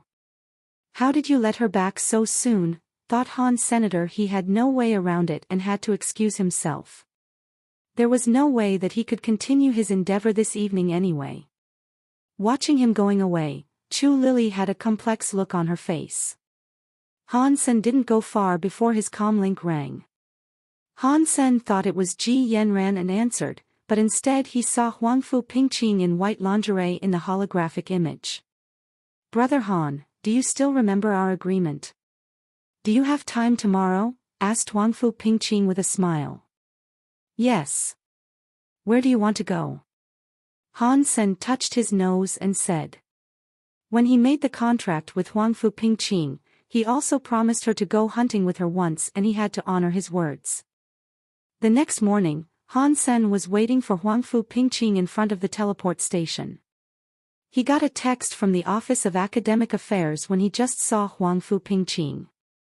In the text, he was asked to attend a training by Situ Qing. I'm so sorry. I have to go. Han Sen showed Huangfu Pingqing the text. Huangfu Pingqing took a look and frowned. If this is the Situ Qing that I have heard of, I'm afraid you're in trouble. What about him? A vice president of Blackhawk. He used to be an archery coach in the military and had a nickname Nazi. Huangfu Pingqing told something about Situ Qing to Han Sr. 2 years ago, there was a training by him which ended in a couple of days because of the complaints from the students. I didn't realize that the school would still allow him to do this. Be careful and our agreement can wait. Huangfu Pingqing left. Han Sen did some research on the online school community and got a better idea who Situ Qing was. Based on the text from the Office of Academic Affairs, Han Sen came to an indoor training facility. When he arrived, he felt that something was off. In the entire facility, he was the only trainee. The student advisor Situ Xiang and a nice-looking, well-dressed middle-aged man were waiting for him. Han Sen, this is Coach Situ Qing. From today, he will be training you for a month. You need to study hard under his guidance. Situ Xiang patted Han Sen's shoulder and left. Situ Xiang smirked secretly, boy, I'll come back and see how miserable you are in a few days. By that time, you will beg me to take you with me. Han Sen shrugged and came over to Situ Qing.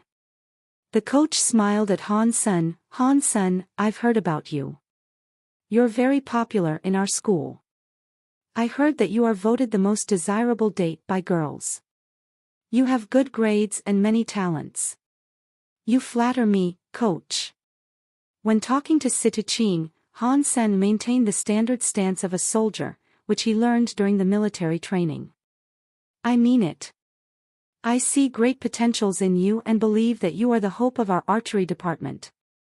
I will do everything I can to teach you everything I know so that you can help revitalize the department. Situ Qing patted Han Sen on his shoulder. It seemed he meant everything he said. Thank you, coach. Han Sen stood up straight and said. Situ Qing smiled and reached his right hand in front of Han Senator. There was a piece of metal of 1 inch by 1 inch. It looked like Z steel. Situ Qing's hand suddenly gained the color and texture of gold. It was nowhere near human's hand. Crack. With a light squeeze, Situ Qing's fingers flattened the Z steel. This is a little gift for you. Situ Qing put the piece of Z steel in Han Sen's hand with a smile. Han Sen understood very well that it was a warning. But it was indeed impressive. Han Sen could not achieve that so far. He had read about this kind of strength on the Skynet. It was a kind of martial arts that could only be practiced by evolvers. The concept was to change the structure of their body cells and turn them into metal. Even if Han Sen could get his hands on martial arts like this, his body could not take it. Thank you. Han Sen accepted the gift with a smile. All right. Here begins our training. We will start with the horse riding stance. Ordinary people would think that archery relies on the strength of one's arms and fingers, which is wrong. Most strength needed in archery comes from the waist and belly. This morning we will practice your core strength with horse riding stance. Situ Ching instructed Han Sen to make the stance and sat down in the chair, watching him. Coach, a small request, said Han Sen while making the stance. You can try. But normally I would not grant anything. And talking would only make it harder. If you fall before lunch, then you will have to do the same thing in the afternoon. Situ Ching narrowed his eyes and said. Coach, one of my hobbies is black and white boxing. During the training, I'm not allowed to go on the Skynet, and this is not something I can practice alone. After training, could you join me? Han Sen continued. Black and white boxing. No need to wait until the training's over. We can do it now. I heard that you are rather good at it and gave Street Germain a 0 on our behalf. That was very nice, but after all, it was a competition on the unevolved level. I will give you some guidance now to make sure that you can beat the Alliance Central Military Academy next time. Situ Ching was very interested in black and white boxing and no longer required Han Sen to make the horse riding stance. Han Sen walked over to Situ Ching with a smile.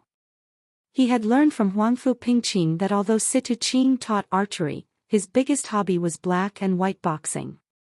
Come on. You attack first. Watch me and I'll teach you how to do defense the right way. Situ Ching curled his finger at Han Sr. Han Sen looked at the confident coach and had a strange smile on his face. When it came to real combat, he could not beat Situ Ching. However, when it came to black and white boxing, strength was not the only factor. Situ Ching thought highly of himself in black and white boxing due to his decades of practice. Han Sen's request pleased him very much. Although Situ Ching was the top among all evolvers and was about to become a surpasser, it did not necessarily mean that he was better at black and white boxing. Black and white boxing did not have much to do with strength or speed. What was important was the control of one's body, judgment and state of mind. Because Han Sen had practiced Jade Skin, the control he had over his own body and strength was not worse than an evolver, and the other two factors had nothing to do with status. Han Sen had just started to practice Yin Yang Blast, and he was very much inspired by its theoretical knowledge. Bai Shan was right in that it was not dangerous to practice and also helpful to increase his fitness. The danger of Yin Yang Blast was in its usage. Using the Yin force and Yang force at the right moment was extremely challenging for the users. If a mistake was made, the users themselves would be hurt instead. The Yin force was a soft force, while the Yang force was domineering.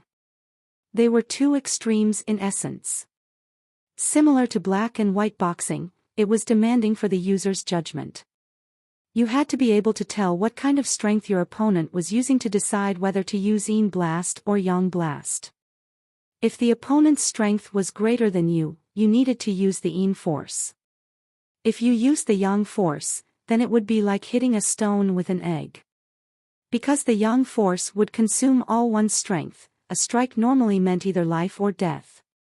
Of course, this was the most straightforward example. The usage of the forces could be very different.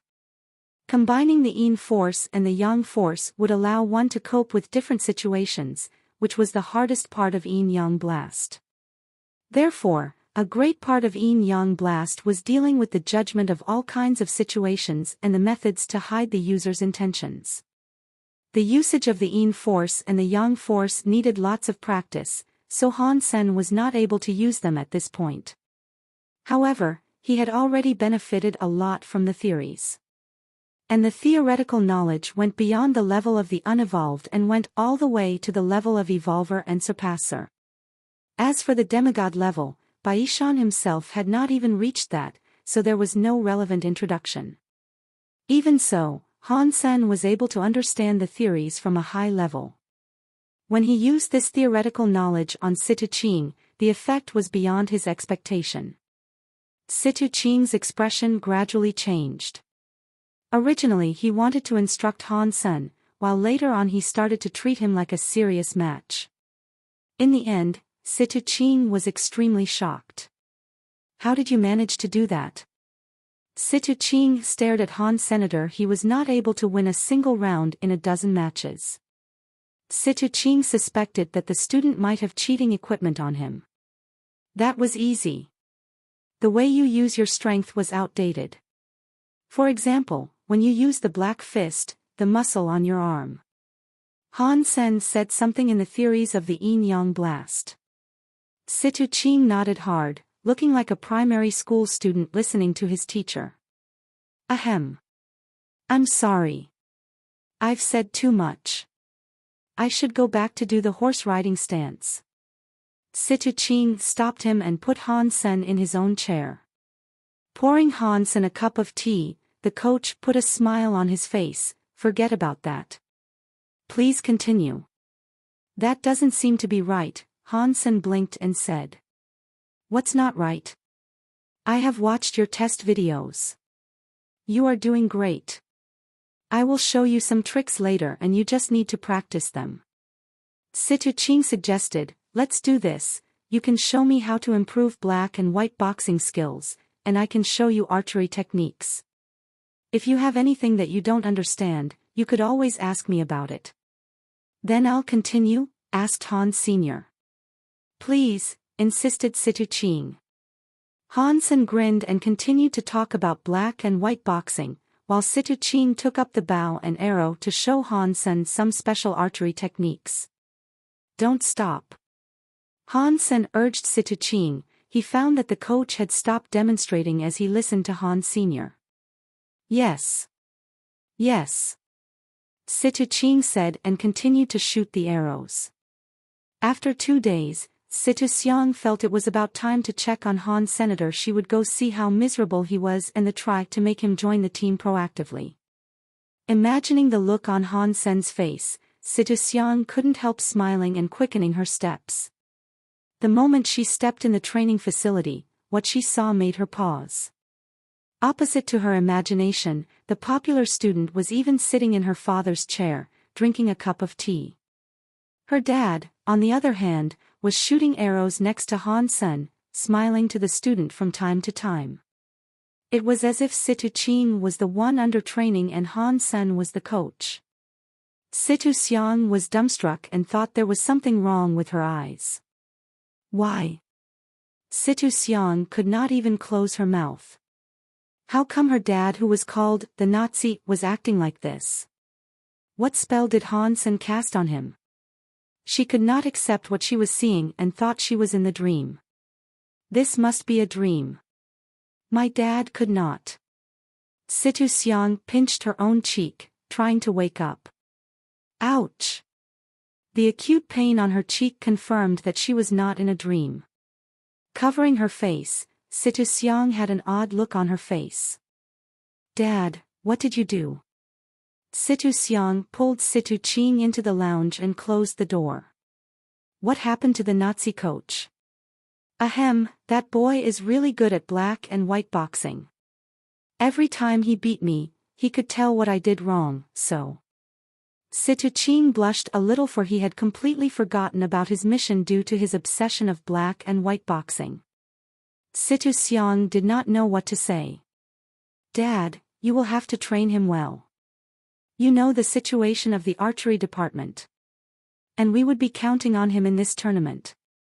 Situ Xiang said, upset. Relax. I've taught him everything. The boy has a good foundation and he would do just fine in military academy tournament, replied Situ Ching. Situ Xiang felt that her plan had completely failed.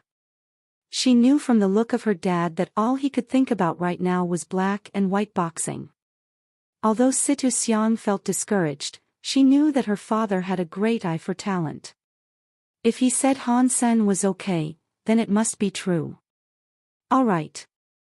Situ Xiang sat down.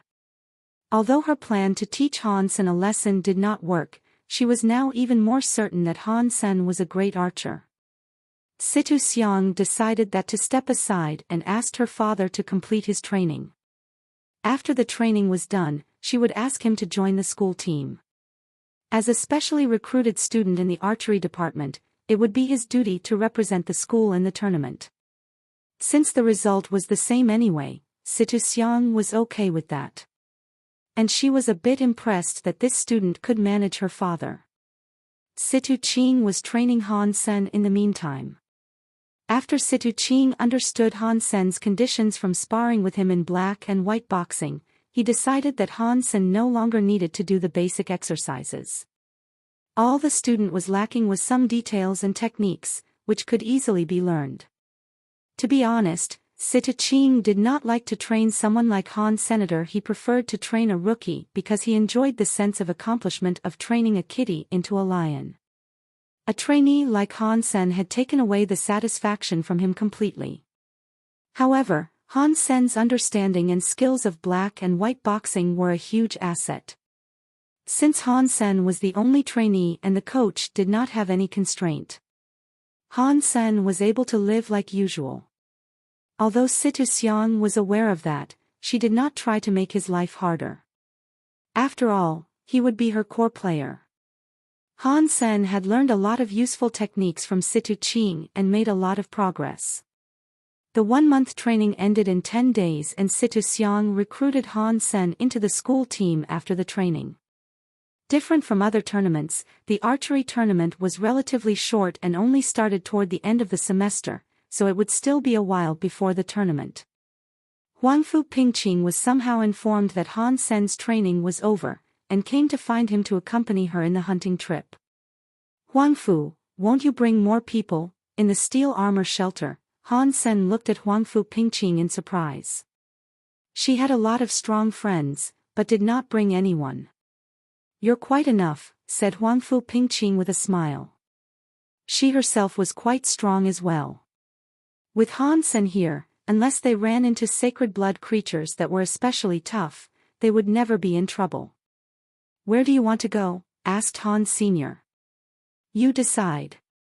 I'll follow you. Huangfu smiled at him provocatively.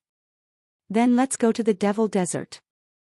I hope we could meet that black-feathered Beast King again. With the 3-blade harpoon, he was confident that he could kill the Beast King. Normally speaking, a sacred blood creature that was the king of a group would be weaker than the sacred blood creatures that were alone. Black-feathered Beast King was not that strong among all the sacred blood creatures Han Sen had seen. Its beast soul was sacred blood wings, which were quite useful. The two rode their mounts toward the Devil Desert and ran into a lot of primitive creatures on their way. Unfortunately, in 2 days, they had not even seen a mutant creature. When they came to the place where they ran into the group of black-feathered beasts, they did not see a single creature. They must have either moved away or been hunted down. Last time when I was here, I saw a sacred blood creature in the Sand Valley. I was not able to kill it at a time.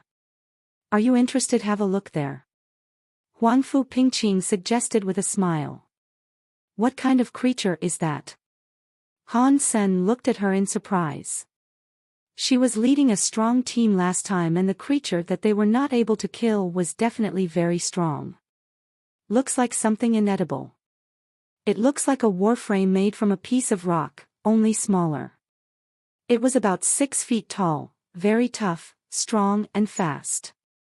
Even a sacred blood weapon could only leave a shallow mark on it. Huangfu Pingqing added, apart from that, it also had a black hammer that should be a sacred blood gear. Last time on my team, one was killed and one was severely injured by the hammer. We should go check it out. Han Sen was very interested. As long as a sacred blood weapon worked, he had some chance to kill it. For a 6-foot-tall rockman, it would be easy to cut its neck. After he arrived at Sand Valley, Han Sen came to understand why with a strong team Huangfu Pingqing was still not able to kill the sacred blood creature. The reason the Sand Valley was called that was for the sand pits everywhere in the valley. Unless one had wings, one would die there for sure. And even mutant wings would be too slow when fighting a sacred blood creature. Hence only those who had sacred blood wings could participate in hunting the creature. The sacred blood creature was more than 6 feet tall and made of stones with a metal shine. What was worse was that the hammer in its hand was as large as a barrel, with a handle more than 6 feet long. When it wielded its weapon, any opponents within a dozen feet would be either injured or killed. Huangfu Pingqing smiled at Han Sen. "Brother Han, do you think you could kill this creature?" Han Sen smiled back at her. "Huangfu, I believe you did not bring me here just to let me look at it. I could lend you the sacred blood beast soul arrow. But if you gain its beast soul, I need to claim half of it," said Huangfu Pingqing. She had planned this out when she took him here. He had a sacred blood bow and she had a sacred blood arrow, so they could shoot at the sacred blood creature from outside the Sand Valley. If they could kill it, then it would be great. If not, the creature would be injured and provoked to come out of the valley. And then they could try to kill the creature together. Huangfu Pingqing did not fear that the creature might hurt herself since she had sacred blood wings anyway. "You're asking too much," said Han Sr. "Without my arrow, an ordinary arrow would not hurt it or provoke it. I think it's reasonable for me to climb half," said Huangfu Pingqing. She did not believe he was able to kill the creature without her arrow. "I will do without the arrow. After I kill this creature, I will buy you dinner." Han Sen summoned a pair of wings and flew toward the Sand Valley. Looking at Han Sen flying with a pair of primitive wings, Huangfu Pingqing was shocked. "Brother Han, you do not mean to use a primitive pair of wings to enter the valley?" The wings were from a primitive black-feathered beast, so they were slow and ineffective. They were just enough to keep Han Sen from falling into the sand. Han Sen used to have a pair of mutant wings, which he sold to Huangfu Pingqing for the 3-blade harpoon. He also had the purple-winged dragon beast soul, which was Dollar's signature, and he could not use that. Han Sen smiled and did not answer, flying into the Sand Valley. The valley was full of quicksand, and the creature was standing above the sand. For unknown reason, its heavy body did not sink. 300 feet into the Sand Valley, Han Sen was discovered by the creature, who immediately lifted its hammer and ran over like a tank. 100 feet from Han Sen, it jumped up and swung its hammer at him. Although Han Sen had put on the phantom ant armor, the impact from such heavy weapon would still kill him. Huangfu Pingqing saw that Han Sen was in danger. His wings were too slow to bring him away from the creature's blow. If he chose to land on the ground, he would not be able to run away from the hammer either, because he would be trapped in the shifting sand. The sacred blood creature had such strength that even someone who had maxed out on all Geno points would not be able to spar with it, not to mention Han Sen's weapon. The harpoon was extremely short. Huangfu Pingqing summoned her beast soul bow and arrow, wanting to shoot an arrow to help Han Sen and buy him some time. Before the arrow left the bow, Han Sen had already taken back his wings and fell to the sand. He stepped on the ground but was not trapped. Under his feet, the golden rock worm king the size of a car suddenly appeared.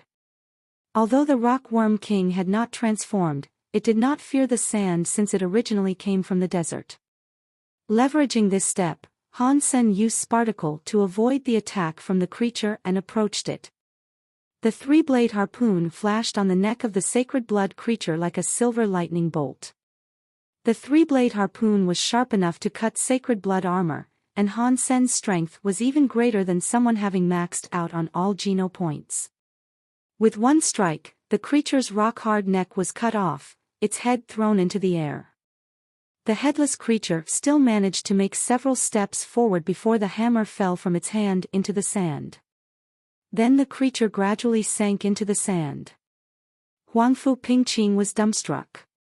She could not believe that the creature which her entire team did not manage to kill was easily beaten by Han Sr. At this point, she regretted selling the three-blade harpoon to Han Senator with the weapon. He was too formidable. How did this guy get so far? Was it really just because of Qin Xian? Huang Fu Pingqing could not believe that was the only factor in Han Sen's success. Son of Heaven was equally, if not more resourceful than Qin, but Son of Heaven was not as strong as Han Senator. In addition, even with Qin Xian's help, Han Sen would not have gained the same resources Qin Xian did. Han Sen stood on the back of the Golden Worm King, dragging the huge iron hammer which was even heavier than the gold axe of the Bloody Slayer. With the hammer Han Sen could not fly at all. He had to use the Golden Worm King to drag it along. The sacred blood creature was inedible, and Han Sen did not have much luck. Without the beast's soul, the sacred blood gear was his only trophy. When he eventually pulled the hammer out of the valley, Han Sen asked Huang Fu Pingqing, who was dazed, "Miss Huang Fu, how much do you think this sacred blood gear is worth?" Huang Fu Pingqing walked to him, reached out to lift the hammer and failed. She slowly frowned. "This thing is too heavy. Those who had enough strength to use it would not need it, while those who did not have enough strength could not make any use of it.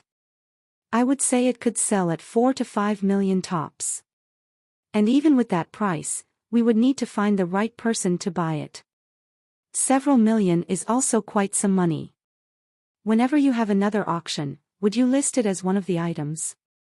Han Sen was short of money recently, and the several million was not a small number. "Of course. But you have said that you will buy me dinner, and that I'm counting on that," Huang Fu Pingqing said with a smile.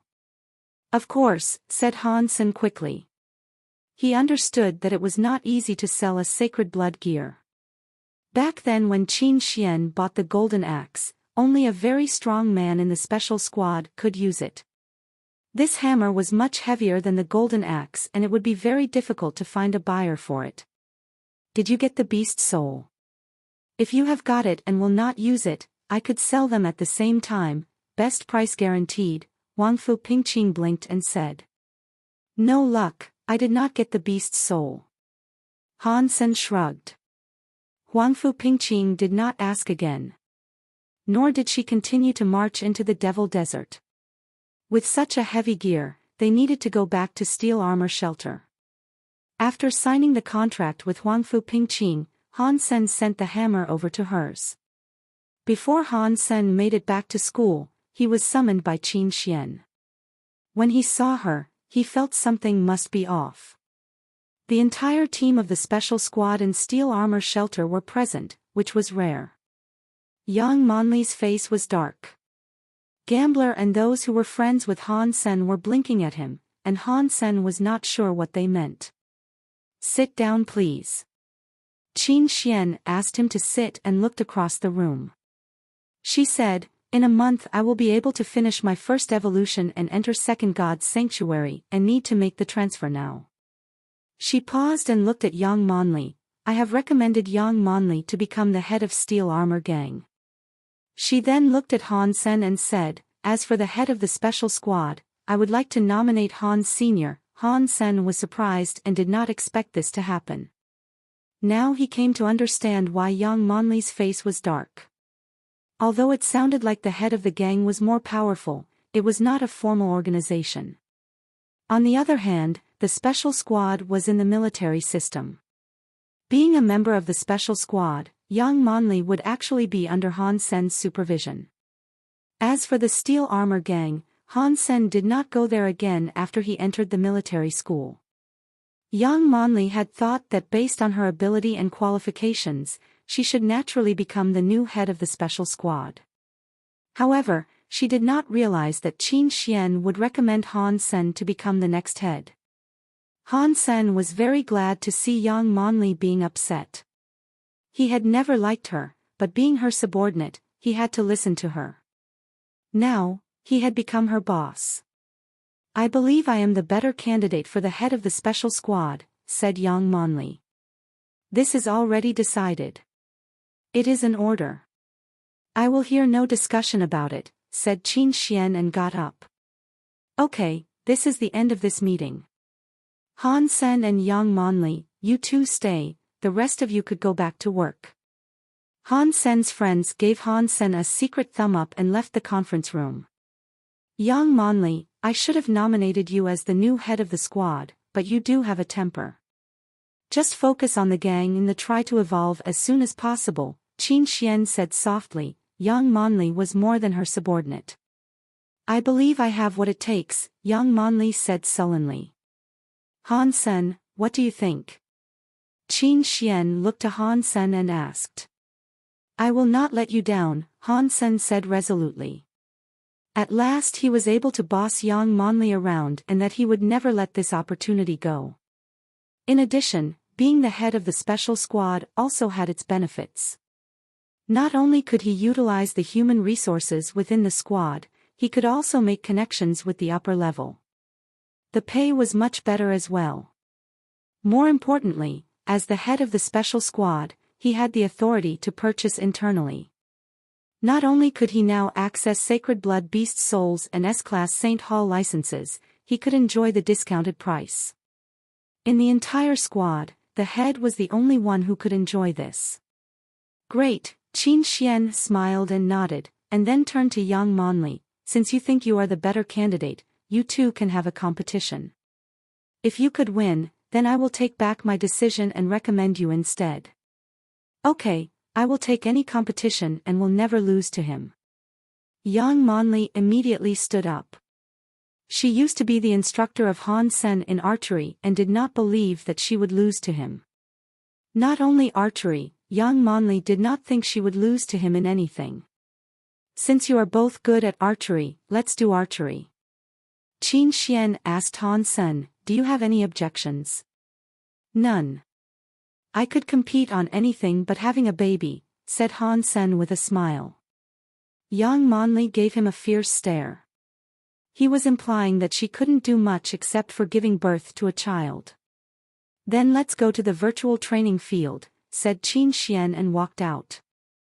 After going back to school, Han Sen went to the holographic equipment hall and entered the virtual training field designated by Qin Xian. Qin Xian did not ask them to have the competition in the training field of the shelter, for she did not want anyone else to find out about the result. No matter who lost, the person would suffer in his or her honor, which was not something Qin Xian was willing to see, because they were both future leaders that she had handpicked. Han Sen logged into the platform called Sagittarius, a virtual archery community. After logging in, he was assigned to the unevolved section. Qin Xian and Yang Monli were already there and Han Sen quickly sent friend requests to both of them. Qin then invited Han Sen to enter the game room. This is one of the classical game rooms on Sagittarius. It is called White Bird's Forest. You will see a path in the forest 2 miles long. When you go through the path, there will be black and white birds on the trees. You cannot shoot the white birds, but only the black ones. If you mistakenly shoot a white bird, you will be out. And we will decide who the winner is based on the number of the black birds you shoot. If your numbers are the same, the winner will be the one who finishes faster. Do you have any questions? After explaining, Qin Xian looked at them. No, answered Yang Monli and Han Sen at the same time. Okay, you shall begin now. Han Sen and Yang Monli started their test respectively and entered the White Bird's Forest. Although Qin Xian did not want anyone to know the results of this competition, an acquaintance happened to see both of them when they entered Sagittarius. Su Xiaoqiao often went to Sagittarius to practice his archery, despite his carefree appearance. Sagittarius was obviously more fun than shooting at a target. When Su Xiaoqiao had just finished his practice, he saw Qin Xian, Han Sen and Yang Monli at the same time and was very shocked. How come the three of them would log in on Sagittarius at the same time? What are they trying to do? Su Xiaoqiao suddenly became curious and followed them into the game room. The game room was open to everyone, but after one entered the scene it would become a unique experience for the player. Su Xiaoqiao saw Han Sen and Yang Monli had both started the White Bird's Forest test and hesitated. He could use the observing mode and pay to watch one of them. However, he was alone and it was impossible for him to watch both. Su Xiaoqiao only paused for a moment before he chose to watch Han Sen's test. It was not because Su Xiaoqiao thought Han Sen was the better archer, but because everyone in Bullseye knew how great Yang Monli was. Su Xiaoqiao was not sure how well Han Sen could do, so he was intrigued to see Han Sen's test. After entering the observing mode, Su Xiaoqiao saw Han Sen waiting to begin the test. Su Xiaoqiao was familiar with this game room and had trained here before as well. This was a scene easy and difficult at the same time. Anyone could easily pass the challenge by running through without shooting any white bird. However, if one was fast but did not shoot many black birds, one's score would be very low. And if one killed the black birds slowly, one would still get a low score. Also, the scene was set in the nighttime and the forest was very dark, so some black birds would blend in the darkness and it was easy to miss them. Some black birds flew very fast and sometimes in different directions, which was very challenging for the archer's reflex time. In addition, many white birds would suddenly appear to increase the difficulty. Once a white bird was shot, the game would be over, and the archer would not even get a score. According to the system setting, there were 1,000 black birds in the White Bird's Forest, and their location and direction were all random. There was no pattern to follow. Therefore, it was almost impossible to guarantee the accuracy and the speed at the same time. Luckily, in this game room, the arrows were unlimited. In real life, carrying 1,000 arrows alone was tiring enough. Su Xiaoqiao would normally get a D rating and occasionally C. If one could kill more than 90% of the black birds and guarantee one's speed, one could be rated A. As for the highest rating, S, almost no one could achieve that. No white birds allowed, and all black birds must be killed, no miss and fast. One would have to satisfy all these conditions to get an S in the entire history of Sagittarius. Only one person had gotten an S in the unevolved White Bird's Forest. That person was a professional archer trained since childhood and was now the best archery coach in the military. Although Han Sen is much better than me in archery, I don't believe he could get A. His level should be A-B. While Su Xiaoqiao was calculating what kind of score Han Sen could get, he started to record this test. At this time, the countdown ended, and Han Sen embarked on the path of the White Bird's Forest. The moment he started walking, he had already shot an arrow. It seemed like he did not even look. Also, he was shooting non-stop while walking. There was barely any interval between his arrows, which went in all directions. Qin Xian also chose to watch Han Sen's test. Yang Monli was her subordinate and best friend, and she did not need to watch to know her skills. All she wanted to find out was whether or not Han Sen could give her another surprise. Having done detailed analysis and research on the guy, she was surprised by his potentials. He was from an ordinary family and was able to get this far. Other people might think that Han Sen had benefited a lot from her help, but Qin Xian herself knew very well that his achievements were all accomplished on his own. Even the help she had offered to him was because of his contributions. If Qin Xian had not hypnotized him to learn the truth, she would strongly suspect that Han Sen was dollar. Although Yang Monli is very powerful, she is not the best leader. And Han Sen is much better in that regard. Qin Xian sighed. It was not an easy position to be in, pressured from the upper and lower level at the same time. If Qin Xian could choose, she would rather be just a soldier whose only responsibility was to fight. But since she was put on the spot, she had to shoulder her responsibilities. I hope he will not let me down. Qin Xian did not want Han Sen to lose, because if Yang Monli was to take over the squad, she might run into crisis being so straightforward. Qin Xian believed that Han Sen was the better candidate to take care of all kinds of issues.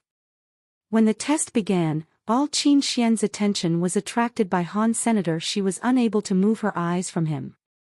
"Wow, Han Sen is awesome!" exclaimed Su Xiaoqiao. He had seen many videos of this game room, but had never seen anything quite like this. Normally speaking, no matter how fast one would have to pause in the process of shooting. However, Su Xiaoqiao could not see any pause in Han Sen's movements and steps. Every step Han Sen took, an arrow would fly out like lightning bolt, piercing a black bird's body. Those arrows looked like they had life and could always hit the target. No matter where the black birds were, the arrows could always pierce their bodies. In the darkness of the forest, there was no miss. Even in a flock of both black and white birds, the arrows could always find the black ones and never hurt any white. Some arrows seemed like they were shot aimlessly, but eventually hit the black birds hidden in the trees. Su Xiaoqiao felt like he was watching a movie, an action movie that made him feel hot. He wished that he could join his friend and take up his bow and arrow. "This is amazing. Unbelievable." Su Xiaoqiao clenched his fists and thoroughly enjoyed himself. Qin Xian was extremely shocked. Although Qin Xian was not a great archer, her eyesight was much better than Su Xiaoqiao's, so that she could notice more details that escaped Su Xiaoqiao. Han Sen almost started shooting immediately since the beginning, and Qin Xian never saw his arrows miss. He never hurt any white bird. Sometimes, Qin Xian only saw the black birds after he shot the arrows. Some arrows were significantly slower than others and did not even aim at the black birds in the beginning. However, the arrows would always end up in the bodies of black birds. If it was occasional, Qin Xian would not be impressed, but she had seen the situation happening repeatedly. His judgment, eyesight, and archery were all super impressive, Qin Xian had to admit. Han Sen was indeed a natural in archery. He was more than accurate. The judgment he made allowed him to achieve excellence. If Qin Xian had to describe Han Sen's archery, then she would say that he was using his brain to shoot his arrows. One could practice on one's accuracy and strength, but hardly one's level of understanding. Without any error, Han Sen walked across the forest non-stop. "This is not real." Su Xiaoqiao suddenly realized something as he saw the exit was closer and closer. He did not see a single miss from Han Sen, but he was not sure if Han Sen had missed any black birds. If there was no miss, when Han Sen reached the exit, he might be able to get a legendary S rating. Even Qin Xian got nervous. Although Yang Monli was very strong, she could only get an A rating. If Han Sen were to be rated S, there was no doubt that Yang Monli would lose. This was a result that Qin Xian was willing to see. After all, if a leader of the team did not have the absolute authority, the stability of the team would be endangered.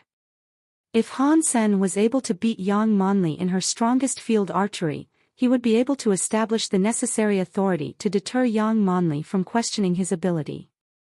Yang Monli was very satisfied with her performance. She had outdone herself because of her strong desire to beat Han Sen and prove herself to Qin Xian.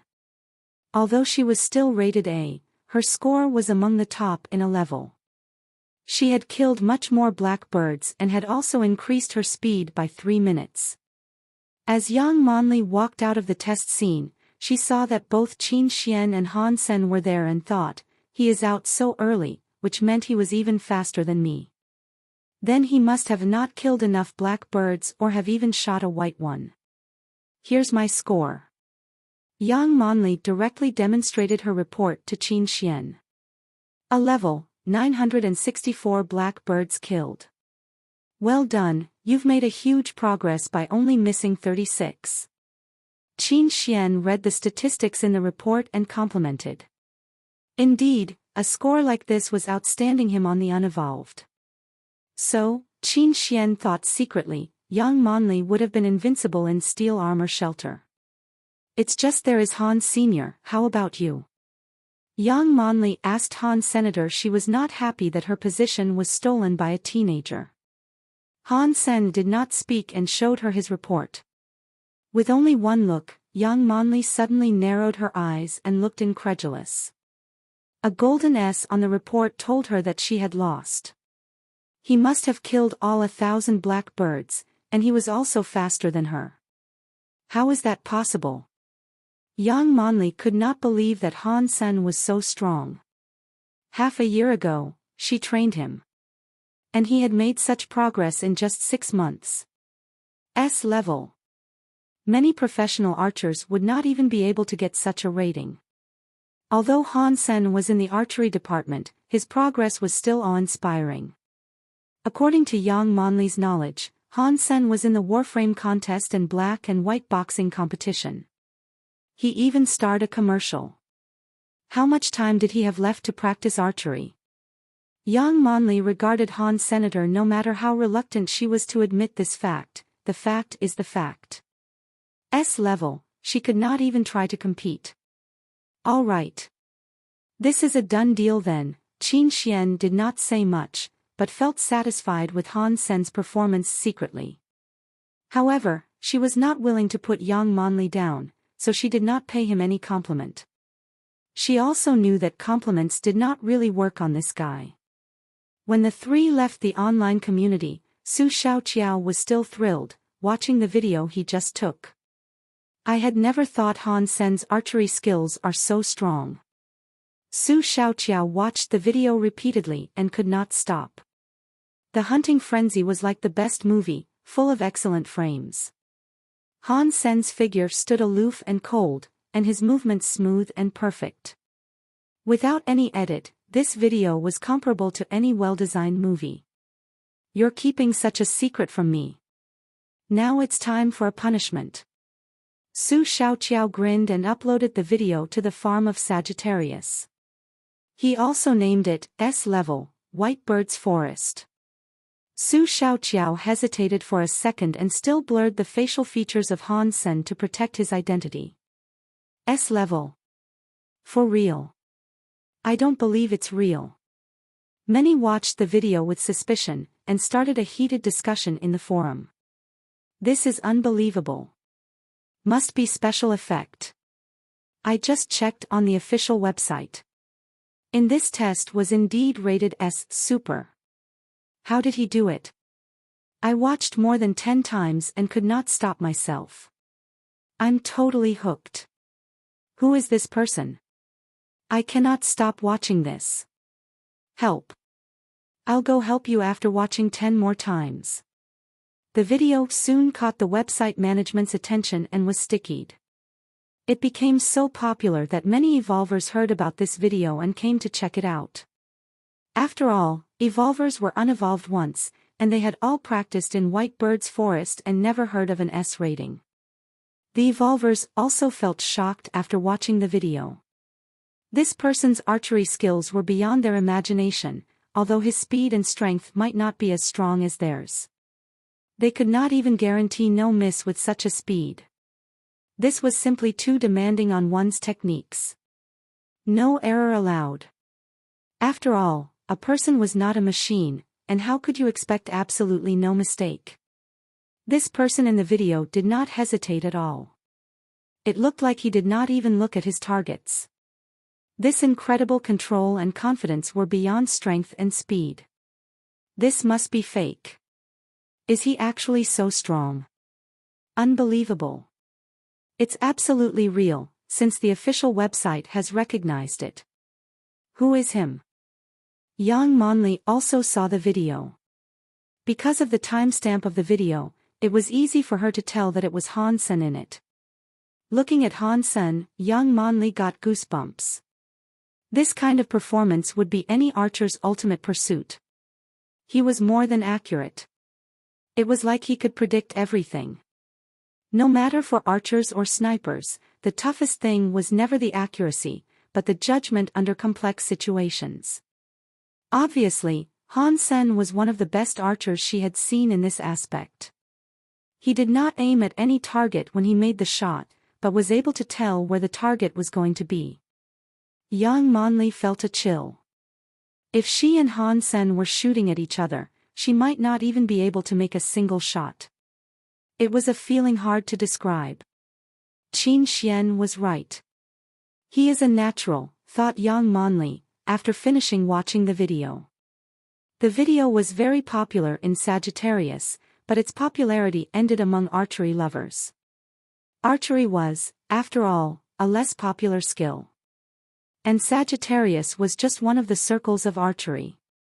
After going back to school, Han Sen wanted to call his girlfriend when his comlink suddenly rang. Situ Xiang was summoning all the archery team members. At the training field of the school team, Han Sen saw Shi Zhikang, Lu Meng, and Zhang Yang, who were also summoned by Situ Xiang. Han Sen, so you're also in school team? Asked Shi Zhikang with a smile. I have to contribute to my department. Why are you here? Said Han Sen casually. Same reason. When Situ Xiang reviewed Han Sen's file, she studied the profiles of all the other specially recruited students again, wondering if she could find anyone that had escaped her attention like Han Sen did. In the end, she decided to ask Han Sen's roommates to join the team and get them a training. Even if they were not good enough this year, they would excel next year. Do you know why the coach have called us here? Han Sen asked his roommates. Who knows? We are on the same page, said Shi. The coach has of course called us here to train. Now that we are all in the school team, we have to earn honors for Black Hawk. Zhang Yang was positive as ever. When Han Sen wanted to say something, Situ Xiang blew the whistle to call them over. Today I have summoned you to show you some recordings of a student, who will become one of your rivals this year. Situ Xiang turned the holographic device on and projected the video. It was an edited video of one person shooting at different times, and most of the scenes were shot in the venue of the Military School League tournament. In more than 40 minutes, the entire school team was so quiet that one could even hear a needle dropping on the floor. After the video ended, Shi Zhikang wiped the cold sweat on his forehead and said, OMG. Are you sure this guy is just a military school student instead of an evolver professional archer? We are against him. Impossible. We'll definitely lose. He must not be human. He is our opponent and absolutely a military school student, said Lu Meng casually. Situ Xiang was interested in Lu Meng's answer and said, since you know this person, please introduce him to your teammates. Lu Meng said naturally, I believe you have all heard of him, Jing Jiwu, the captain of the archery team of Alliance Central Military Academy. People call him Monster. In his freshman year, he had led their archery team to become the champion of the tournament. Since his sophomore year, he had helped the Alliance Central Military Academy win every competition from Warframe to martial arts to Hand of God, with no exception. In his junior year, he did exactly the same thing. The Military Academy League had changed its rules because of him. Now one player is only allowed to participate in one field. Such bad luck. How come Jing Jiwu happened to pick archery? You're getting ahead of yourself. Based on our strength, it is not likely that we would ever compete with the Alliance Central Military Academy. It does not even matter how strong Jing Jiwu is. That is true. We could barely enter the second round in the previous tournaments. I really hope to encounter him. We will lose anyway. Better to him than to someone else. The senior members of the school team commented casually. Obviously they had lost confidence and spirit in years of failure. You know a lot about Jing Jiwu, so how likely do you think we could beat the Alliance Central Military Academy? Asked Situ Xiang. We stand absolutely no chance. They not only had Jing Jiwu, but 2 of their team members ranked top 10 and the other 2 ranked top 20. However, we do not have anyone that ranks top 100, said Lu Meng bluntly. The senior team members all felt Situ Xiang's question was not practical. They would not even have a chance to face the Alliance Central Military Academy, so the presumption would not even happen. Situ Xiang nodded and did not say anything. She turned to Han Sen and asked, Han Sen, what do you think? We can only know after a match, replied Han Sen with a smile. The senior team members cast odd looks at him. If the comment was from any other freshman, they would definitely tell the person all about the bad performances of Blackhawk in history. However, it was Han Sen who said it, so they remained silent. After all, Han Sen was the genius on campus and had achieved great success in other items. Deep down, they still felt contemptuous about what Han Sen had said. Situ Xiang was satisfied with Han Sen's remark. She was glad to see that at least one person had morale on her team. Blackhawk had been a loser for so long that it was natural for the senior team members to lose confidence. We will watch another video, also from an unevolved person. Situ Xiang played another video, the background of which was a virtual gaming platform. It is the White Bird's Forest from Sagittarius. Someone suddenly recognized that. When the video started to play, Han Sen was surprised. It was the video of him taking the White Bird's Forest test. Who is this person? That's so impressive. Shi Zhikong stared his eyes wide. This must be edited. Is he really an unevolved person? Is that also Jing Jiwu? I have seen that. It is a real video and has been recognized by Sagittarius. I've also been to the scene, and was no match to that. Who is he? It is not important who he is. Do you think he's weaker than Jing Jiwu? Asked Situ Xiang. It is hard to say without a match. Everyone started to ponder. Jing Jiwu was indeed strong, but the person in the video was equally good. It was very hard to tell who was the better archer. Since someone is Jing Jiwu's match, why can't that be you? Asked Situ Xiang. No one replied. The teammates were all thinking, how is it possible that we have that kind of skills? Although they all understood Situ Xiang's intention, they became even more depressed after seeing how good other people were. Han Sen, do you think this person is stronger than you? Situ Xiang asked Han Senator. She wanted Han Sen to lead the team in this tournament.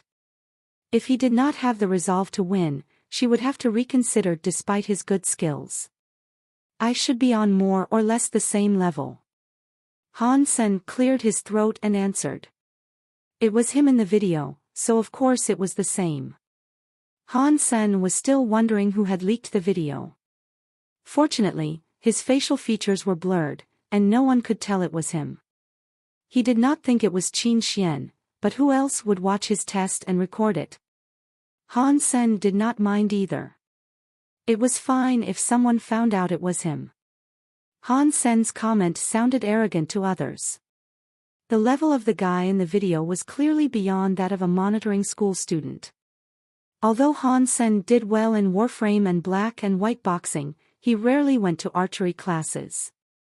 Like what Situ Xiang was thinking before, his teammates felt unsure about Han Sen's archery skills and were reluctant to believe that he had the same skill level. Situ Xiang was satisfied with his answer. She thought he was confident, which was a great quality for someone to lead the team. The senior team members were also good players. And they often lost because of their lack of confidence. Fantastic. This year, our goal is to beat the Alliance Central Military Academy. So, let's work toward that. Then Situ Xiang announced the training plan and asked each player to follow through. Han Sen, do you really think you can do the same? Zhang Yang asked Han Sen on their way back to the dormitory. Shi Zhikong and Lu Meng also looked to Han Sen, interested to hear his reply. Which video are you talking about? Han Sen asked. How about Jing Jiwu's? Zhang Yang widened his eyes. It sounded like Han Sen thought he could match both. Jing Jiwu's skills are hard to match. His fitness index is too high. And I lack in physical strength compared to him. After watching Jing Jiwu's video, Han Sen also thought he was a formidable opponent. His techniques did not seem fancy, but were extremely practical. In addition, he had an outstanding physique. Therefore, no one would be his match. Han Sen's physique was among the top in the unevolved category, but compared to Jing Jiwu, he was not as good. Currently, Han Sen's sacred and mutant geno points were not maxed out yet, and his jade skin had not even reached the first phase. If he could improve on those two aspects, he should be able to beat Jing Jiwu. Han Sen, are you really as strong as the person in the White Bird's forest? Shi Zhikang couldn't help but ask. As a student in the archery department, Shi Zhikang knew how difficult it must be. It was the ultimate goal of any archer. More or less, Han Sen shrugged and said helplessly. If you will, we should go take the test here on campus, so that the senior team members would stop their bulls, Shi Zhikang said with anger. Although the senior team members did not say much at the time, secretly they commented on Han Sen's arrogance, which pissed Shi Zhikang off. It is unnecessary to prove anything to strangers. At the time of the match, the truth will speak for itself, said Lu Meng reasonably. Zhang Yang also nodded, we should ignore them now and practice hard. If the school sends us, we will show them Lu Meng is not impossible in the tournament. Shi Zhikang had to give up the idea of taking Han Sen to take the test. Han Sen, do you have a minute? A sensual female voice sounded when they were going back to the dormitory. Han Sen's roommates all widened their eyes, staring at Huangfu Pingqing who had walked up to Han Sr. What's the matter? Asked Han Sen reluctantly. Have you forgotten what you have promised me? Huangfu Pingqing smiled and asked. She then turned to his roommates, do you mind if I borrow him for a second? Not at all. Shi Zhikang blinked at Han Sr. Han Sen remembered that he had promised to treat her to dinner. Now that she had even come to him, he had no other option than to follow her. First hooked up with our campus belle, now the new goddess. How come I never got lucky? Said Shi Zhikang admiringly. Because your skin isn't as smooth. Why would the pretty ladies like a rough guy like you? Lu Meng tried to put him down. When the beauties get older, they would understand the benefits of being with the rough guy. Rebutted Sam. Lu Meng threw a contemptuous gaze at Sam, who was tough-looking and full of dirty jokes. Aren't we going to eat? Why are we here? Han Sen felt suspicious and looked to Huangfu Pingqing. They were now at the gate of the military school. Without permission, it was impossible to leave the campus. We are going to eat. Take this. Huangfu Pingqing gave Han Sen a pass and let him out of the campus. The guard checked the pass and let them go. The minute they were out of the school, a private aircraft parked in front of Huangfu Pingqing. Huangfu, where are you taking me? Han Sen frowned and asked.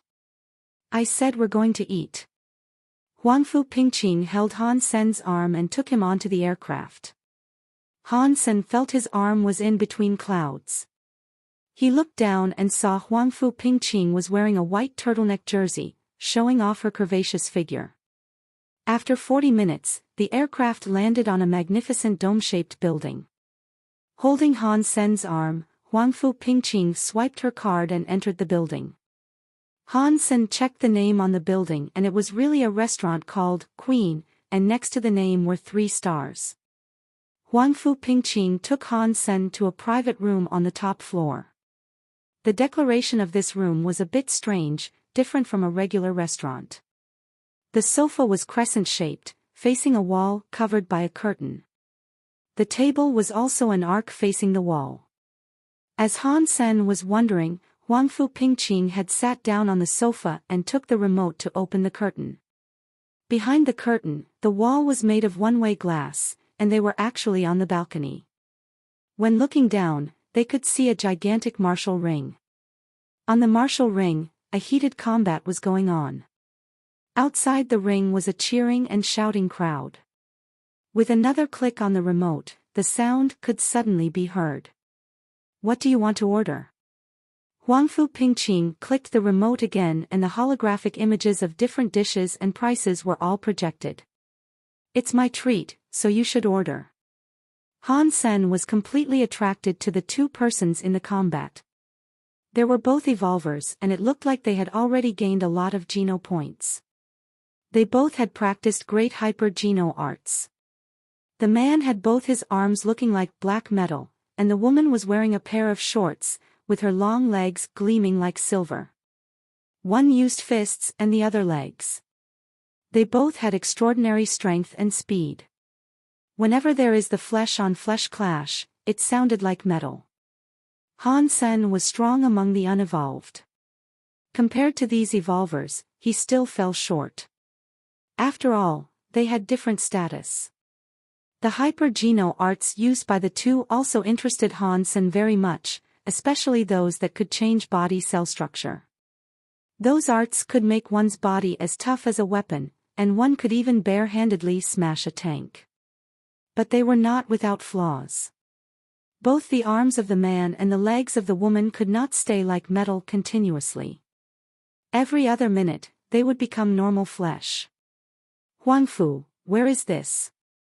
When the food was delivered, Han Sen asked curiously. The Queen Restaurant is a business owned by the Ares Martial Hall. It is a combat-themed restaurant. Every day, Stevens from the Ares Martial Hall come here to perform. That not only boosts our business, but also promotes the Martial Hall, Huangfu Pingqing smiled and said. You went through all the trouble to take me here. It could not only be for dinner. Han Sen commented. Taking him out of the school alone was a lot of trouble. Would you plan to do after graduation? Asked Huangfu Pingqing, without answering Han Sen's doubt. What plan could I have? I am in the military school and I will naturally be enlisted, Han Sen said casually. Huangfu Pingqing poured Han Sen a glass of wine and herself one. After taking a sip of the wine, she continued, ordinary military school graduates would be second lieutenant or lieutenant, and for you, it would be easy for you to become a major. You flatter me, said Han Sen with a smile. A major would be the highest rank any military school student can be. So, do you plan to serve the army always, or just finish your mandate serving term? Asked Huangfu Pingqing again. I haven't planned that far, said Han Senator. Although the special school belonged to the military, its functions were limited to God's sanctuary, and it would not have any impact on Han Sen's official ranking. If you decide to work for the army, you should consider drawing the Ares Martial Hall. We have many alumni in the military right now, and they would be a huge help to you. Han Sen had understood Huangfu's intentions by now. When he was about to say something, Huangfu Pingqing smiled and said, there is no hurry. You still have years until you graduate and can take your time considering. Someone looking like a manager suddenly knocked on the door and bowed to Huangfu Pingqing. Miss, we have prepared everything as you asked. After the manager left, Huangfu Pingqing smiled at Han Sen and asked, do you know why this restaurant is named Queen? Han Sen shook his head and thought, how am I supposed to know that? I'm not part of your organization. Because there is a real queen here, Huangfu Pingqing said seriously. Queen. Han Sen paused. There was no queen in the alliance, the highest political figure was the president, followed by the senators and generals. Not the queen of the alliance, but the queen on the martial ring, explained Huangfu Pingqing, pointing to the martial ring. Han Sen then noticed that the two evolvers had left of the ring, and a host had walked to the center and said in an excited voice, now the highlight of the evening, the queen of ours will fight her 1000th combat. Will Her Highness remain undefeated? Let's wait and see. Please welcome the queen to the stage. Next, the lights were off in the entire martial ring, and the only spotlight hit on a tall woman in combat suit. She walked towards the ring wearing a butterfly mask to cover her face. She was about 6 feet tall and looked like a fierce weapon herself. The moment the woman walked out, all the audience started to cheer and calling her name with the same rhythm. The woman stood on the ring, raising her left arm and pointing her index finger and middle finger to the sky. With this gesture, the audience started to stand up and the atmosphere has become much heated. Today, challenging Her Royal Highness is Su Jiqiang from the Iron Fist Martial Hall. With the introduction by the host, a man around 30 years old also came to the martial ring. Han Sen did not listen to the host, but kept her eyes on the woman who was called the Queen. She had such a fierce manner that it looked like she had seen a million deaths. Han Sen himself also had a fierce vibe, but compared to her, it was nothing. When Han Sen was regarding Queen, the combat began and Su Jiqiang turned his fists into golden alloy and smashed them at Queen. The strike was fast and fierce, compressing the air as it went. Even with Han Sen's eyesight, he could not tell how Su Jiqiang started the strike. Han Sen thought to himself, indeed, I am no match to strong evolvers. This is such a formidable strike. This was the famous Super Alloy Fist, an S-Class Hyper-Geno art of the Evolver section in the Saint Hall. Even among revolvers, only a few could use it well. This man was obviously much stronger than the last man. Soon Han Sen discovered that what Su Jiqiang was best at was not his fist, but his footwork. His footwork was so fast that he approached Queen in just 2 steps. He also managed to make the fiercest strike in her weakest angle. Queen did not even move, letting the fist tougher than iron hit her temple. Bang! The fierce strike hit the woman's temple, only making her head move slightly. Very soon, she recovered and gazed at Su Jiqiang with coldness. Su Jiqiang looked incredulous. He could not believe that his signature could not even hurt this woman. My turn. Queen raised her left hand shaped like a knife, her white skin suddenly turning red. Seeing her raising her hand, Su Jiqiang could no longer take the pressure and summoned his beast souls. His upper body was suddenly covered in armor and a long knife appeared in his hands. With a growl, Su Jiqiang smacked at Queen with his knife. Like a lightning bolt, the blade was about to cut Queen. Her eyes cold, Queen did not mean to dodge. When the knife was in her face, she suddenly waved her hand at it. Her hand met the beast's soul blade and the weapon broke in the middle, as if it were made of wood. And her hand did not even stop there, and moved past Su Jiqiang. Crack! Su Jiqiang's beast soul armor was broken, blood flowing from the gap. Queen moved her fingers and her hand became normal again. Su Jiqiang thumped to the martial ring and never got up. In the cheering of the audience, the medical team immediately rushed over and tried to save Su Jiqiang. Queen raised 2 fingers to the sky again, giving rise to even louder cheers. Then she walked off the martial ring and disappeared in the channel. Han Sen's eyes lit up. He had seen many videos of the combats between evolvers, but none of them was as good as Queen. Obviously, Queen was among the top evolvers. In the 1,000 combats, she never lost to a single person from any other martial hall. She is the Queen here, and our best student. If you are willing to join the Ares Martial Hall, you could enjoy the same cultivation that she went through. You have great talents and might even do better than she, Huangfu Pingqing said with a smile. She must not be just an ordinary student. Han Sen refused to believe that Queen was an ordinary student at the Martial Hall. Of course not. And if you are willing, you could become extraordinary as well. She blinked. How? If you marry me and become related with the Ares Martial Hall, then you would certainly be extraordinary. Han Sen choked on the water he just drank. Han Sen, unevolved status, none lifespan, 200 Geno points needed for evolution, 100 Geno points gained, 100 ordinary Geno points, 100 primitive Geno points, 64 mutant Geno points, 50 sacred Geno points. Han Sen came to the steel armor shelter and checked his data. He still needed some mutant Geno points. Since sacred Geno points were hard to come by, he thought he would hunt for some mutant creatures first. As for Huang Fupingqing's invite, Han Sen was not that interested. Queen was indeed outstanding, but he did not believe that it was the result of the cultivation from the Ares Martial Hall. What made her different was her own personality. Was a strong woman. In the entire alliance, I am still too weak and must go to Second God's sanctuary as soon as possible, thought Han Sen as he walked out the shelter, ready to hunt some mutant creatures. After leaving the shelter, he looked around and suddenly saw a red rope tied on a crooked tree. This was the signal he told Lu Weinan. At the time, he was only saying it casually and did not really want to cooperate with Lu Weinan. After all, they had fought each other, and Han Sen could not be sure that Lu Weinan would not hold a grudge. Han Sen had almost forgotten about it, but was reminded by the sight of the red rope.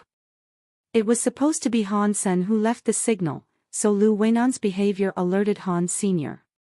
Han Sen was interested to know what Lu Weinan was up to. He waited until nightfall and used the color shifter beast soul to approach the tree. Surprisingly, there were no traps.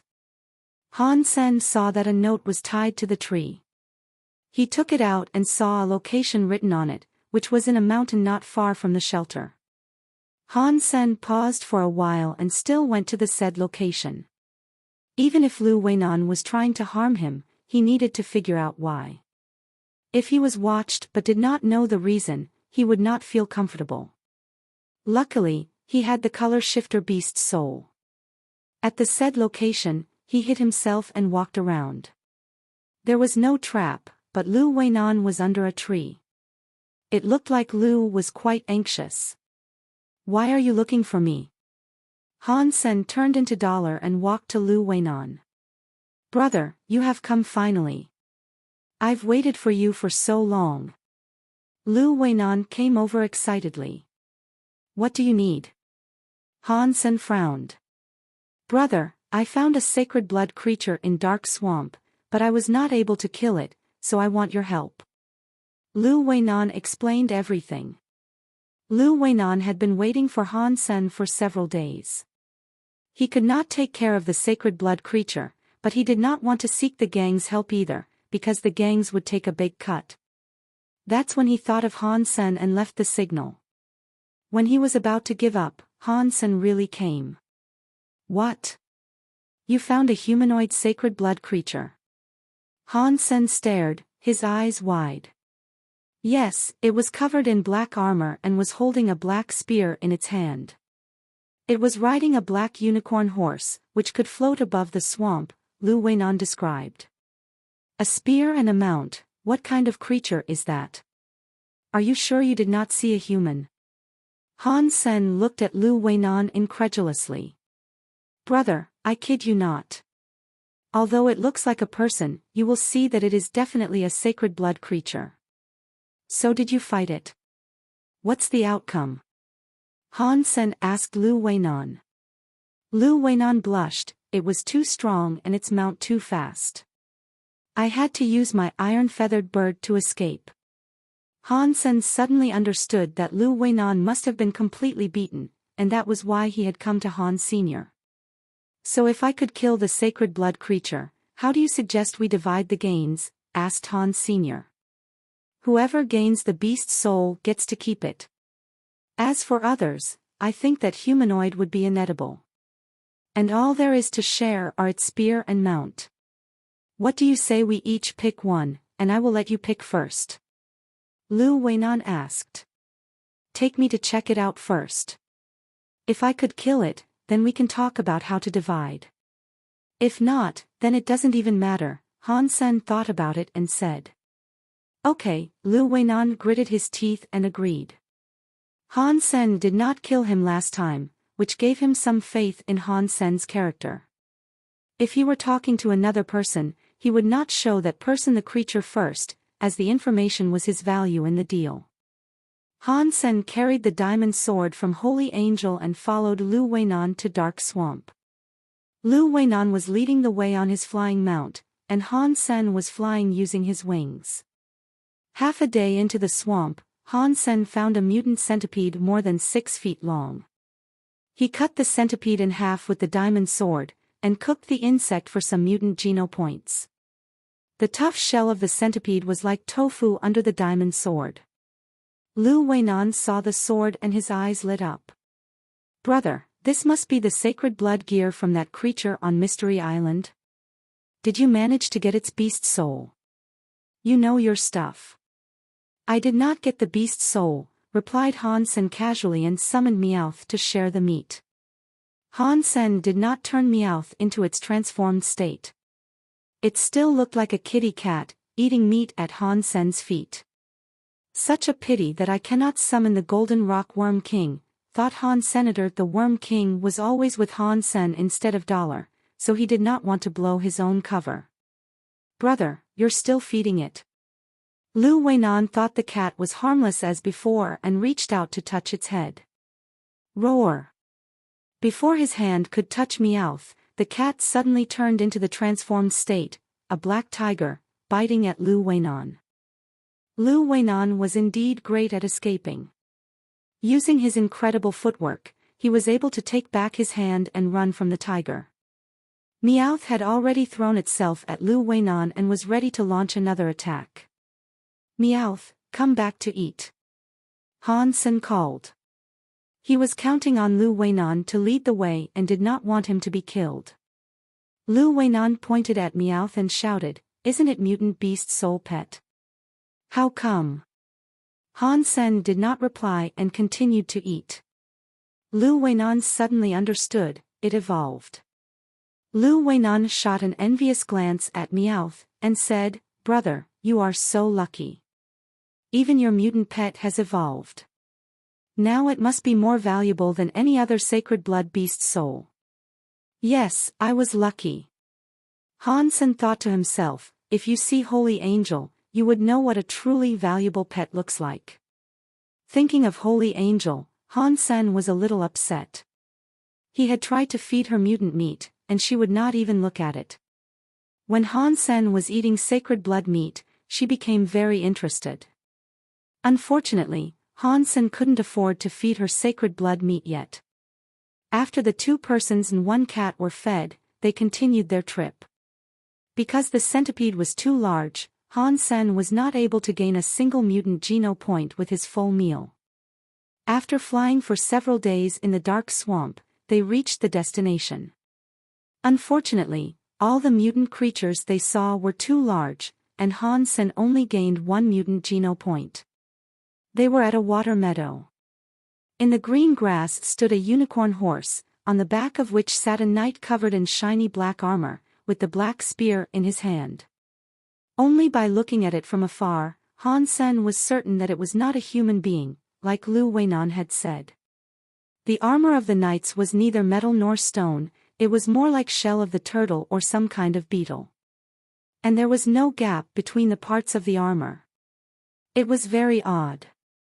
Han Sen was sure that this was a sacred blood creature, and one that was very hard to deal with. It was much stronger than the stone man that Helen showed him. Just by looking at its spear and mount, Han Sen was sure that it was not an ordinary sacred blood creature. Humanoid creatures were already very strong, and this one even had a mount, which was something that Han Sen had not even heard of before. Brother, am I right? Is it a sacred blood creature? Hiding in the grass, Lu Weinan whispered to Han Sr. Yes, it is indeed a sacred blood creature. However, it looks very strong and I am not very confident that I could take care of it. Han Sen told him the truth. The sacred blood creature was so strange. Han Sen did not think it would be weaker than the Holy Angel from the Mystery Island. However, he did not have a second sacred blood ghost butterfly at this point. Luckily, he had the diamond sword. Even if this creature was as strong as Holy Angel, he would still stand a chance. Brother, I'll let you decide how to divide our gains. Lu Weinan thought Han Sen was expressing his dissatisfaction with his proposal and added. I am afraid that the 2 of us will not be able to beat it. Han Sen believed that the black unicorn horse must have some special functions other than just a mount. Lu Weinan was very positive and said, we have to try first. This kind of rare sacred blood creature must be worth a lot of money. If we happen to get its beast soul, then we will be able to make a fortune. All right. So, let's talk about how to divide our gains first. I'm afraid that your proposal will not do, said Han Sr. What do you suggest? Lu Weinan looked at Han Sen and said carefully. Since you have provided the information, you could take 20% of our profits. The remaining 80% will be divided according to our contribution in the hunting. What do you think? Han Sen thought about it and suggested. Okay. Lu Weinan agreed to Han Sen's terms. This way, he could at least get 20%, while the large gangs would probably only give him a 10% cut. Also, if Lu Weinan made some contribution, he could get more. Lu Weinan had wanted to make some effort originally, because he might be able to gain the beast's soul if he had a chance to make the last attack. After the two had finished the discussion, they sneaked up on the sacred blood creature hidden in grass. Han Sen thought, no matter how strong the sacred blood creature was, as long as it could not fly, it will not be too risky for the two of them. When they were 500 feet from the sacred blood creature, it suddenly looked to their direction. Han Sen saw very clear that behind the helmet of the sacred blood creature were a pair of red eyes, as red as the flames in the hell. Before Han Sen and Lu Weinan could react, the sacred blood creature quickly urged the black unicorn horse to charge them and raised his black spear. Watch out! This guy is too strong. Han Sen grabbed the diamond sword with both his hands and used jade skin to its full. The unicorn horse had an incredible speed. It could also float above the water and did not sink. Almost immediately, the sacred blood creature was merely a dozen feet from Han Senator with its high speed. It quickly used its spear to stab Han Sen in the chest. Han Sen used Bladestorm to slash the diamond sword at the creature. The spear and the sword clashed. Han Sen was blown away with the sword in his hand by the magnificent strength of the creature. Han Sen was among the top of all humans in First God Sanctuary. However, he could not block a strike from the sacred blood creature. After being thrown a couple of feet up in the air, he rolled in the water meadow for quite a while before he could stop himself. Lu Weinan, who was trying to launch a sneak attack at the unicorn horse, was dazed. He knew very well about Han Sen's strength. And even Han Sen was blown away. Lu Weinan quickly ran away when he saw that the sacred blood creature had made a turn to face himself. While running, he shouted, "Brother, let's run. This is beyond our capability." The sacred blood creature quickly stabbed Lu Weinan, but Lu Weinan's footwork was incredible. He wiggled away like a fish and summoned his iron-feathered bird to carry himself into the sky. The sacred blood creature did not chase after Lu Weinan, but turned to Han Senator. The unicorn horse was so fast that it was immediately in front of Han Sen and the spear was about to reach the guy. Boom! Han Sen suddenly summoned Bloody Slayer and quickly shape-shifted. The diamond sword again clashed with the spear with a loud noise and sparkles. Even using the shape-shifting beast's soul, Han Sen still had to step back before he could steady himself. The two fierce monsters started a huge fight. Lu Weinan, who was up in the sky, was dumbstruck. He never thought the sacred blood creature would be so strong. Dollar was absolutely a celebrity in steel armor shelter. Just a while back, he killed the sacred blood creature on the Mystery Island alone, beating Son of Heaven to it. Such a strong man was not able to beat this creature at all, which was beyond Lu Weinan's imagination. Han Sen was also shocked. This sacred blood creature was not weaker than Holy Angel at all. Its skills to use the weapon was also so incredible that Bladestorm seemed weaker. Although Han Sen had seen the Sly Fox King and Black-Feathered Beast King, as well as the powerful Holy Angel, he still marveled at the spear skills of this sacred blood creature. He believed that few in First God's Sanctuary could match the creature in spear skills. "Brother, let's go now," Lu Weinan cried to Han Sen in the sky. Although Han Sen was no match to the creature, he did not want to retreat. It would not be that easy for the sacred blood creature to kill him right away, so he wanted to test what is the weakness of the creature. Very soon, Han Sen was attracted by the odd spear skills of the creature. Although it seemed that the creature would only stab and sweep with the spear, Han Sen discovered that both the stabbing and sweeping carried a strong spinning force. When the creature was stabbing, the spinning force would turn the spear into a drill that could penetrate anything, even a suit of sacred blood armor. When the spear was used in the sweep, it would make the perfect shield, in that anything touched the spear would be blown away. Magnificent spear skills. Han Sen was observing as he fought. However, he was still not able to tell how the sacred blood creature was making it work. As Han Sen was not able to continue fighting the creature, he summoned Meowth in its transformed state. Meowth threw itself at the creature, while the unicorn horse suddenly gave the pet a kick. Meowth did not anticipate this at all and was suddenly sent into the air. Fortunately, Meowth was very strong and the kick did not really hurt it seriously. With some blood on its mouth corner, it growled and ran toward Unicorn Horse. Han Sen took Meowth back and flapped his wings to fly up, leaving the creature alone. OMG, that was so scary. How come there would be such a formidable sacred blood creature in the dark swamp? Said Lu Weinan, controlling the iron-feathered bird to fly near Han Sr. I was right. It was not one sacred blood creature, but two. Han Sen was still staring at the sacred blood creatures from above. You mean the mount was an independent sacred blood creature? Lu Weinan suddenly understood what he meant and cried, then how can we ever win? Han Sen regarded the sacred blood creature and remained silent. It was still possible. He had Meowth, which could be used to distract the unicorn horse. However, Han Sen was not great at riding a mount, and could not fight on Meowth's back. Also, the spear skills of the sacred blood creature were so strange that Han Sen had not thought of a solution. He was only able to fight that long using Sparticle, which helped him dodge many key attacks from the creature. If he were on Meowth's back, he would not be able to use Sparticle, which would make him vulnerable to the creature's attack. In addition, he had to borrow the strength of Bloody Slayer, which made him unable to use a mount. He thought about it, and decided that Meowth could only function as a distraction, and he had to be the one who did the fighting. You are not able to fly anyway, so there is nothing you could do to me. If I cannot beat you this time, I will come 10 more times. One day, I will definitely kill you, thought Han Sen to himself. He then found a place to rest with Lu Weinan until they were ready to fight the creature again. When he had recovered, Han Sen went to the water meadow.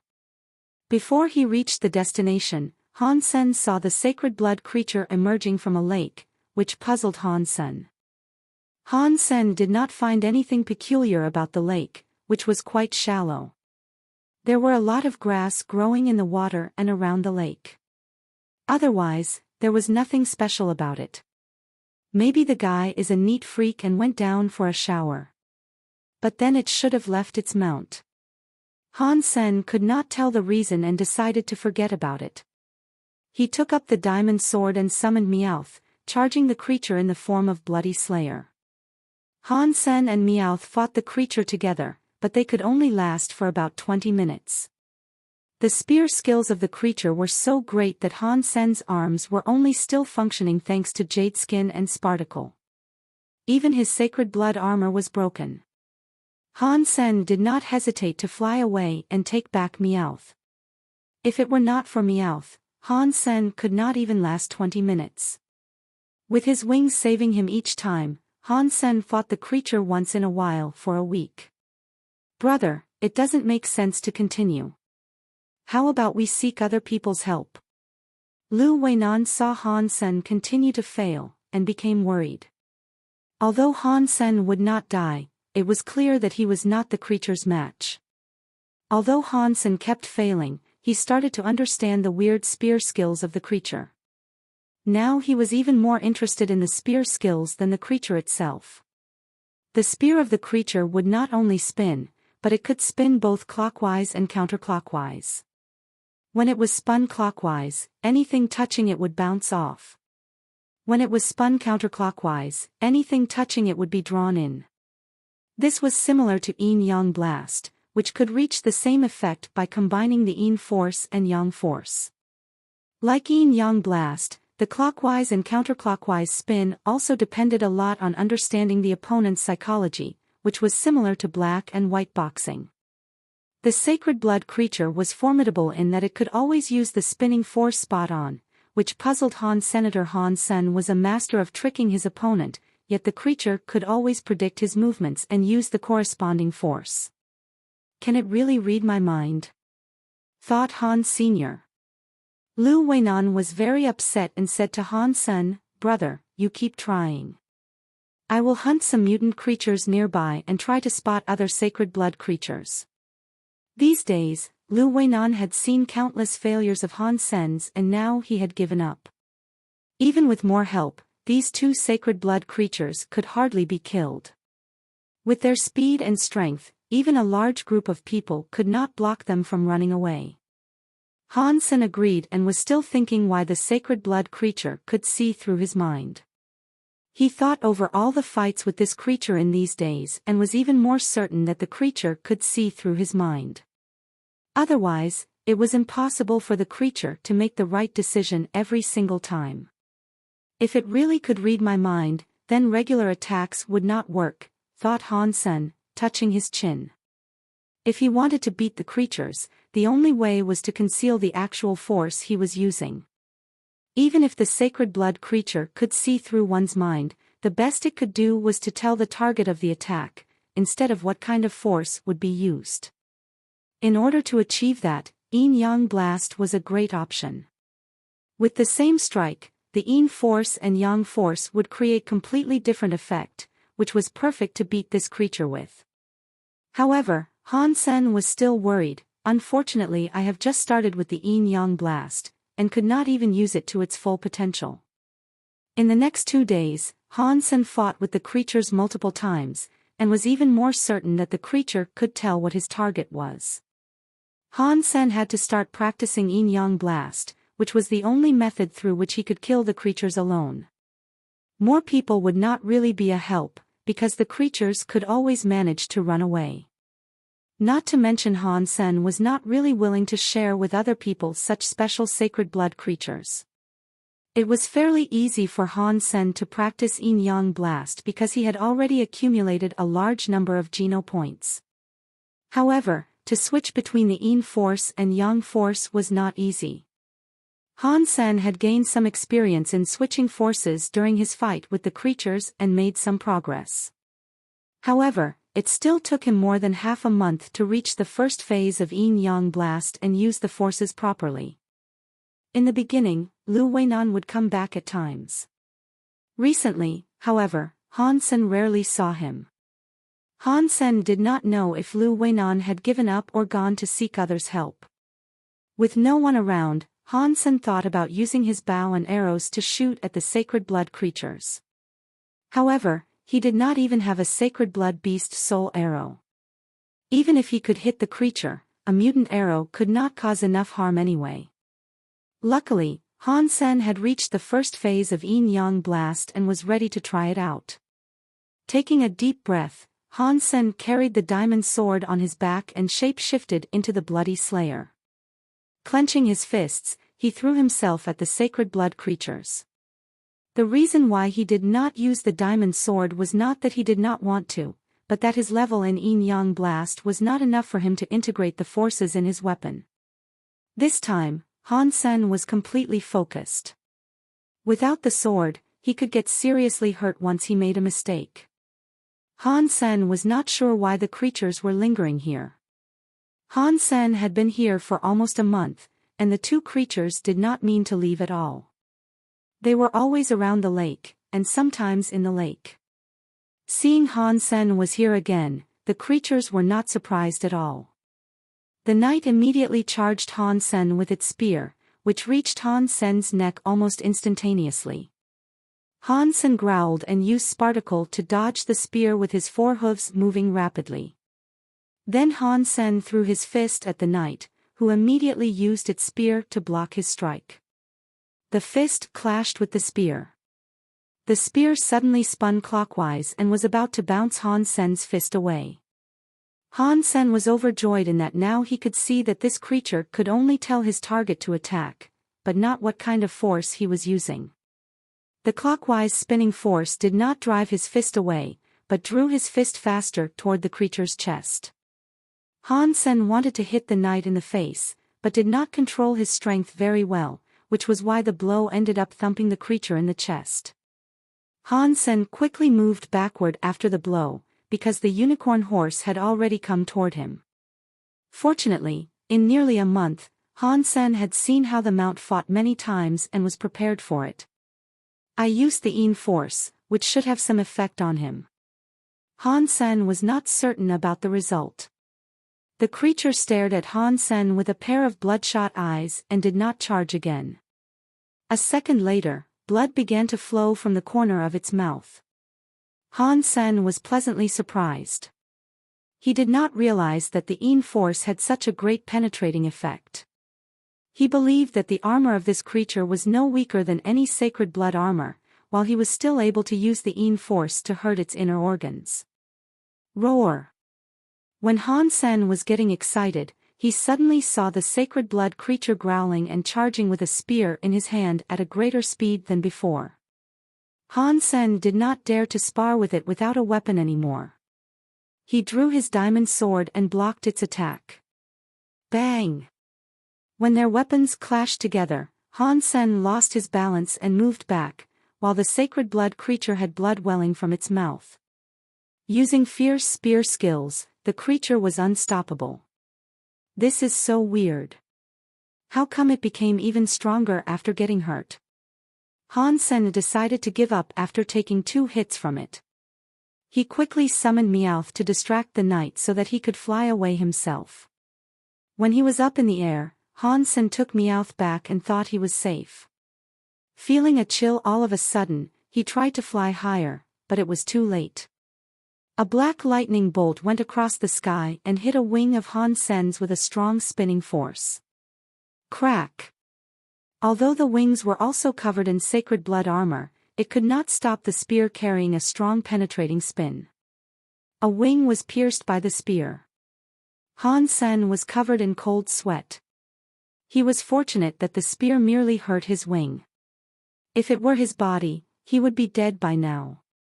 His instinct and experience gained in all his fighting and hunting saved his life. Han Sen had to drag his injured wing and tried to maintain his balance in the air. He could not fall down, or the sacred blood creature would definitely catch him. For some reason, the sacred blood creature decided to let him go and left to pick up its spear. Han Sen let out a sigh of relief, took back his wings, and landed on the grass. I hit the sacred blood creature, and it was spitting blood. I believe when my flying beast's soul is recovered, I could then beat it. Han Sen got excited inwardly. Before his wings recovered, he took a sneak peek at the sacred blood creature at night and discovered that the creature seemed to be well again. What? Does this creature have such a strong ability to recover? Han Sen was dumbstruck. If the creature could heal itself overnight, it would be impossible for him to kill it. Soon Han Sen discovered that something was wrong. The sacred blood creature seemed to be just out of the lake. With such a serious injury, it was unlikely that it decided to have a bath. It is just a creature. I don't believe it enjoys bathing so much. Something must be different with that lake, thought Han Sen, gazing at the lake. A+A Chapter 244 Chapter 244, Last Resort Translator, Nioebo Studio Editor, Nioebo Studio. Han Sen wanted to explore the lake, but the sacred blood creature would not leave the area, giving Han Sen no chance. In addition, Han Sen did not want to take the risk in case there were anything dangerous in the lake. I should finish off the sacred blood creatures first before exploring the lake. Han Sen had made up his mind to kill the sacred blood creatures. Now he had a better command of Yin Yang Blast. As long as he practiced it more, it would be easy for him to kill the creatures. Very soon, Han Sen came to realize that it was not easy to kill the creatures. Although in repeated fights with it, Han Sen could cause damages to the creatures with different uses of the force, the creatures could always recover after soaking in the lake no matter how badly injured they were. Unless Han Sen could kill them directly, he hardly stood a chance. It was almost impossible to kill the creatures directly, which would become faster and stronger after getting hurt. Han Sen did not dare to stay around them at that point. It seems that I have to understand what's going on in the lake before I can ever kill them. Han Sen flew in the sky and watched the lake from above. The lake was around 6 feet wide, shallow and clean. In daylight, it was easy to see the aquatic plants growing on the bottom. When the knight rode the unicorn horse to enter the lake, the head of its mount would still be above the water. Han Sen looked around and did not see anything but some aquatic plants. He had also watched the sacred blood creatures healing in the lake. They basically did nothing and became healed after a little while. Is the water special? And that must be why the creature would not leave here. Han Sen guessed, but did not believe that was the reason. There were so many lakes like this in Dark Swamp. All these lakes were formed through rain. Since other lakes did not have any special features about them, Han Sen did not think that this lake would be different. There must be something in the lake, Han Sen told himself. After observing carefully for a long while, he still could not tell what was in it, at least not anything visible. I don't believe I'm not able to kill it, decided Han Sen and continued to fight with the two creatures every day. After almost being killed by the spear, Han Sen had become more careful. Even when he was up in the air, he would always grab the diamond sword tight and stay focused. Even if the sacred blood creature tried to shoot him with its spear again, he could fend it off with the diamond sword. When Han Sen was there for almost 2 months, he was able to use Yin Yang Blast quite well, much faster than the previous candidates selected by Bai Shan. It took at least 2 years for those soldier volunteers Bai Shan picked to get the hang of this hyper-geno art, and Han Sen only spent 2 months. Han Sen did not know if it was because he was talented, or because he had a large number of Geno points, or because he had practiced Jade Skin. At this point, Han Sen was able to fight with the sacred blood creatures well, but it was still difficult for Han Sen to kill the creatures. The knight was much stronger than Han Sen, even without its fierce spear skills. Also, the unicorn horse could always launch a threatening attack to force Han Sen back. Han Sen did not know that equestrian skills could be so effective and practical. Now watching the two creatures working together, he almost wanted to learn riding himself. He did learn a little bit in integrated compulsory education, but only with ordinary horses. He had also fantasized riding on Meowth and charging his enemies, but it would take a lot of time and practice for him to reach that level. It seems that I need to take some risks. Han Sen went to find the creatures again. This time, he did not use the Bloody Slayer or Black Beetle armor. Instead he summoned the Fairy Queen when there was no one around. He suddenly turned into a blonde and went to challenge the creatures with no weapon. The creatures had hated Han Sen's guts at this point. Seeing him here, the knight immediately attacked with its spear. Han Sen used the sparticle to dodge the spear and moved to the other side of the creatures. The unicorn horse immediately rushed over, trying to ram Han Sen with its horn. It was so fast that even Han Sen were wearing sacred blood armor, he would be impaled. However, Han Sen did not mean to stand still. The move of the unicorn horse seemed slow to him. With another step, he dodged the horn and threw a punch at the waist of the sacred blood knight. Since Han Sen did not use Bloody Slayer, his height only allowed him to reach the waist of the knight. The knight had taken back its spear and swept it at Han Sen. Han Sen had to take his fist back to protect himself. Having made a dozen attempts at attacking the sacred blood creatures, Han Sen was still not able to approach them. With the Fairy Queen, it was very difficult for the creatures to hurt him. However, without the strength and speed of the Bloody Slayer, Han Sen could not cause any harm as well. In the end, Han Sen had to leave again. The two creatures were so strong and could not easily be killed. Another half-month had passed, and Han Sen was still not able to kill the two creatures. He thought of the creature that he was feeding, which was about to evolve into a sacred blood creature, and decided to go home. After these 2 months, Han Sen had known very well about these two sacred blood creatures. In First God's Sanctuary, Han Sen did not think that anyone could kill them alone. However, Han Sen had one last resort. In darkness, Han Sen shape-shifted into the color shifter and moved in the direction of the lake. The sacred blood creatures were on the other side of the lake, but Han Sen was still taking extra care when moving. Until he slowly entered the lake, the sacred blood creatures were still unaware of his presence. He let out a sigh of relief. It had been a long while since a sacred blood creature could force him to launch a sneak attack. This time, he had no other option than waiting in the lake and hitting the creatures when they came into the water. With or without injuries, the creatures would always soak in the lake several times a day. Han Sen was not sure what the ritual was for. Han Sen sensed nothing special about the weather. The sacred blood creatures could heal rapidly in the lake, while Han Sen did not feel anything but wet. In fact, when Han Sen was puzzled about the lake before, he had turned into the color shifter to sample some of the lake water and drank some, which did nothing. When Han Sen was in the water, he hid himself behind some lush aquatic plants and turned into himself, since he could not last very long when shape-shifting. Han Sen had decided to shape-shift into the color shifter again when he noticed the sacred blood creatures stepping into the water. After a couple of hours, Han Sen saw the sacred blood creatures moving over to the lake and quickly shape-shifted. Han Sen was wearing the phantom ant armor and holding the three-blade harpoon. Under the effect of the color shifter, Han Sen's body and belongings were all integrated into the water. No one could sense his presence. Han Sen's assassination skills did not go to waste. As he was controlling his breath, neither creature noticed him there. The unicorn horse carried the sacred blood knight and walked towards the center of the lake, where Han Sen thought they would be. Without moving a hair, Han Sen relaxed his entire body and waited for the creatures to come. Not realizing the danger nearby, the creatures came to their usual spot.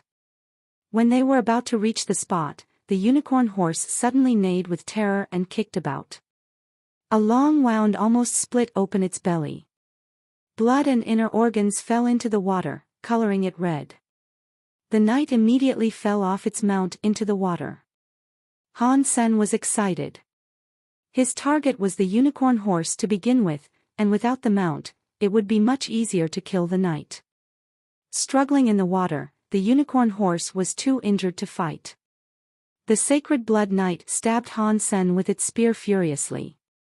Moving sideways, Han Sen dodged this blow and shortened their distance, his three-blade harpoon slashing at the creature. The creature lifted its spear and blocked the harpoon. All of a sudden, Han Sen threw a punch at the creature's chest with his left arm. The creature was indeed strong and managed to block Han Sen's fist with its spear swiftly. Without being affected by the spinning force, Han Sen's fist avoided the spear and still hit the creature in the chest. The Yin force suddenly penetrated its armor and hurt its inner organs. Without moving its body, the sacred blood creature suddenly spitted blood and swept the spear violently toward Han Sr. Han Sen remained still and suddenly became one with the water, confusing the sacred blood creature temporarily. Jumping out of the water, Han Sen threw another punch at the creature, who learned from the previous experience and spun the spear in the other direction. Unfortunately, Han Sen was using the Yang force this time. With the clockwise spinning, Han Sen's fist was drawn toward the creature's chest even faster. Boom! The sacred blood creature fell in the water with a splash. Han Sen did not stop and threw himself at the creature. Previously, when the knight had its mount, Han Sen couldn't approach it. However, they were now both in the water and the unicorn horse was dying. There was no suspense in how this was going to end. The water was suddenly red and Han Sen heard the voice. Sacred blood creature Beetle Knight killed. Beast soul of Beetle Knight gained. Meat inedible. Sacred blood creature magic horn killed. No beast soul gained. Eat its meat to gain 0 to 10 sacred geno points randomly. As the Beetle Knight died, its mount died as well. Hooray! Han Sen stood up from the water and almost jumped up. He was so lucky to gain a beast soul and some sacred blood meat at the same time. The body of the Beetle Knight quickly dissolved in the air and Han Sen dragged its spear and the body of the magic horn to the bank. The body of the magic horn was the size of a camel. Han Sen did not waste any time and started a barbecue. Han Sen also dried some meat to preserve, in case it went bad. He hadn't seen Lu Weinan in more than a month.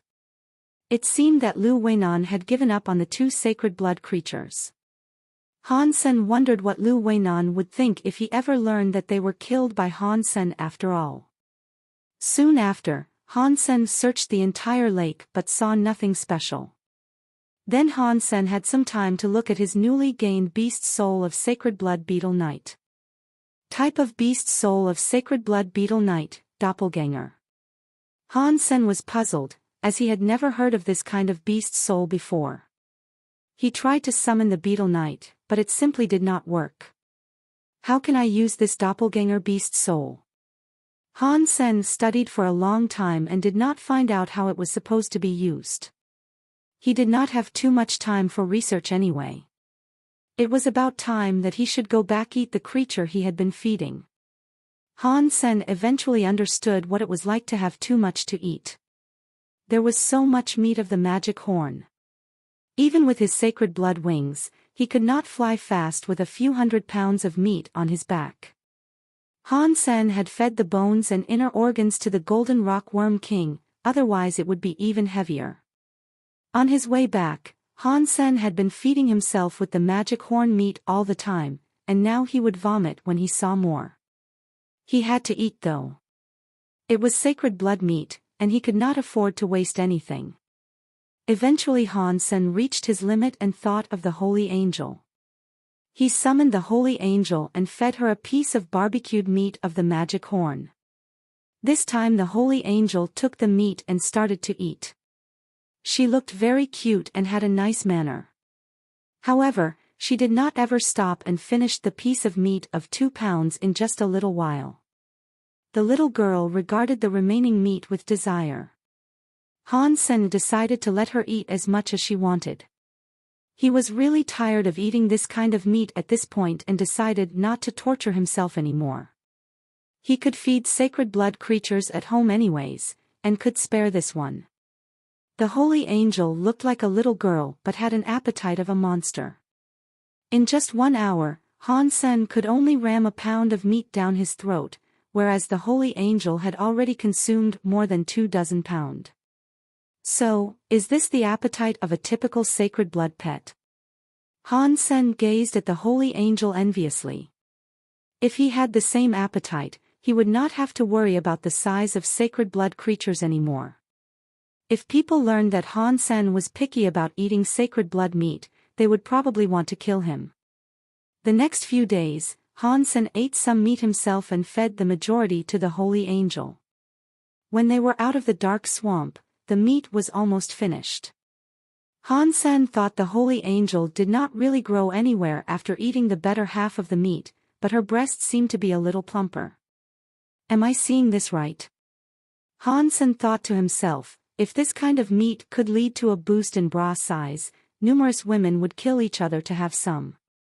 Han Sen gained 2 sacred geno points from the part of the magic horn meat he ate, and now had 52 sacred geno points. He eventually went back to his own room at Steel Armor Shelter. The cloud beast he was feeding had evolved into a sacred blood creature. Han Sen killed it to make a meat stew. After 2 bites, Han Sen heard the voice indicating the increase of sacred geno points. He thought with content, this is how it should be. It is such a torture trying to eat the entire magic horn. The Sacred Blood Cloud Beast added 5 more Sacred Geno points and made the count 57. Han Sen was slightly disappointed that he did not gain a beast soul from this cloud beast and chose to feed another cloud beast. On the campus of Blackhawk Military Academy, Situ Xiang was going crazy. After Han Sen entered God's sanctuary, she hadn't heard from him in 3 months. It was almost time for the archery tournament, and Situ Xiang was afraid that Han Sen might have run into some accident in God's sanctuary. On one hand, she was worried that he would miss the tournament. On the other hand, Situ Xiang did not want anything bad happening to such a talent. Situ Xiang almost went to ask the security department of the academy every day, trying to see if Han Sen had been back. Since every student needed to swipe a student ID when entering and returning from God's sanctuary on campus, Situ Xiang would know if he was back. After her morning exercise, Situ Xiang heard from the security department that Han Sen was back. Without hesitation, Situ Xiang immediately went to find Han Sen and let out a sigh of relief. Eventually he's back. I need to give him another training in the next few days. This guy is so much trouble. Han Sen wanted to find his girlfriend, but was stopped by Situ Xiang. Coach Situ Xiang. Han Sen saw Situ Xiang, who came in a hurry and did not know what happened. Follow me. Situ Xiang took his arm and led him away. Han Sen was crucial to the school team and she had to make sure he was his best self. Situ Xiang took Han Sen to the facility of his last training. Instead of calling her dad, she decided to train him herself this time. Situ Xiang knew very well that at Han Sen's level, he no longer needed to learn more techniques. She was only worried that after staying in the God's sanctuary for so long, he would be less familiar with archery. She wanted him to do a recovery training to make sure his archery skills were perfect. Coach, I don't think I need to do a full-on training. Some exercise will do, Han Sen licked his lips and said. He had always been using his archery skills, which were in his bones. 10 moving targets. If you could beat me, you can skip the training, said Situ Xiang decisively, handing the training bow and arrows to Han Sr. Coach, this is not fair. You are an evolver, and much better in strength, speed and reflex than I. If I beat you as an unevolved person, you would feel so bad, said Han Sen casually. Situ Xiang paused. She had anticipated complaints from him, but did not expect Han Sen to have such a response. If you could beat me, I would be very happy. Situ Xiang suddenly smiled and narrowed her eyes. However, Han Sen, it is not easy to achieve that. I look forward to seeing your performance. Situ Xiang carried her bow and arrows to her spot and Han Sen went to the other spot. 10 moving targets meant that 10 targets would randomly came from different locations. Whoever hit the effective area of the target first would gain a point. Different from a regular target in archery, these targets had no rings on them, but only the differentiation between effective area and non-effective area. An arrow on the non-effective area meant 0 point, and an arrow on the effective area meant 1 point. Han Sen tried his bow. They were both using 7.0 bows, so the bows could take a certain level of strength. Although Situ Xiang was an evolver, she could not put more strength into it. Hence Situ Xiang's advantage was only her speed of reaction. Can we start?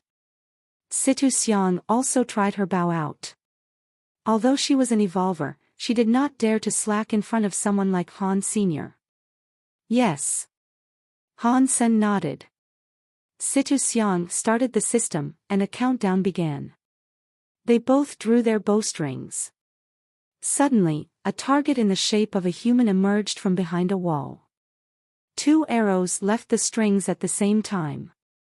Bang! The 2 arrows hit the neck area of the target, which was the effective area, almost at the same time. Ding! Situ Xiang's scorekeeper rang. She gained a point because she hit the target first. A coach is a coach, said Situ Xiang with content. Well done. You almost needed no time to react. Han Sen had spared no efforts, but Situ Xiang was absolutely faster than him, which was something he could not make up for. Even among evolvers, Situ Xiang was doing very well. You did pretty well already. Top of the unevolved for sure. Situ Xiang meant what she said. It was only slightly slower than her. She had never seen this kind of speed among Blackhawk students.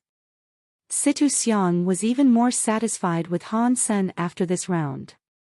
He was also able to hit the target right in the neck, which showed that he was dexterous. I believe that there's no point for us to continue, decided Situ Xiang.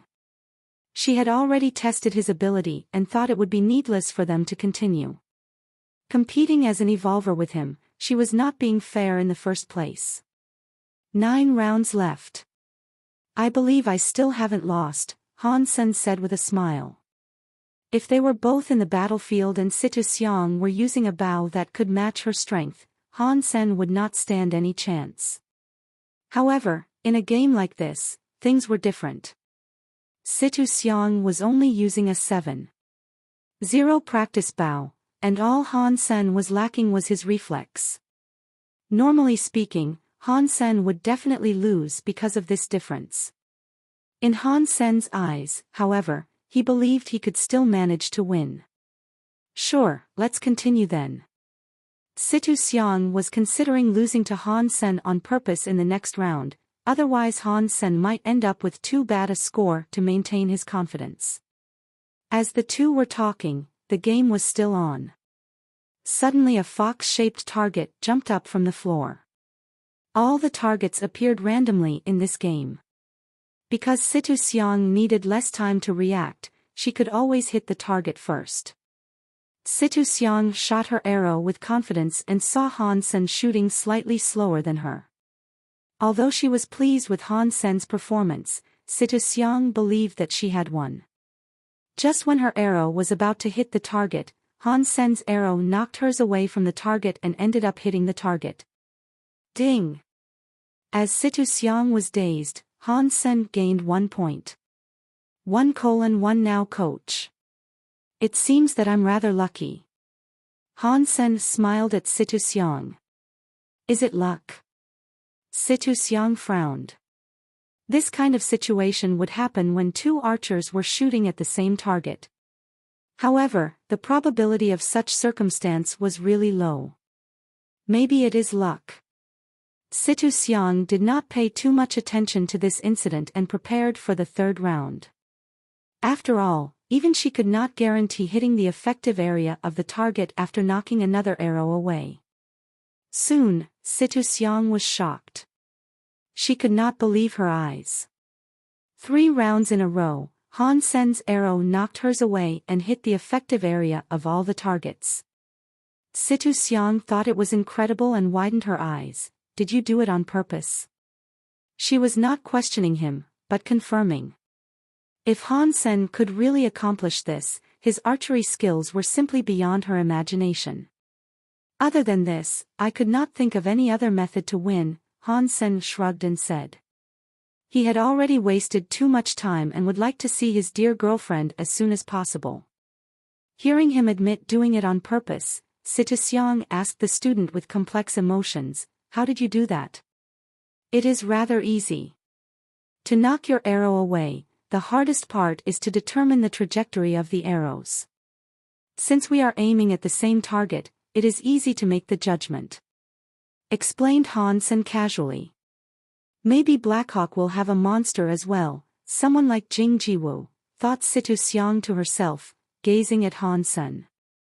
Han Sen wanted to find his girlfriend, but had no chance at all. The moment she came out of the training facility, he was summoned by Qin Xian to the steel armor shelter. Qin Xian was supposed to enter Second God's Sanctuary a month ago and had delayed until now just to wait for him to make the transition in the leadership of the special squad. Qin Xian called Han Sen over and handed to him all the documents he needed to have. Yang Monli was still the deputy head of the special squad, and other people were also staying. Han Sen was familiar with them all. After the transition, Qin Xian told Han Sen in private, "Young Monli is proud, but she's a good and capable person. Do trust her with important things. As a leader, it is more important how you delegate. For example, young Monli cannot make a good leader because she has to do everything herself." "Yes, Captain," said Han Sr. Qin Xian stood up and said with a smile, "From now on, you will be the captain. I'm leaving the special squad to you. Do well, but no need to linger here. Evolve as soon as possible. Second God's Sanctuary is where you truly belong." After leaving the shelter, Han Sen could not wait to log in the online platform of the special squad. It took several authentication procedures before he could access it. After entering the platform, Han Sen searched his name and found he was indeed already the new head of the Steel Armor Special Squad. Under him were 8 members including young Monli. The special squad system was very selective about the members' qualifications. Thanks to Qin Xian, Han Sen did not run into too much trouble in joining the special squad in the past. The missions accomplished by the 8 members would not only bring rewards to themselves, but also points to the head, which could be used to exchange for some internal resources. Because Han Sen had just become the head, no one had contributed anything to his points. However, 4 members including Gambler were all in the middle of some missions. When they finished their missions, Han Sen would be the one who will benefit from them. He checked the ongoing missions and found that Gambler's mission could bring him 3 points when accomplished, while the missions of the other 3 persons could only give him 2 points. If they could all finish their missions, Han Sen would be able to gain 9 points. What could 9 points be worth? Han Sen entered the resource page and was shocked. There were S-Class St. Hall licenses and Geno solutions. A bottle of S-level Geno solution would only cost 10 points, and an S-Class St. Hall license 30. Eventually, I have become the boss. Han Sen became very excited. After leading the special squad for some time, he would be able to earn all these with no effort. No wonder young Monli wanted to be the head. This is so good. Han Sen celebrated secretly. He immediately checked the available missions to take, and saw that only one mission was available in Steel Armor Shelter, which was submitted by Yuan. The content of the mission was to assist Yuan to kill a specific sacred blood creature with the condition that the last strike must be made by Yuan.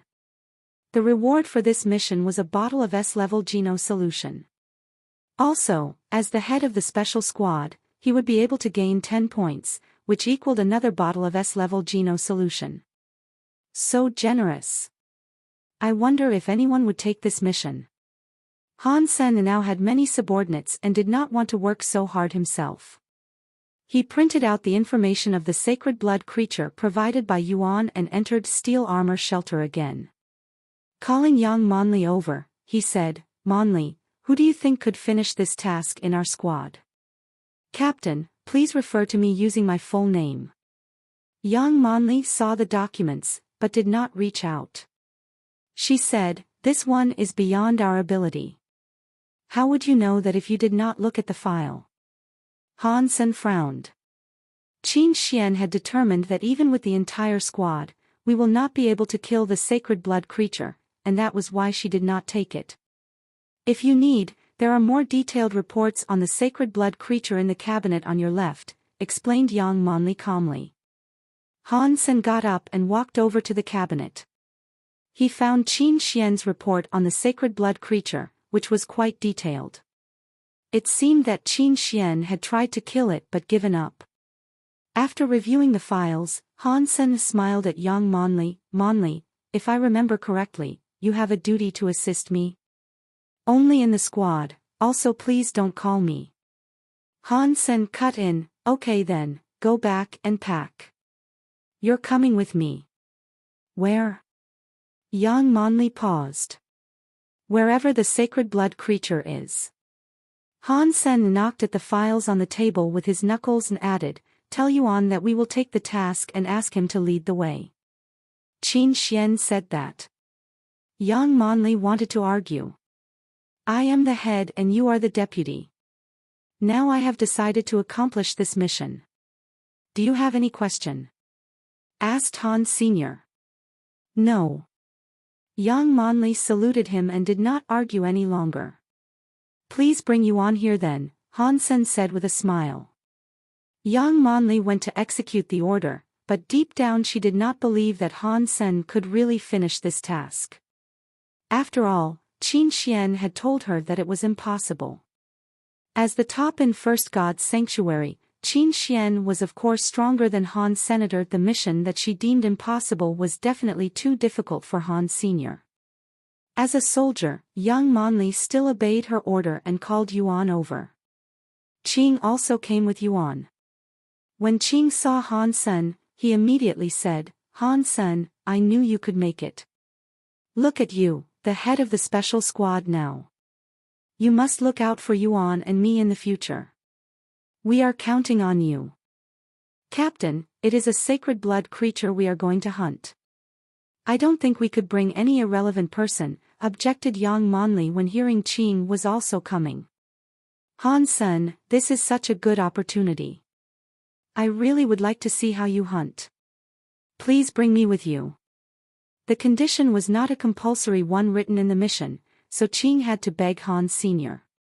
I'm only suggesting because of safety concern, said young Monli. It is fine. Let's go together. Han Sen knew that young Monli was right, that they would save a lot of trouble without Qing.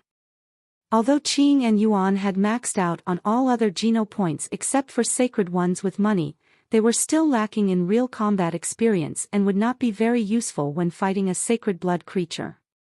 Han Sen had his own plan, which was why he agreed to take Qing. Ha, Monli, you should learn more from your boss, said Qing contentedly. Young Monli gritted her teeth and did not speak. This was something she had never experienced when Qin Xian was the head. Young Monli was even more skeptical of Qin Xian's decision to choose Han Senator, such an unreasonable person. Could he really make a better head than her? The team of 4 were on their way, all riding mutant mounts. It only took them 2 days to reach the destination. Han Sen, the sacred blood creature, is in that forest.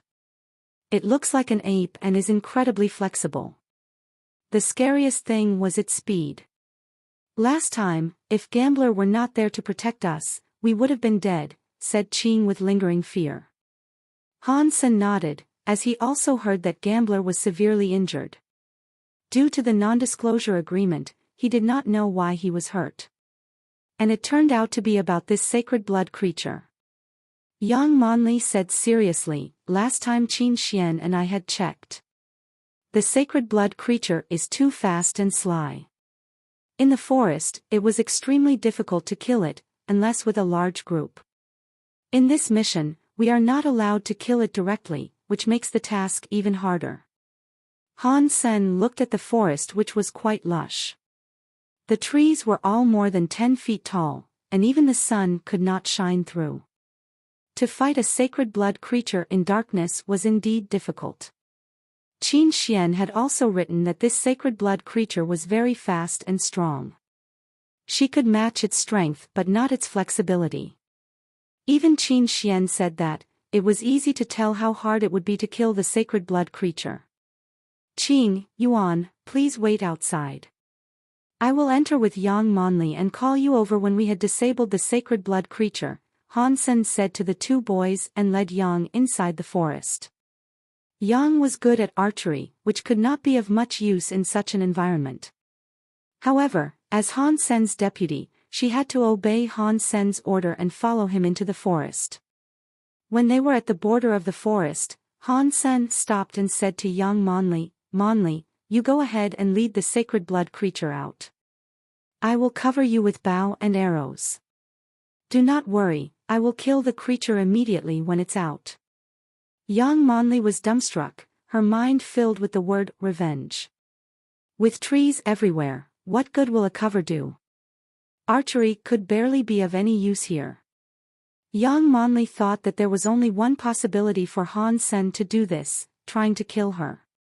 You're trying to get even with me in the name of public interest, Yang Manli gritted her teeth and said.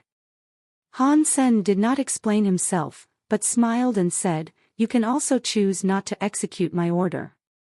Yang Manli gave Han Sen a fierce stare and walked into the forest. Different from Han Sen, she was from a service family and valued order. The trees were so dense in the forest that it was very dim.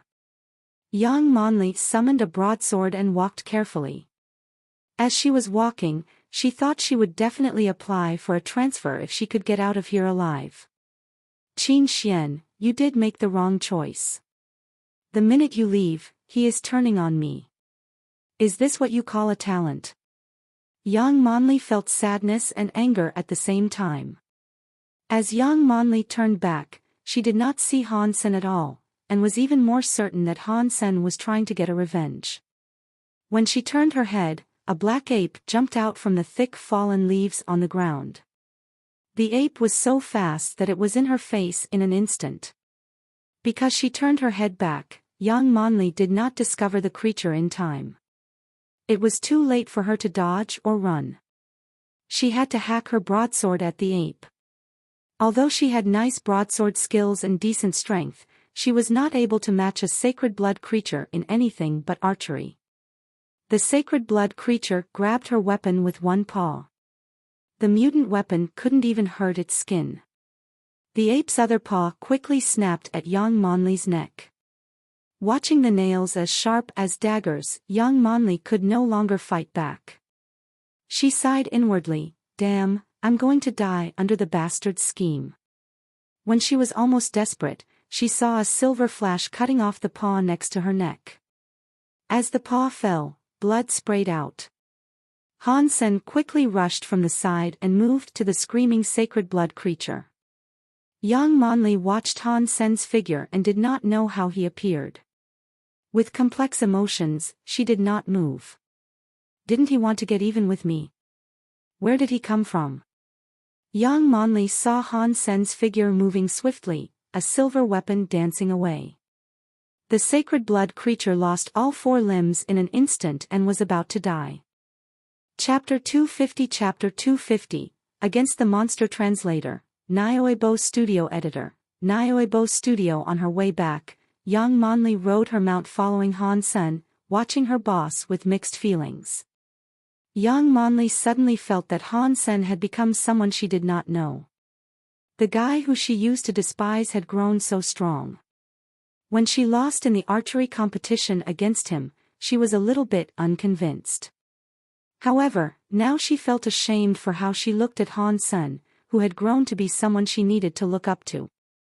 Qin Xian does have better judgment than I do, thought Yang Manli. Yuan and Qing marched together with Han Senator. Although Yuan did not get the beast's soul after killing the sacred blood creature, he was still praising Han Sr., Han Sen, "In the future we can live with ease. With you in steel armor shelter, we don't need to worry about hunting anymore," Qing said excitedly.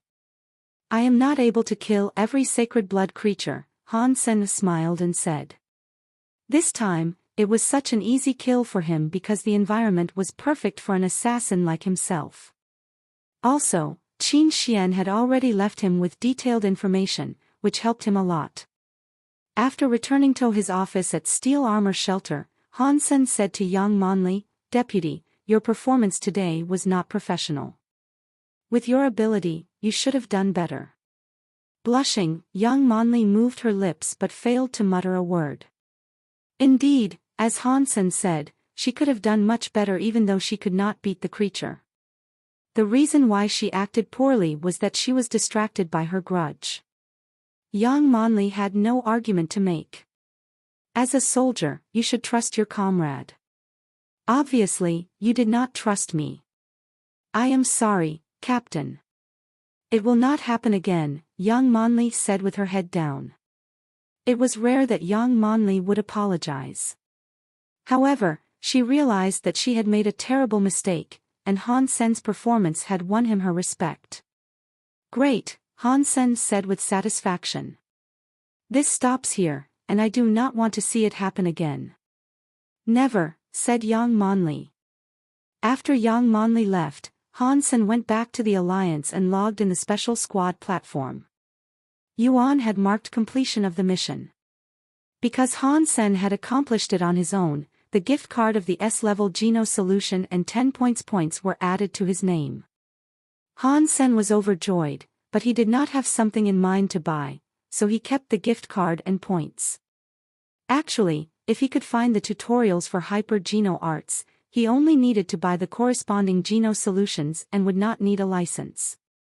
However, Han Sen did not have a tutorial at the point and could not make use of the gift card. Eventually, Han Sen had time to enjoy a nice meal with his girlfriend Ji Yenran, without knowing that there was a storm approaching. Because the Military Academy League had forbidden one player competing in multiple subjects, Jing Jiwoo chose to participate in the archery tournament this year, driving many to pay special attention to the archery tournament. When the list of players and game schedule were published by the league, a lot of people discovered that the opponent of the Alliance Central Military Academy was Blackhawk in the second round. If it were the Blackhawk that people had known, no one would pay extra attention to them. However, people noticed that Han Sen was one of the Blackhawk players. Many people were suddenly reminded that Han Sen was an archery student after all. All. That'll be something to watch. Jing Jiwoo vs Han Sen. I only know that Han Sen is great at Warframe and black and white boxing. Who has any idea about his archery skills? Being an archery student himself, he would definitely be very good. As good as he is, he could not compare to Jing Jiwoo the monster. Aha, I never watch archery contests, but I'm watching this time for Jing Jiwoo. Jing Jiwoo, you are always my number one. The best military school student ever, I mean Jing Jiwoo. I admit that Han Sen is very strong, but against Jing Jiwoo he stands no chance. Han Sen is weaker than Jing Jiwoo, and his teammates were way weaker than Jing Jiwoo's teammates. In the team competition, there is no suspense who the winner will be. I hope Han Sen could do well in individual contests. I like them both. Whoever loses will make me sad. It is such a shame that Jing Jiwoo can only be in the archery tournament. I really want to see his Warframe performance. I prefer to watch his martial arts competition. Jing Jiwoo, forever king. No matter what, this should be a very good match to watch. I hope that Han Sen could do well so that we can watch for a longer time. On the Skynet, no one thought the Alliance Central Military Academy would lose. After all, Jing Jiwoo had ruled the league for 3 years without losing in anything. Although Han Sen was also doing well in Warframe and black and white boxing, he did not seem to be quite Jing Jiwoo's match. Even Fong Mingquan, who had always had faith in Han Sen, was conservative when predicting the results, only wishing Blackhawk and Han Sen the best. After watching Jing Jiwoo's previous games, he had to admit that Jing Jiwoo was indeed a monster. In the entire Military Academy League, or the entire unevolved population, it would be hard to find Jing Jiwoo's match. Fong Mingquan could not see any flaw in Jing Jiwoo.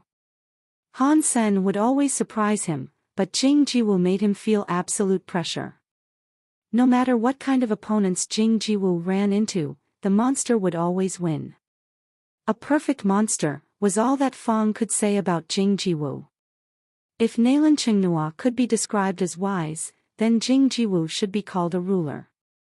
The atmosphere during the training of the school team was somewhat depressing.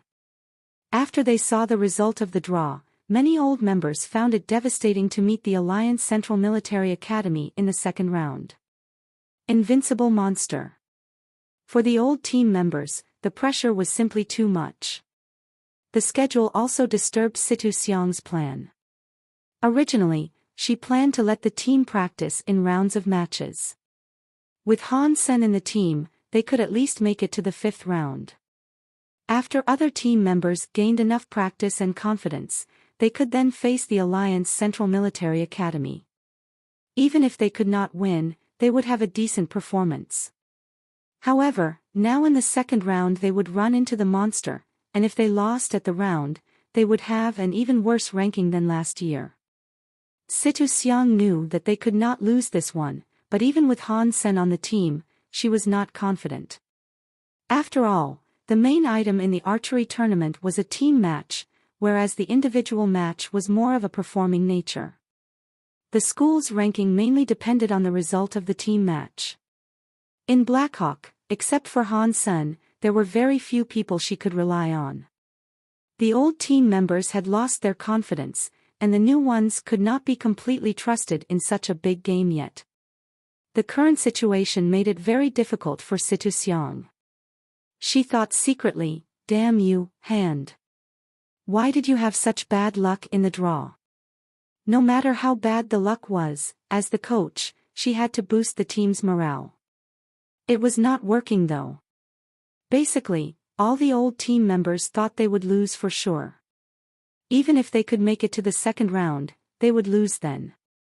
So unfortunate. Such a strong opponent in the second round, Shi Zhikang couldn't help but complained. "It is a good thing. Only strong opponents could bring us more progress," said Zhang Yang excitedly, full of hope. Lu Meng said casually, "More progress but less opportunity. With our current team, even Han Sen could not get us past the second round.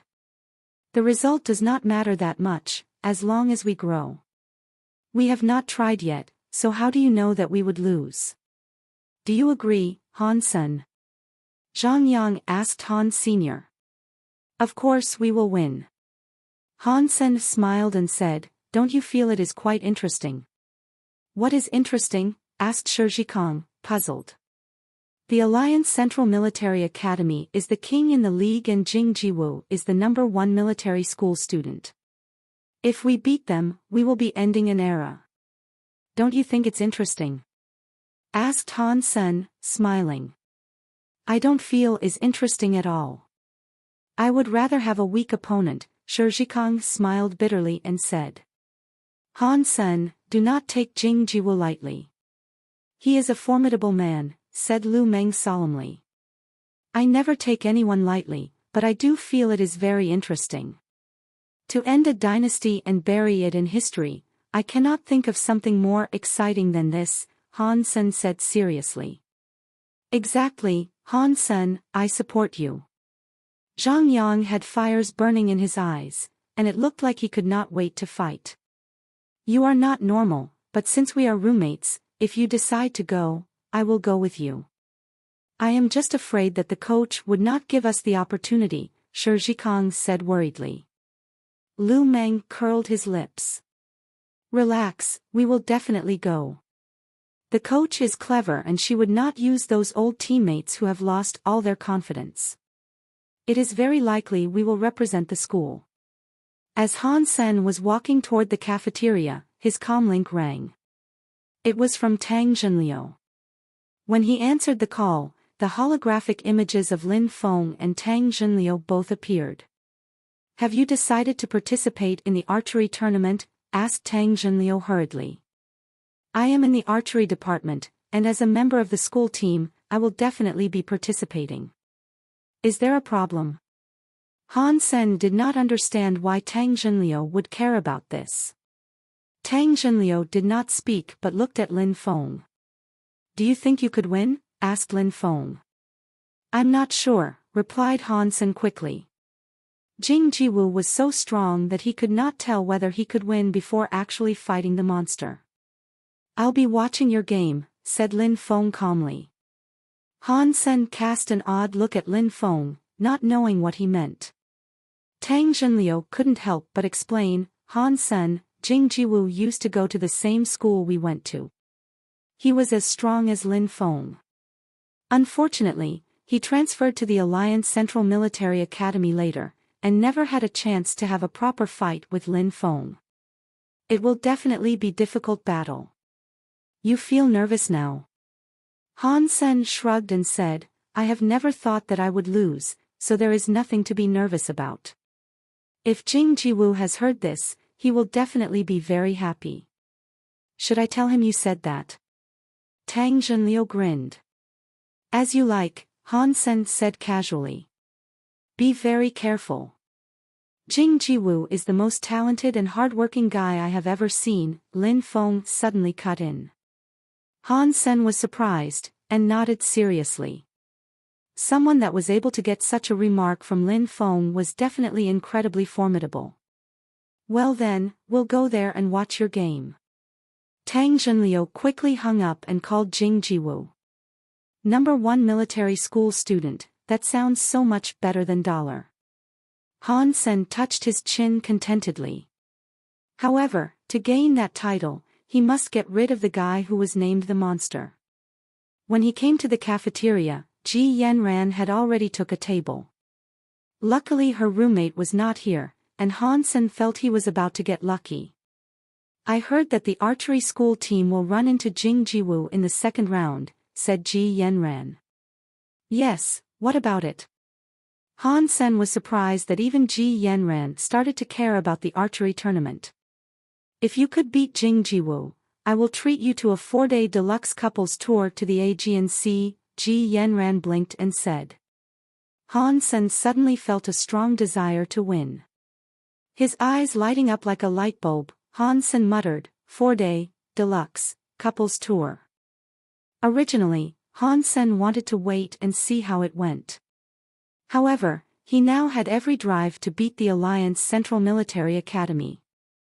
Thinking of the 4-day deluxe couples tour, and his sexy, beautiful girlfriend, Han Sen felt his blood was boiling.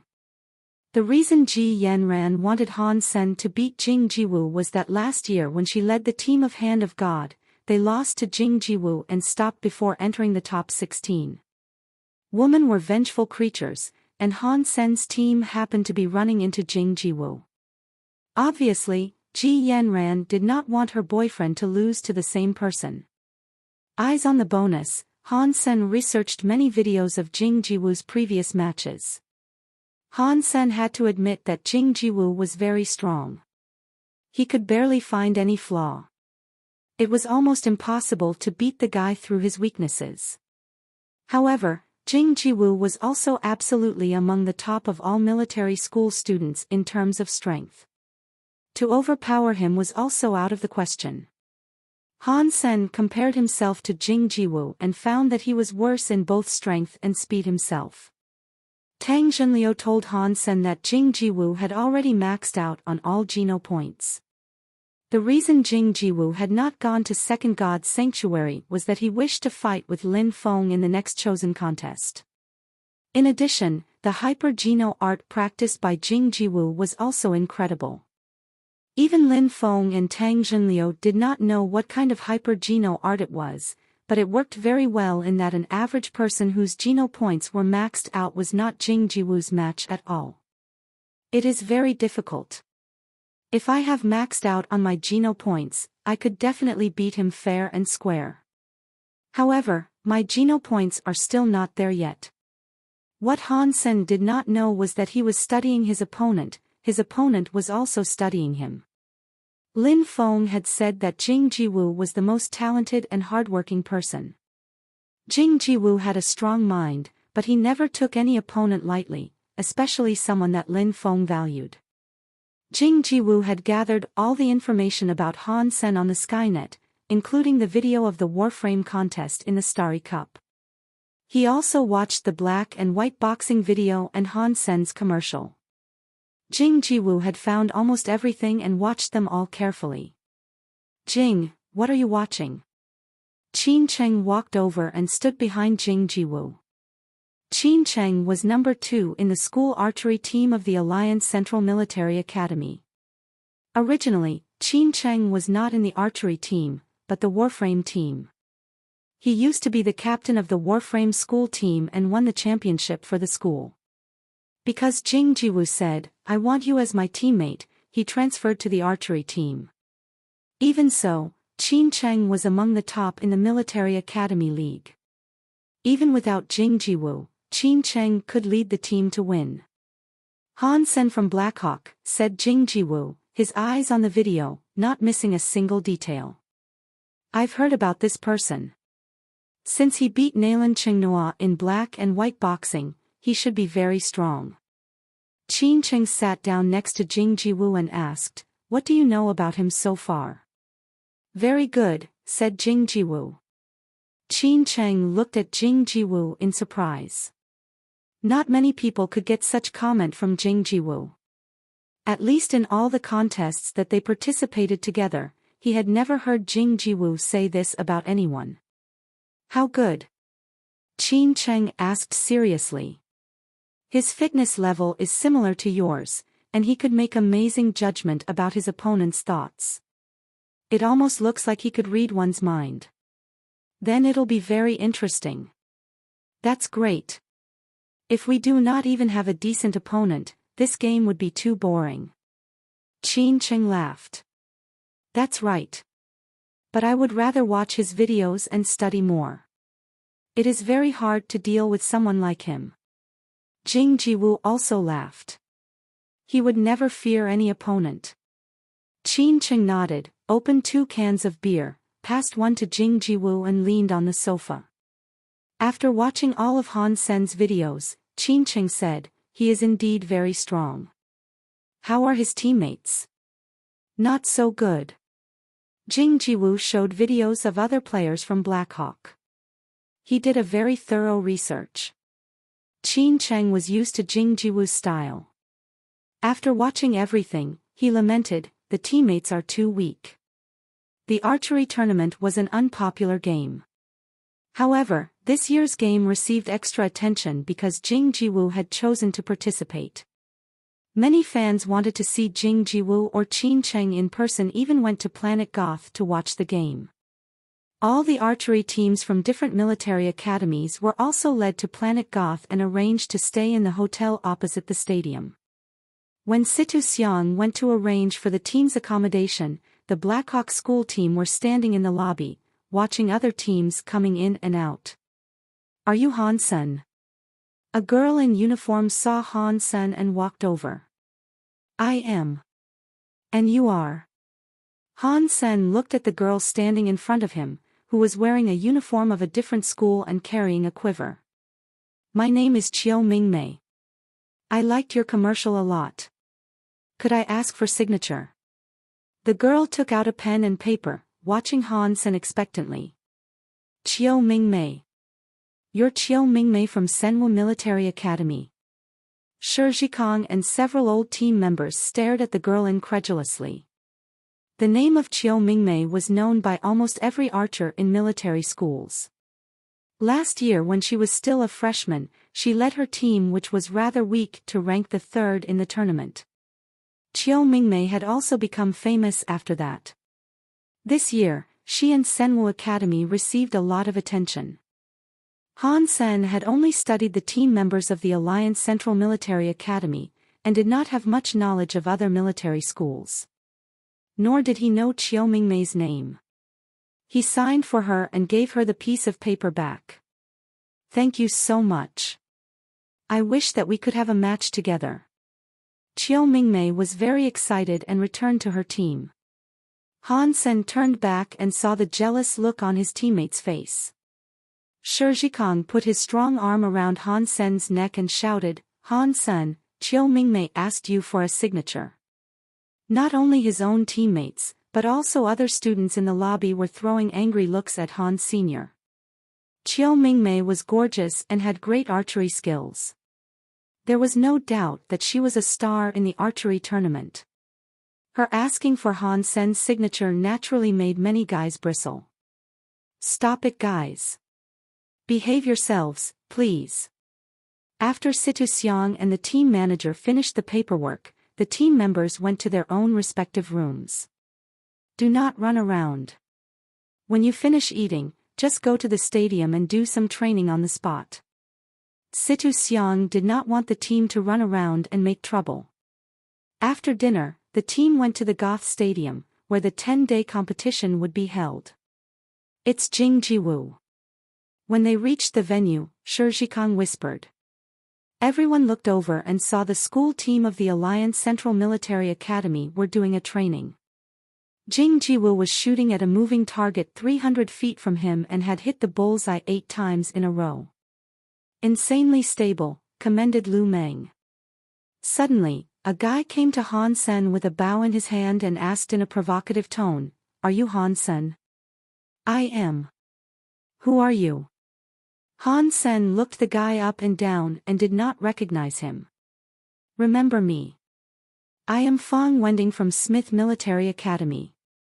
And we will beat your team and enter the second round to face the Alliance Central Military Academy," said the guy arrogantly. Han Sen smiled and did not speak. When Shi Kong was about to say something, another person came over to them. Shi Kong moved his lips and did not make a sound, staring his eyes wide at the person who had come. Not just Shi Kong, almost everyone was looking at that person, because it was Jing Jiwoo from the Alliance Central Military Academy. Jing Jiwoo. Jing Jiwoo introduced himself and reached out his right hand in front of Han Sr. Han Sr., Han Sen paused and shook his hand.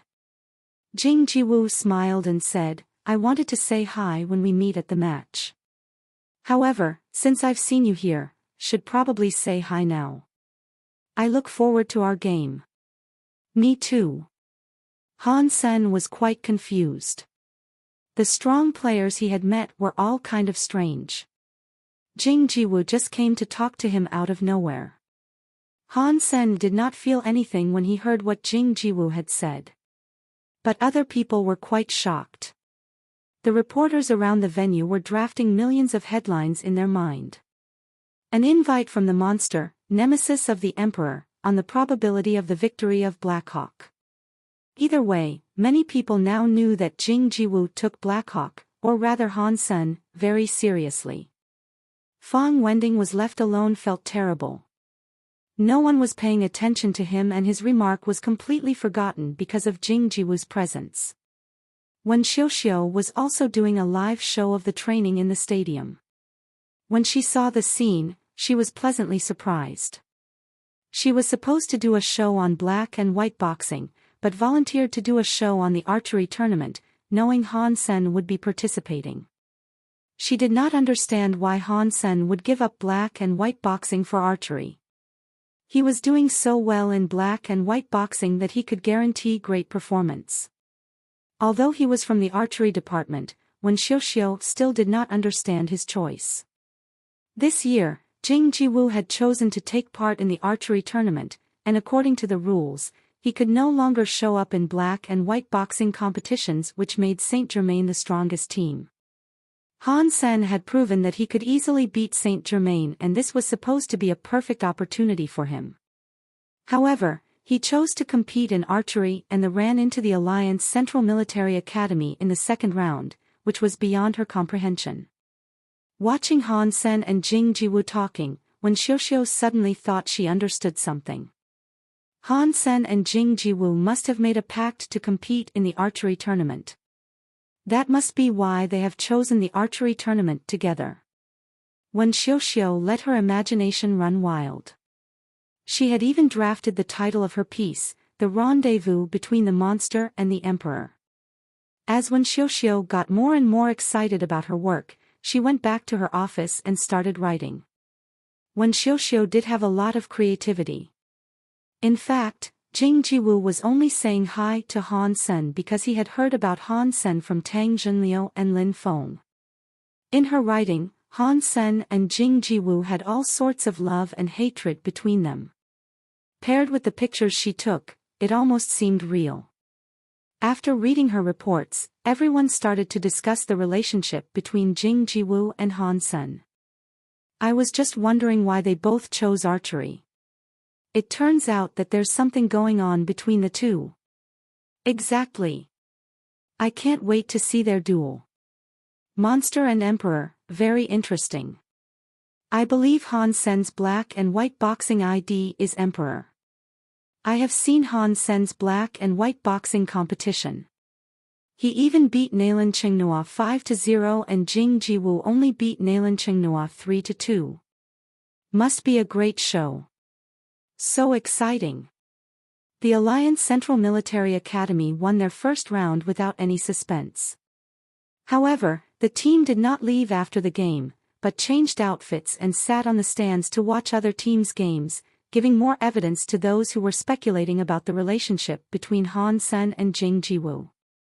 When Xiuxiu became super excited and focused her camera on Jing Jiwoo and Han Sen instead of the game itself. The viewers of the game were also in a heated discussion. Eventually, it was Blackhawk's turn. Their opponent was Smith Military Academy. People were guessing who Situ Xiang would pick to represent Blackhawk and were surprised by the result. Except for Su Tianhao was the old captain, the other 4 teammates were the 4 freshmen from room 304. Shi Zhikong was so surprised that he opened his mouth wide. He did not expect to be able to represent the school. His level was only average and even slightly worse than those old team members. As for Lu Meng and Zhang Yang, they had been performing at top levels in the school team, so that it made sense the coach picked them. Carry on. I believe in you. Situ Xiang smiled and patted Shi Zhikong on the shoulder. Like Lu Meng had predicted, Situ Xiang was someone who valued morale very much. She would rather take Shi Zhikong than those who had lost their confidence. If the old captain Su Tianhao did not have faith, Situ Xiang might even replace him as well. Don't worry. We'll be here for you, Zhang Yang patted Shi Zhikong and said. Shi Zhikong immediately exclaimed, what's to be worried about? This round we don't even have to face the monster. Even in the next round, Han Sen will win it for us. Lu Meng and Zhang Yang threw a contemptuous look at Shi Zhikong and went back to training. The team competition was a playoff system. Each group had 5 members. In the venue full of obstacles, the team that outed all 5 members of the other group would win. It was almost like a shootout, only with arrows. The arrows used in the game were flat-headed magnetic ones. Once the arrow hit a player, the person would be out immediately. In the show hosted by Wen Xiuxiu, a famous archery expert Feng Jiuluan was invited to analyze the game. Professor Feng Jiuluan, could you make an analysis of the current situation of the 2 teams? Wen Xiuxiu asked Feng Jiuluan. Although Wen Xiuxiu did not know much about archery before, she did her homework before she came and now knew quite a lot about the rules and the teams. Smith Military Academy was on the same level as Blackhawk. Last year, Smith Military Academy did not do that well in archery either, only slightly better than Blackhawk. This year, Smith Military Academy also recruited many archery students, among whom Fang Wending was one of the top. Feng Jiuluan cleared his throat and said lightly, Blackhawk and Smith are on the same level and I will say it's a 60% chance of winning. You think Blackhawk only has a 60% chance of winning? Asked Wen Xiuxiu, surprised. No, I believe Smith has 60% chance of winning, said Feng Jiuluan casually. Wen Xiuxiu was a bit dumbstruck. Everyone knew that Han Sen was the player that Jing Jiwoo took very seriously, so she did not expect Feng to say that. Feng Jiuluan did not wait for another question before he continued, I know that there is a lot of hype on the Skynet about Han Sen and Jing Jiwoo. However, as a professional archery analyst, I could tell you that it is just a PR stunt. Han Sen and Blackhawk did not have what it takes to be the Alliance Central Military Academy's match. I would say that it would be hard for them even to beat Smith. Feng Jiuluan's remark led to fury of the viewers. What kind of expert is this? What's all this bull crap? My emperor is handpicked by Jing Jiwoo. Smith is nothing. Where does the so-called expert come from? PR stunt my ass. Both Jing Jiwoo's fans and Han Sen's fans voiced their dissatisfaction. Although Wen Xiuxiu felt embarrassed, she could not discredit an expert on her own show. She had to say, there must be a reason why you support Smith. Feng Jiuluan smiled and said, as an expert, I would not be easily affected by public opinion. To the contrary, I value data. The reason that I say Smith has a better chance at winning is that through scientific analysis, Blackhawk is nowhere near Smith. I do not need to make a judgment, only an interpretation of the numbers. Although the public are misled by the PR stunt and fake news, that does not change the fact that Blackhawk is a weak team. When Xiuxiu was mortified at this point. One of the fake news Feng Jiuluan talked about was her article. Feng Jiuluan, on the other hand, did not know that when Xiuxiu had written such a report. The reason he made such an analysis was that Feng Wending was Feng Jiuluan's nephew.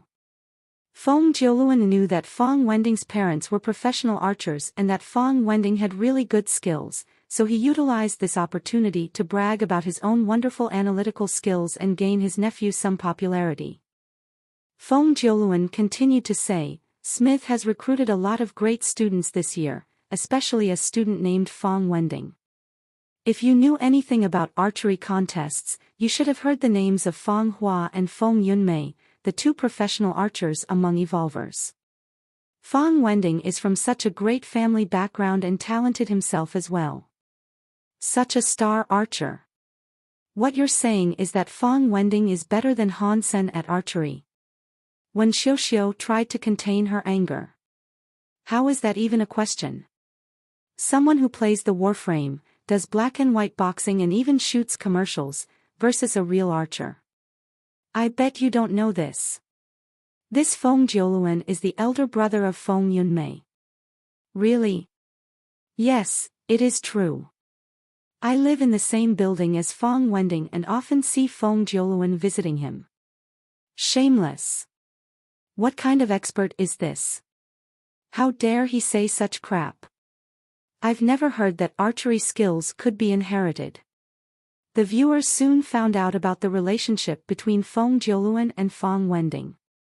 At this point, the game had already started. Each team entered from one end of the field. The field was of a rectangular shape more than half a mile long.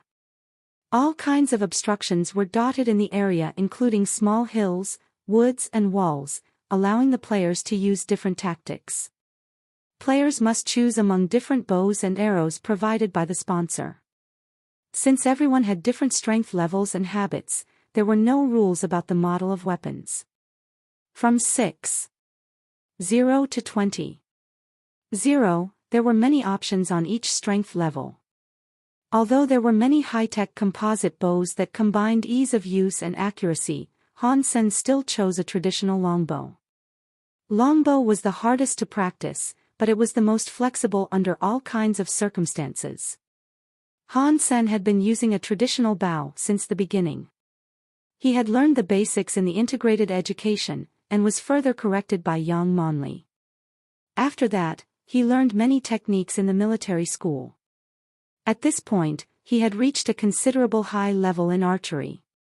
At 11.0 traditional longbow was a popular choice. Normally speaking, senior military school students could reach 13 to 14 in their fitness index, so they would normally go for a bow of 11.0 or 12.0. The one Han Sen chose was relatively weak. Shi Zhikang had great strength, so he chose a 14.0 modern composite bow. The bow was very powerful, but lacking in flexibility. Although a composite bow was easier to manipulate than a traditional one, the speed must be sacrificed. Shi Zhikang planned to be a remote attacker in the game, and did not plan to sneak up on any player from Smith Military Academy. Zhang Yang picked a traditional bow like Han Sen did, although he picked up the 12.5 which was stronger than Han Sen's. Lu Meng chose a recurve hunting bow with an arrow rest, which had a higher accuracy than a traditional bow. It was a mix between the traditional and composite, so rather practical. Su Tianhao chose a 13.0 composite bow. Like Shi Zhikang, he was also a player more used to attacking in a fixed place, only his strength was not as great as Shi Zhikang, who was either a born Hercules or had a great count of Geno points. Among the 5 bows, Han Sen chose the one with lowest strength requirement, which led to Feng Jiuluan's criticism. He picked a bow of 11.0, which means he has a terrible fitness index. As a member of the school team, although he is just a freshman, he should still be able to use a 12.0 bow well. Otherwise, he is for sure on the bottom of the entire tournament. I mean, I can understand that. Han Sen put all his energy into Warframe and black and white boxing, which could explain his bad physique. Feng Jiuluan then turned the topic back to his nephew. In this respect, Fang Wending is much better than him. They both picked traditional longbows, yet Fang Wending chose a 12.5, which says a lot about his fitness level. Feng Jiuluan spared no effort to sing his nephew's praise, while the viewers did not really buy it. Bullsh *T. That's no indicator of anything. I'm using a 15.0 bow but cannot make much use of it. Such a phony. How do you know that Han Sen could not beat him with that 11.0 bow? Exactly. In the hands of a master, any bow can be used well. I have only heard of Han Senator. Who the heck is Fang Wending? Analysis led to strong antipathy. Even fans of the other team started to defend Han Sen, not to mention Han Sen's own fans. Professor Feng, I think that was a little subjective. Our viewers seem to have a lot of different opinions, said Wen Xiuxiu. Feng Jiuluan glanced at the comments and said casually, the truth always lies in the hands of a few.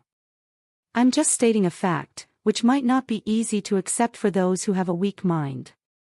Very soon, I believe, they will see what I'm talking about, because the result of the game will prove everything. Words like this made the viewers hate this know-it-all even more. Ji Yanran and Chu Lily were also pissed off by his remarks. Chu Lily bristled, what kind of crappy expert is this? So unprofessional. Ji Yanran's face was grim. She curled her lips and said, he is right about one thing. The result of the game will prove everything, just not anything, he said. Although the viewers had been complaining, Feng Jiuluan managed to ignore all those comments and continued to talk about Smith's strengths. At this point, players from Black Hawk and Smith had used all kinds of obstructions as their cover to approach the other team. The fight was about to begin.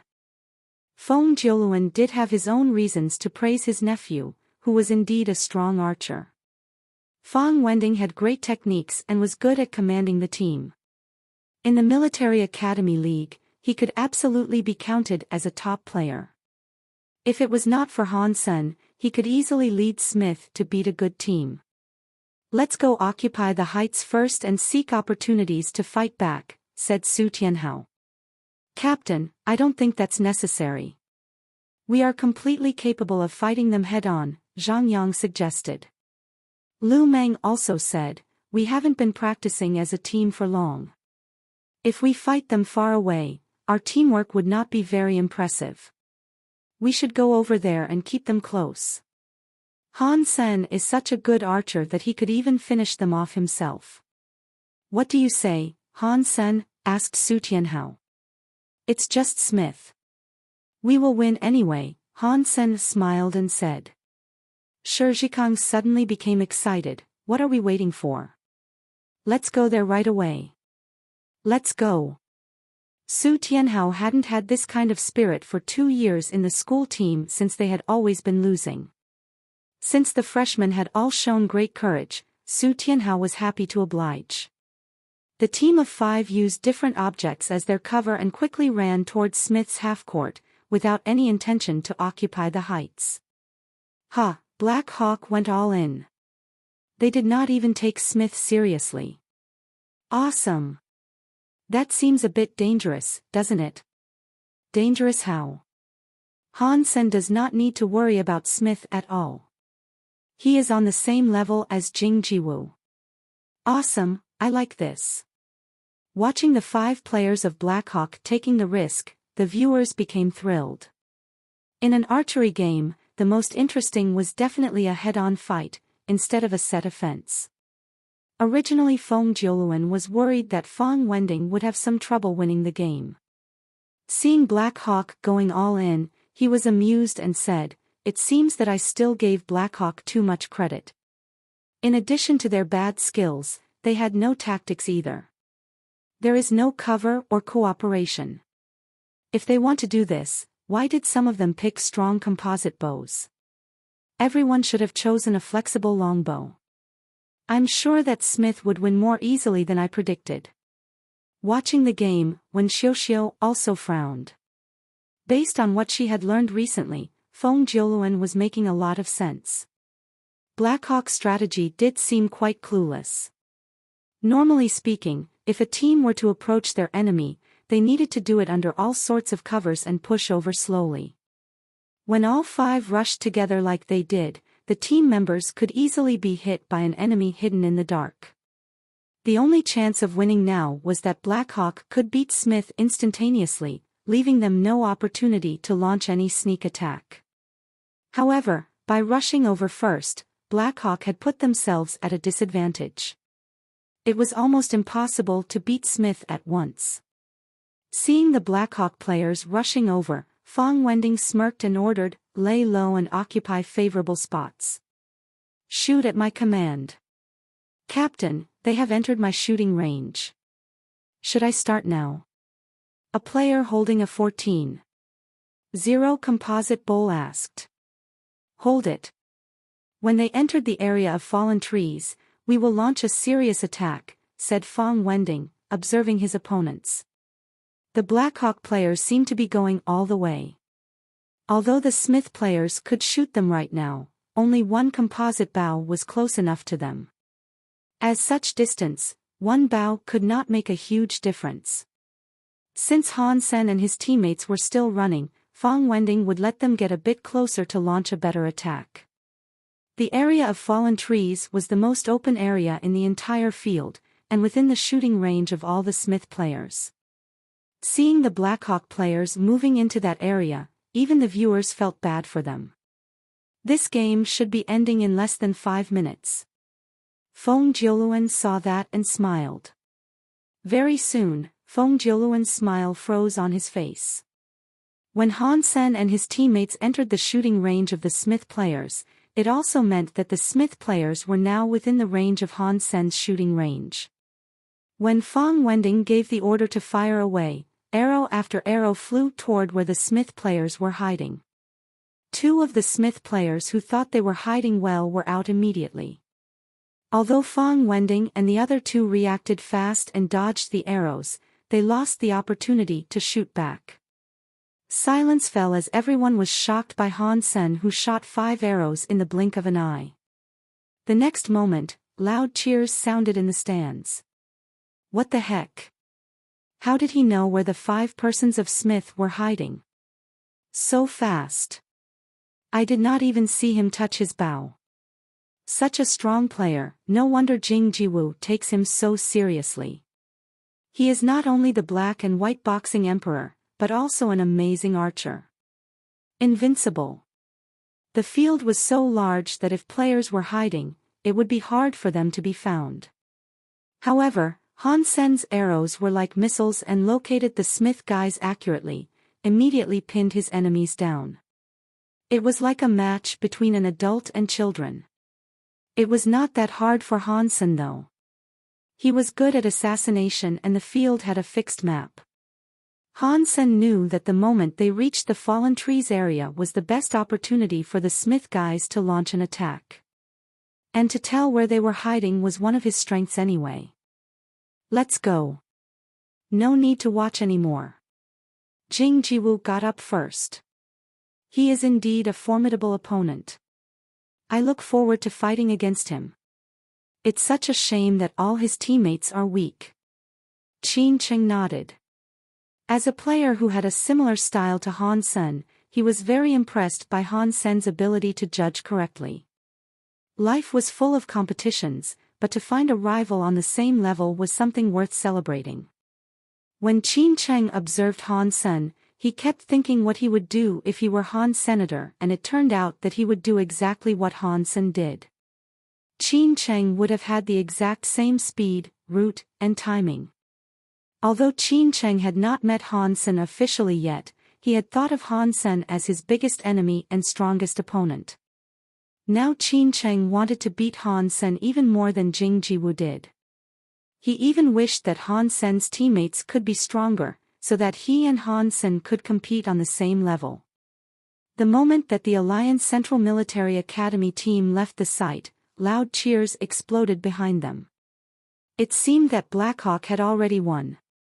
In just 3 minutes, Smith had lost completely. It was like a nightmare for them. They did not have any chance to shoot.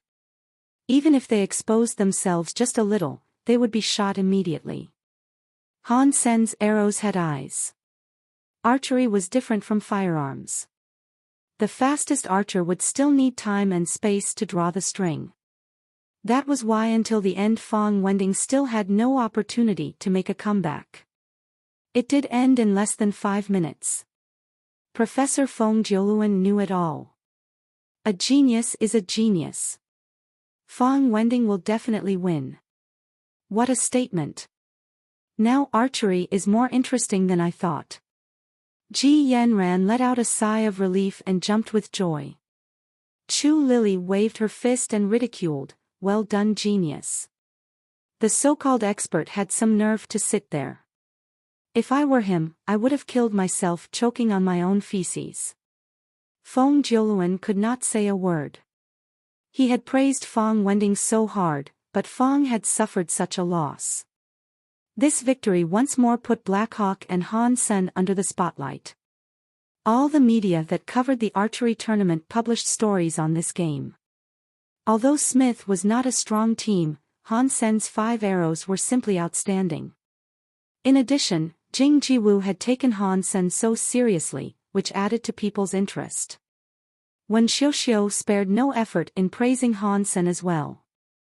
She wrote an article with the title, "From Black and White Boxing to Archery Tournament Emperor Han Sen," in which she introduced Han Sen's past experience, making more readers familiar with him.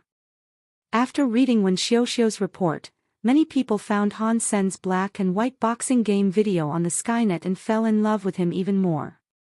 As Han Sen gained more and more fans, there had been more attention on the game between the Alliance Central Military Academy and Blackhawk. Most people hoped that Han Sen would do well, but believed that the Alliance Central Military Academy would still win. After all, Jing Jiwoo's image was more established, and he had the best teammates who were also well-known players and could each lead a team in any other military academy. On the Blackhawk side, there were no strong players except for Han Sen, and 3 of his teammates were freshmen. That was why most people were excited to see the match between Han Sen and Jing Jiwoo, but did not have much hope for Blackhawk winning. No one believed that Jing Jiwoo would lose. He was a monster after all. And the monster was invincible. Even the Blackhawk themselves did not have much hope. Before the match, when Situ Xiang was explaining the tactics, she had also said doing their best was enough. The team members had the same mindset. No one dared to think about winning. Even Zhang Yang, who had always been positive, said it would be good enough to finish off 1 or 2 players in Alliance Central Military Academy. Han Sen frowned. If it were any other game, he would not care as much. However, this game meant a couple's trip with his girlfriend. He had to win. However, in a team competition like this one, even he needed support from his teammates to stand a chance in front of the Alliance Central Military Academy. If his teammates were convinced that they were going to lose, then no one could help them. No.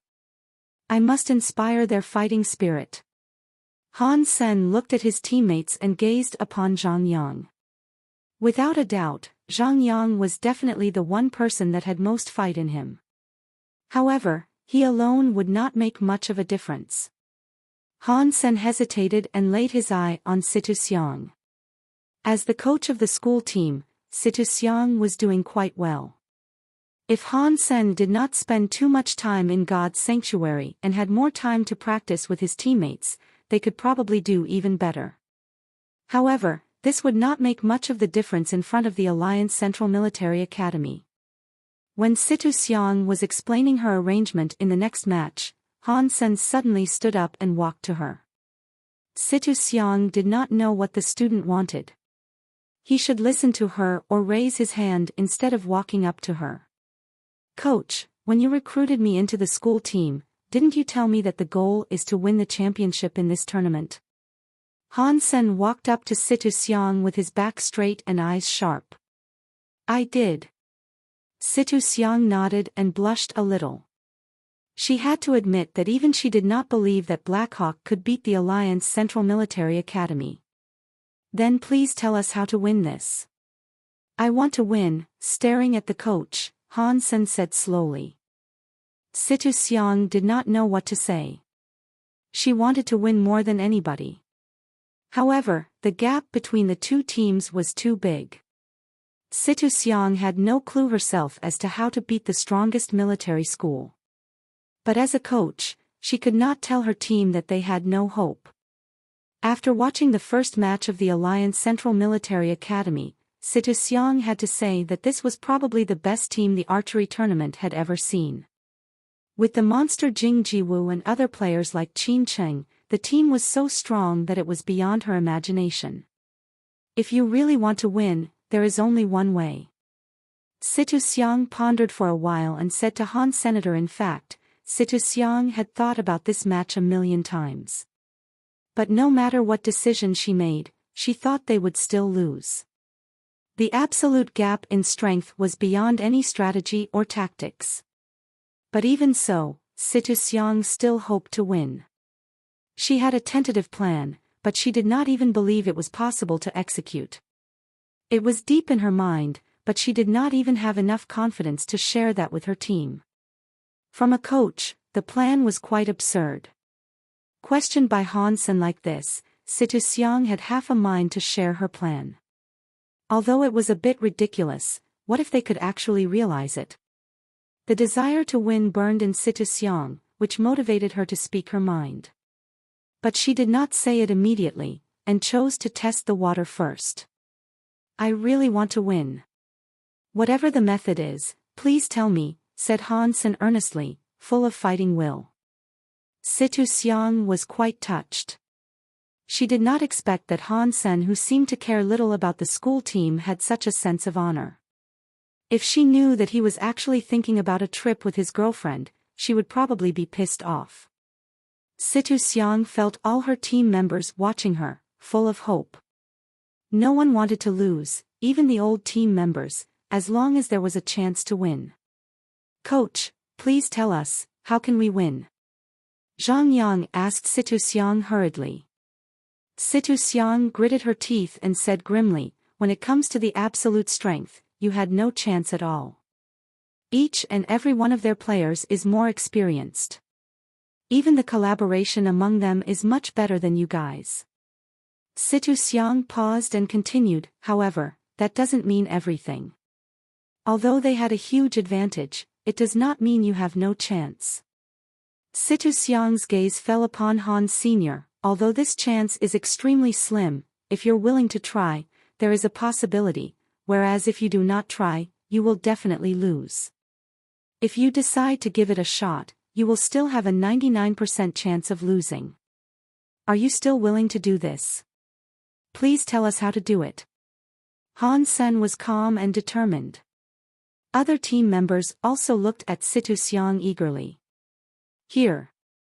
Look at this. Situ Xiang pulled out the simulation of the field and started to explain. Before the match began, the stands were filled with the audience from all over the alliance. People were extremely enthusiastic about this match between Jing Jiwu and Han Sr. All sorts of media platforms were also all over this match. The unpopular archery tournament became such a hit this year. When Xiuxiu was doing all the talking today, as the expert Feng Jiuluan was pulled off by Huaxing Station because of the complaints. At the back of the stands, two young men in sunglasses were whispering to each other. Lin Feng, do you think Han Sen could win? Asked Tang Zhenliu casually. In terms of the overall strength of his team, Han Sen has no chance. Lin Feng smiled. And? Tang Zhenliu knew Lin Feng had more to say. Lin Feng thought about it and said, however, Han Sen's strength was assassination. So, he might be able to get rid of a single person without using the entire team. You mean Han Sen has a chance to eliminate Jing Jiwu? Tang Zhenliu regarded Lin Feng. Very hard to say. Maybe there is a chance, whispered Lin Feng. Even he could not predict the result of this game and had to wait and see. On the stands were almost all the participating teams. Even the teams that did not have a match this day were here. Qiu Mingmei was also here with her teammates. Most of them were here to observe the Alliance Central Military Academy. In the first round, the team's opponent was too weak to make them show their real strength. Although they did not believe that Black Hawk was the match of the Alliance Central Military Academy, they thought Han Sen would be able to force the monster to show what he got. In the waiting room, Shi Zhikang nervously rubbed his hands together and murmured to Zhang Yang, "You think coach's idea will really work?" "Why not? If we make every effort, there's definitely a chance," replied Zhang Yang calmly. "But this is beyond our efforts. It is simply too risky. Once they could tell what we're doing, we will definitely lose." Shi Zhikang was still nervous. "It is risky. But this is our only chance." "Maybe you would like to share a better idea," said Lu Meng. "If I have a better idea, I will not be so nervous." "What do you think, Sun?" Shi Zhikang smiled bitterly. "This is the best way and our only chance." "Let's just do what the coach said," said Han Sen calmly. The light was on and all the team members looked to Situ Xiang. "It's time." Situ Xiang took a deep breath and led her team out. The moment they appeared in the sight, they were greeted by waves of cheers. Less than 5 minutes until the game started, everyone opened their mouth wide. Even the online viewers forgot to comment and could not believe their own eyes. Because the entire field had a blocking system, the Alliance Central Military Academy players could not hear or see the audience, otherwise they would know that something was wrong. From the beginning of the game, the 5 players from Black Hawk lined up in a single file and ran into the half-court of the Alliance Central Military Academy. Because there were obstructions including hills and woods, normally speaking, the two teams were not able to see each other when the game just started. It was a common practice to occupy the heights to observe the other team. There were a few heights in each half-court so that both teams could utilize the terrain. Black Hawk players had given up on the heights and chose to enter their opponent's half-court following a route hard to be discovered, which was a risky move. Once they were noticed by their opponents who had occupied the heights, they would be finished off in the blink of an eye. Everyone was shocked by the daring move of Black Hawk. Normally speaking, when the Alliance Central Military Academy occupied a height nearby, they would notice the Black Hawk players and end the game once the Black Hawk players were in their sight. What kind tactics is this? This is so risky. They are bound to be found. Of course. Black Hawk have made such a bad move. I thought this game would be excellent to watch. Now it seems it will end very soon. Even an average motor school would not overlook such an intrusion, not to mention the Alliance Central Military Academy. What trick is this? Those who had the slightest understanding of an archery game thought Black Hawk was committing a suicide. At this point, Situ Xiang was wringing her hands nervously, her eyes fixed on her team. She had designed the tactics, which looked like a suicide. No team would make such a mistake to neglect this daring move. However, this was her last resort after watching all the games of the Alliance Central Military Academy in recent years. If she used this tactics on another team, then the failure was almost certain. However, on the Alliance Central Military Academy, maybe they stood a 1% or lower chance of success. Theoretically speaking, all teams would occupy 1 or 2 heights near them first to observe their opponents. Most of the time, the Alliance Central Military Academy would do the same.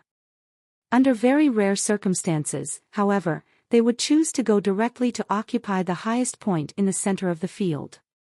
These circumstances were so few that Situ Xiang had only seen them do it 3 times in recent years.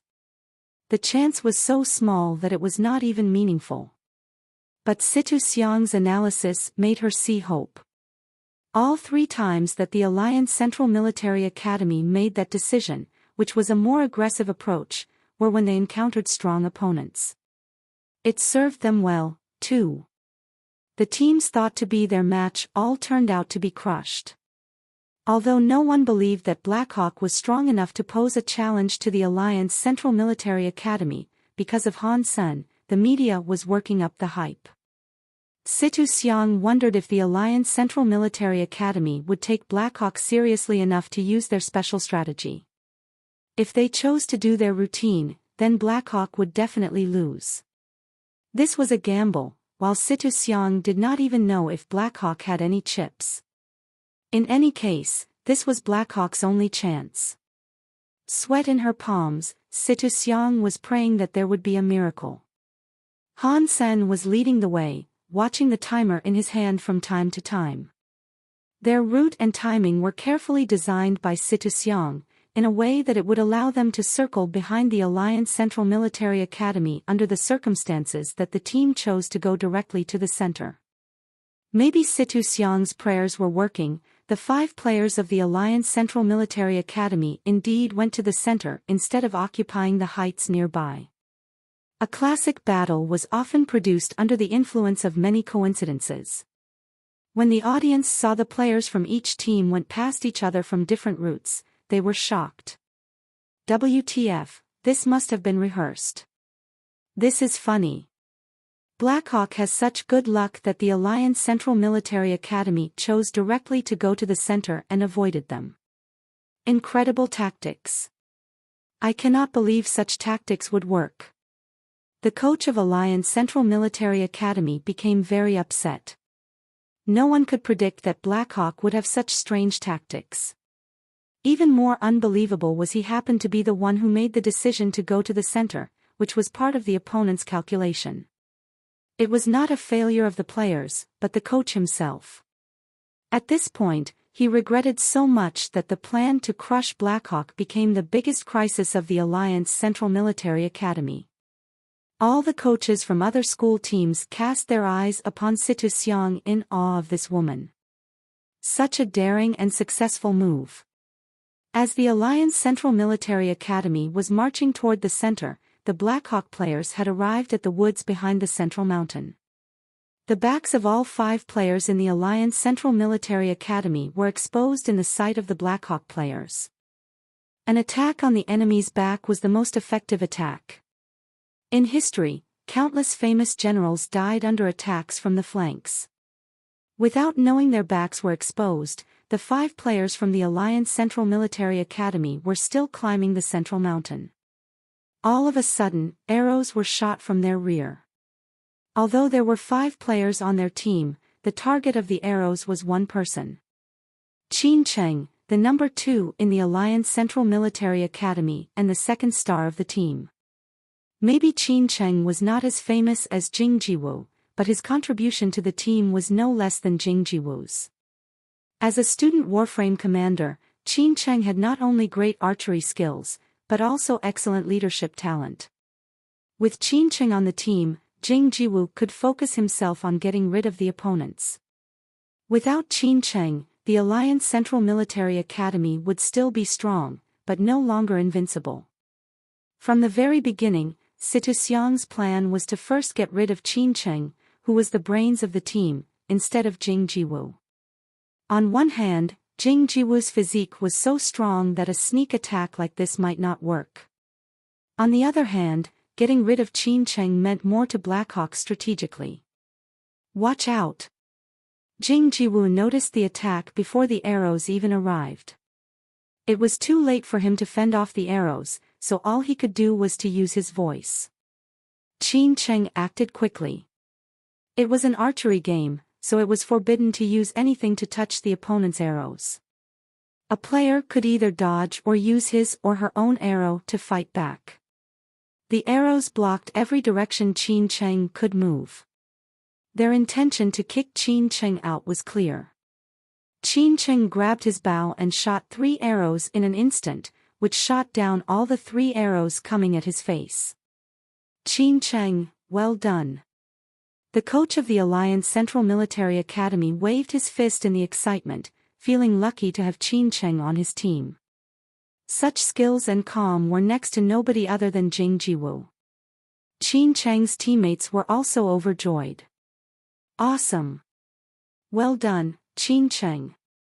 Ha! Blackhawk spent so much effort to attack Qin Cheng and failed. Qin Cheng was indeed the king of Warframe. We have more than Jing Jiwu. Qin Cheng is equally good. As they were celebrating, Qin Cheng suddenly exclaimed as an arrow ended on his chest. Beep! Beep!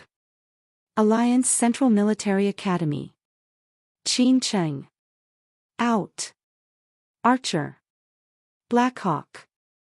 Han Sen. Qin Cheng's clothes lit up and the voice of AI sounded in the field, shocking everyone including the coach of Alliance Central Military Academy. Qin Cheng looked down at the arrow on his body blankly. He only had seen 3 arrows. Yet when he fended off those 3, another arrow flew at him out of nowhere. He had no time to react again before being hit. Watch out for Han Sen. He's stronger than we thought, said Qin Cheng to Jing Jiwu. He already understood where that arrow came from. The first 3 arrows were just a cover, while Han Sen's arrow was hiding behind one of them. He had to fend off all 3 arrows before the last one showed. However, at that point he had no time to deal with the last arrow. It was easier said than done. He had never seen a single person who could do this in the entire archery tournament. As Qin Cheng was taken out by a smart machine, the game continued with the Alliance Central Military Academy at a disadvantage. The Blackhawk players were hiding in the woods, while their opponents were exposed on the slope with no cover. The players from the Alliance Central Military Academy were faced with 2 choices, either going up or down.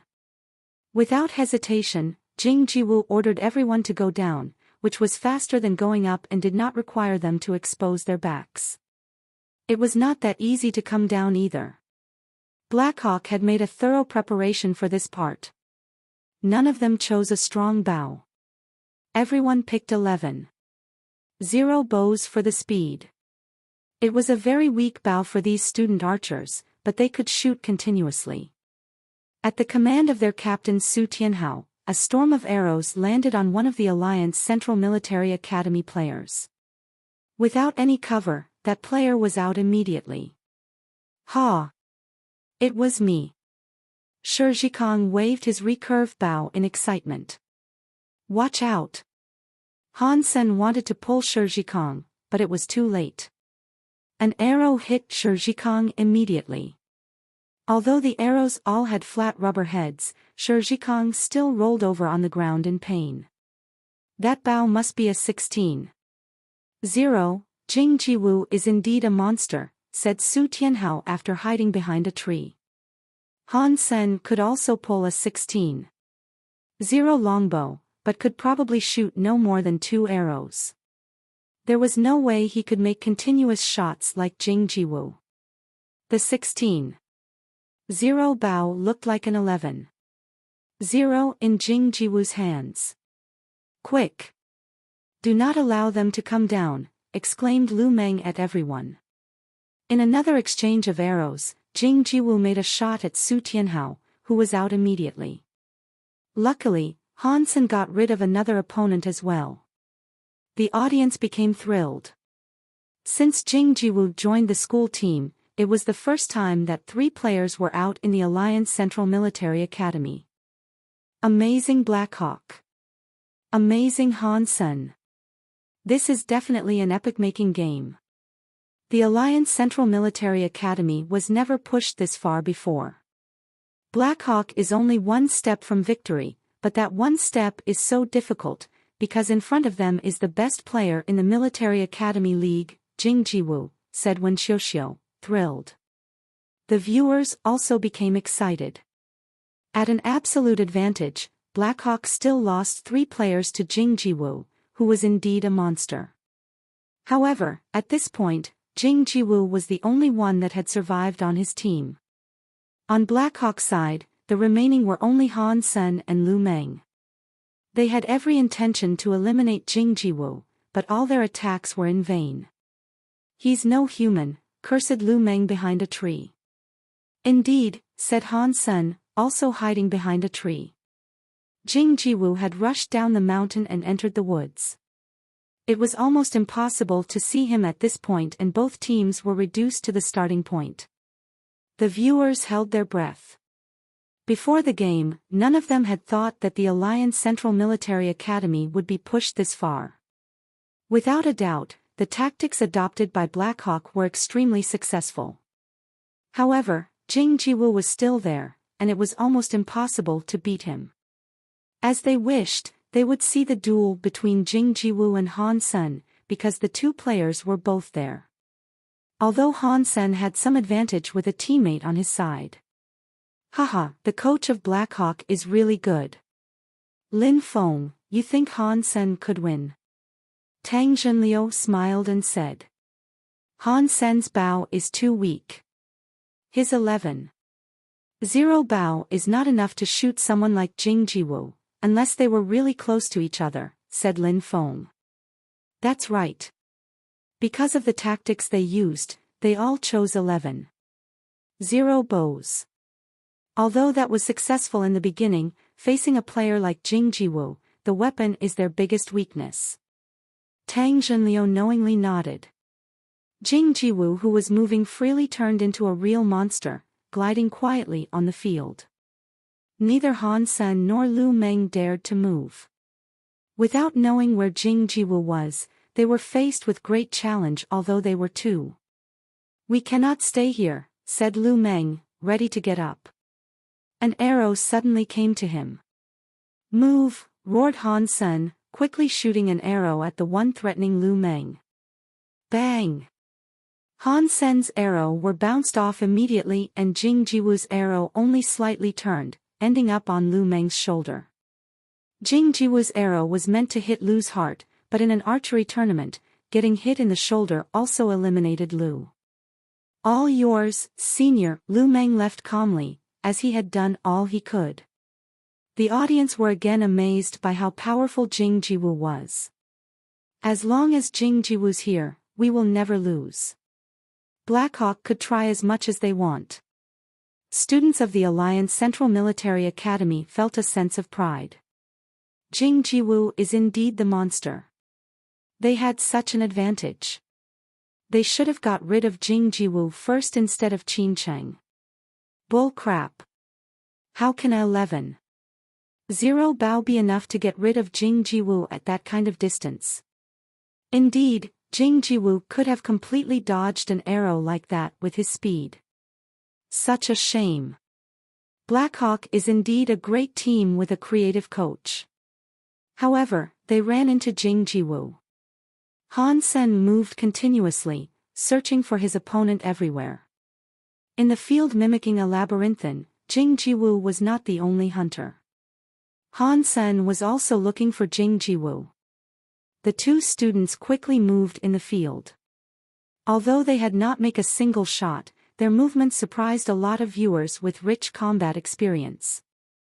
Without the help of any equipment, both Han Sen and Jing Jiwoo could always avoid the danger one step early and find a favorable spot. If it were just only one time, that would not be so impressive. However, after half an hour that you were still not able to make a shot, because either Han Sen or Jing Jiwoo could not find a good opportunity. It was like playing chess under blindfold conditions.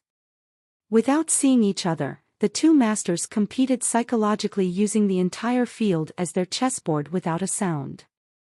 People who really understood the game could hardly breathe when they watched this. The tension and excitement were even more intense than a real combat. No matter Han Sen or Jing Jiwoo could have fallen into the range of their opponents a million times, but they could always turn away from a crisis. Jing Jiwoo had raised his bow 6 times and had to put it back down. And Han Sen was the same. So impressive. Both of them. Chiu Mingmei's eyes lit up and murmured. This might be the greatest duel in the history of Military Academy League. No matter who loses, He is no loser, Wen Xiuxiu said. The viewers on the Skynet agreed with her. Absolutely great. I'm afraid we could not see the same thing in the future either. It's a shame that they encountered each other so early. This should happen in the final. I wish to see Jing Jiwoo and Han Sen fighting each other again, but this year is Jing Jiwoo's senior year. Han Sen could participate again, but Jing Jiwoo will not. Such strong players. I don't want either of them to lose. One has to beat the other. It should be Jing Jiwoo. Han Sen's bow is too weak. If he uses a 14-0 plus bow, he would have a chance to beat Jing Jiwoo. However, for tactics, he chose a 11-0. Han Sen was born 3 years too late. If he's a senior student and has the same strength Jing Jiwoo does, the duel would be even better to watch. Almost everyone was lamenting for Han Sen that he did not get rid of Jing Jiwoo when he had the advantage. In the duel, with a 11-0 bow in Han Sen's hand, he stood a very slim chance of winning.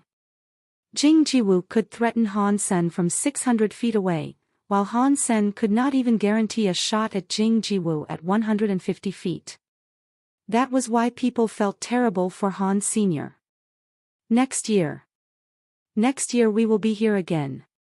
Seeing Han Sen was forced into the area of fallen trees and had to face Jing Jiwoo, Su Tianhao felt a strong regret. He had lost for 3 years, and was never able to make it beyond the second round. This year, he was here again, and he really wanted to win. But their opponent was the Alliance Central Military Academy. Even they had worked so hard, they were still about to lose. As Su Tianhao was saying next year, he suddenly realized that he no longer had another year. This was his senior year and last year in the tournament. With mixed feelings, Su Tianhao's eyes went wet. Even I have to give 10 years of my life, please give us a miracle. Su Tianhao felt suffocated. Situ Xiang's eyes were also damp. She did not realize that Black Hawk could come this far. Her plan worked, and now it was king to king. The only thing was that Han Sen was holding a 11-0 bow. At this point, Situ Xiang wished she could enter the field and hand a strong bow to Han Sen, which was impossible. Han Sen followed her plan and took the best bow for the plan to work, which played out nicely. However, Situ Xiang regretted it so much that she did not ask Han Sen to pick a strong bow. Ji Yanran and Chu Lily were wringing their hands nervously and staring at the image of the game without blinking. Chu Lily, Han Sen will win, right? Ji Yanran wanted an affirmative answer from Chu Lily. Absolutely, he's the genius. Chu Lily said decisively. When Xiuxiu saw Han Sen was forced into the area of fallen trees and sighed. Han Sen did really well. He was only holding a wrong bow at the wrong time. If he is also a senior student with a 16-0 bow, this would be a super duel. Most people agreed with Wen Xiuxiu. Han Sen was indeed strong, but compared to Jing Jiwoo, he was still somewhat lacking. It will still be you who defeat Jing Jiwoo, it seems. Tang Zhenliu sighed. Although he was not great at archery, he saw Han Sen's disadvantages. Lin Feng said casually, not necessarily. He still hasn't given up. I can tell from his eyes. But I cannot imagine what chance he would have. In the duel in this open space, can he really win with a 11-0 bow? Asked Tang Zhenliu. In this world, the absolute strength doesn't represent everything. Lin Feng watched Han Sen and Jing Jiwoo quickly moving in the area of fallen trees and said, we can never tell when the two players are like these two. Tang Zhenliu knew that Han Sen was exceptional. However, under such circumstances, he did not see any chance for Han Sen to win. After entering the area of fallen trees, Han Sen did not try to run anymore. He had entered the range of Jing Jiwoo's bow, and there was no cover anyway. Running was pointless. Jing Jiwu walked slowly into the area of fallen trees with bow and arrows in his hand, and did not immediately shoot at Han Senator. Instead, he stared at his opponent and said, "You did well. Unfortunately, we will have no chance to fight again. It has to be today. Why next time? Now or never." Han Sen stood still and raised his bow. Jing Jiwu did not speak, but nodded, raising his bow as well. 2 persons, 2 bows, 2 arrows. Under the light, they stood like 2 sculptures. After 0.1 second, the 2 suddenly moved at the same time. The arrows were in the air and the 2 bodies were moving. Jing Jiwu's arrow was obviously way faster than Han Sen's. The moment he let go, the arrow was already in Han Sen's face. Han Sen turned sideways slightly and dodged that arrow by a hair. Jing Jiwu was more at ease. At such a distance, Han Sen's arrow was too slow to pose any threat to him. However, Jing Jiwu still approached Han Sen quickly and shot at him again. Wiggling left and right, Han Sen was shooting back as well. The viewers were dumbstruck. In a duel like this, the 2 had failed to shoot their opponent multiple times. Shockingly, Han Sen's strange movements led Jing Jiwu to miss 3 times. My God! 16-0 bow at 60 feet, yet Jing Jiwu missed all 3. Is Jing Jiwu's luck too bad or is the guy's luck is too good? A team member of the Alliance Central Military Academy said. It's not about their luck. It is because Han Sen is too misleading. When he moved, he was constantly giving Jing Jiwu the wrong idea, making Jing Jiwu believe he was going into the other direction, which led to mistakes in Jing Jiwu's judgment, explained Qin Cheng. He seemed to be just wiggling unintentionally. It turns out that's a serious skill. The team members all looked to Han Sen in surprise. You think you could dodge Jing Jiwu's arrow unintentionally? Even at 900 feet, I'll bet you could not, replied Qin Cheng quietly. This Han Sen is really somebody. Can Jing Jiwu still win? Exclaimed the team member. Although Han Sen is better than we thought he would be, his bow is too weak. As long as their distance is shortened to less than 300 feet, Han Sen will lose for sure. His arrow will pose no threat to Jing Jiwu, while he will not be able to dodge Jing Jiwu's arrows anymore, said Qin Cheng confidently. That's right. From 300 feet to 150 feet, Jing Jiwu will have the absolute advantage. With his ability, he could make at least 6 shots in this range, which will secure his victory, said the coach of the Alliance Central Military Academy. Why 300 to 150 feet? Asked a team member puzzled. Because within 150 feet, Han Sen's arrows would start to pose threats to Jing Jiwu, which is why Jing Jiwu should avoid getting too close, explained Qin Cheng. Qin Cheng is right. Han Sen must be very eager to shorten their distance to less than 150 feet, but he would not have the opportunity, said their coach. Not only Qin Cheng believed that, Chiu Mingmei and other archery masters also believed that. The distance from 300 feet to 150 feet was held to Han Senator. As long as he could get through that, he might still have a chance, said Chiu Mingmei. As Han Sen was only 300 feet from Jing Jiwu, Situ Xiang was praying secretly, go over. He had to go over. Go over. Ji Yanran rubbed her hands together. Go over. Everyone who helped Han Sen to win was shouting inwardly, although they all knew that the chance was quite slim, when the opponent was Jing Jiwu, who was carrying a 16-0 bow. Even an evolver would probably not be able to make the perfect dodge. Han Sen moved forward, shortening their distance to less than 300 feet. Everyone's hearts were in their throats. Jing Jiwu started to shoot as he entered his perfect range. Even with Han Sen's speed, it would be hard to fend off the volley of arrows from Jing Jiwu. However, when Jing Jiwu made the first shot, Han Sen had shot a volley of 3 arrows in an instant. As Jing Jiwu's arrow brushed off Han Sen's shoulder, Han Sen quickly shot another 3 arrows. No way! Qin Cheng and his coach exclaimed at the same time. Even Qiu Mingmei, Situ Xiang, Wen Xiuxiu, Tang Zhenliu and Lin Feng were shocked. No one could have thought that Han Sen would launch a full-on attack at such a distance, which was beyond what an 11-0 bao could do. If Han Sen's opponent were any other military school student, Han Sen might have some chance. However, opposite him stood Jing Jiwu, and it was highly unlikely for Han Sen to hit the target, no matter how many arrows he shot. Han Sen rushed.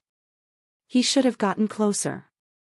At such a distance, it is easy for Jing Jiwu to dodge his arrows. Wen Xiuxiu was nervous. No matter how she saw this, Han Sen could not pose any real threats to Jing Jiwu at such a distance. Launching the attack too early would do Han Sen no good. Terrible. Han Sen should have taken his time, Tang Zhenliu couldn't help but say. He did not have time. This is his last opportunity. With Jing Jiwu's ability, he could not get closer than 150 feet, and even if he could, he might still miss, replied Lin Feng. Although that's right, it is equally useless to launch an attack now. I believe he has only 20-something arrows left in his quiver, and when he uses them all, he will have no more supplies and then lose, said Tang Zhenliu. So, he has to win right here, said Lin Feng. How? No idea. Lin Feng shook his head. Even you could not think of an idea. I think Han Sen cannot make it after all. Tang Zhenliu sighed. Under everyone's watch, Han Sen was getting closer and closer to Jing Jiwu. An 11-0 bao had its benefits as well, which allowed Han Sen to shoot volleys of arrows easily. A rain of arrows flew toward Jing Jiwu. Although they all missed him, they forced Jing Jiwu to move around. Han Sen grabbed the opportunity, shooting and running towards Jing Jiwu. However, anyone could tell that at the speed, he would have used up his arrows before he made it to 150 feet. Jing Jiwu was so strong that even when he was dodging all the arrows, he was still able to make the shots using unlikely positions. Han Sen was about 220 feet from Jing Jiwu and had to use Sparticle to the extreme to dodge Jing Jiwu's arrows. An arrow flew by Han Sen's face. The flow of air even broke Han Sen's strands of hair. The arrow was so powerful that even it was made with a rubber head, it would still cause serious damage once it ended up on one's face. Han Sen still did not give up. As he moved away from Jing Jiwu's arrow, he steadied himself with only one foot on the ground. With his body extremely inclined, Han Sen still managed to make a shot at Jing Jiwu. After this shot, Han Sen completely lost his balance and fell to the ground. Han Sen's movements were provoking in Jing Jiwu's eyes. When Han Sen lost his balance, without trying to defend himself, he continued to attack. Jing Jiwu was not afraid of such a challenge. He made 2 shots at the same time, one went to hit Han Sen's arrow, whereas the other one flew to Han Sen's face, who seemed to have lost his ability to dodge. It seemed that Han Sen had given up on avoiding Jing Jiwu's attack altogether. Before he fell, he shot twice at Jing Jiwu. Ah! The stands were filled with excitement. No one thought the duel would end so fast. At this point, it seemed that Han Sen had already lost. Han Sen's bow was so weak that his arrows could never hit Jing Jiwu. Even if they could, they would be much slower than Jing Jiwu's arrows, so he would still be eliminated first. Jing Jiwu's arrows were so strong that even the 2 arrows from Han Sen could hit Jing Jiwu's, they would never be able to stop them. It seemed that the result was already clear. Neither of Han Sen's arrows could touch Jing Jiwu's, while Jing Jiwu's arrow traveled between Han Sen's 2 arrows and was in Han Sen's face instantaneously like a lightning bolt. Damn! Ji Yanran did not want to watch anymore. It's over. Situ Xiang was filled with regret. How she wished she could give Han Sen a strong arrow for a fair duel. Han Sen should not have lost the game like this. Even the emperor did not beat the monster, when Xiao also lamented. Everyone thought Han Sen was about to lose. However, when that arrow approached Han Sen pulled the string when he completely lost his balance. The arrow in Han Sen's hand did not go out. Han Sen held the tail of the arrow and used its head to hit Jing Jiwu's arrow. This way, Han Sen was using the weight of his body to move the incoming arrow, which was knocked away, and Han Sen himself down to the ground. At this time, the first of the 3 arrows shot by Han Sen collided with Jing Jiwu's second arrow, while Han Sen's other 2 arrows flew toward Jing Jiwu. It seemed that the last 2 arrows shot lost their accuracy since they were shot when Han Sen was falling. One turned left and the other turned right, flying past Jing Jiwu's body. When the audience were sighing, Jing Jiwu's expression changed. The arrow that was supposed to be blocked by Jing Jiwu's arrow did not stop but continued to fly to Jing Jiwu. How is this possible? How can Jing Jiwu make this mistake? Qin Cheng suddenly stood up, grabbing the fence. An error? How did that happen? Wen Xiao was also shocked. Someone like Jing Jiwu would never make a mistake. In his 4 years of military school study, Jing Jiwu had attended thousands of competitions of a wide range, in which he had never made a single mistake. Wonderful. Situ Xiang did not know why Jing Jiwu would have missed, but she was overjoyed. Because of this mistake, Han Sen's arrow was already in Jing Jiwu's face. And Jing Jiwu also noticed that the other 2 arrows from Han Sen happened to block everywhere he could dodge. Instantaneously, Jing Jiwu made the right judgment. Like Han Sen, he drew his bowstring, but did not launch the arrow. Jing Jiwu held the tail of his arrow and uses the head to hit Han Sen's. Everyone was looking at Jing Jiwu's hands. It seemed the head of Jing Jiwu's arrow was about to collide with Han Sen's. Everybody thought that Han Sen's arrow would be flicked away. After all, Han Sen and Jing Jiwu were using the same method. Now Han Sen's arrow was shot from a 11.0 bow, so it was even more likely that it would be bounced off. However, Han Sen's arrow suddenly became alive and moved half an inch away from Jing Jiwu's arrow head. Like a snake, it dove under Jing Jiwu's arrow and ended up on Jing Jiwu's chest.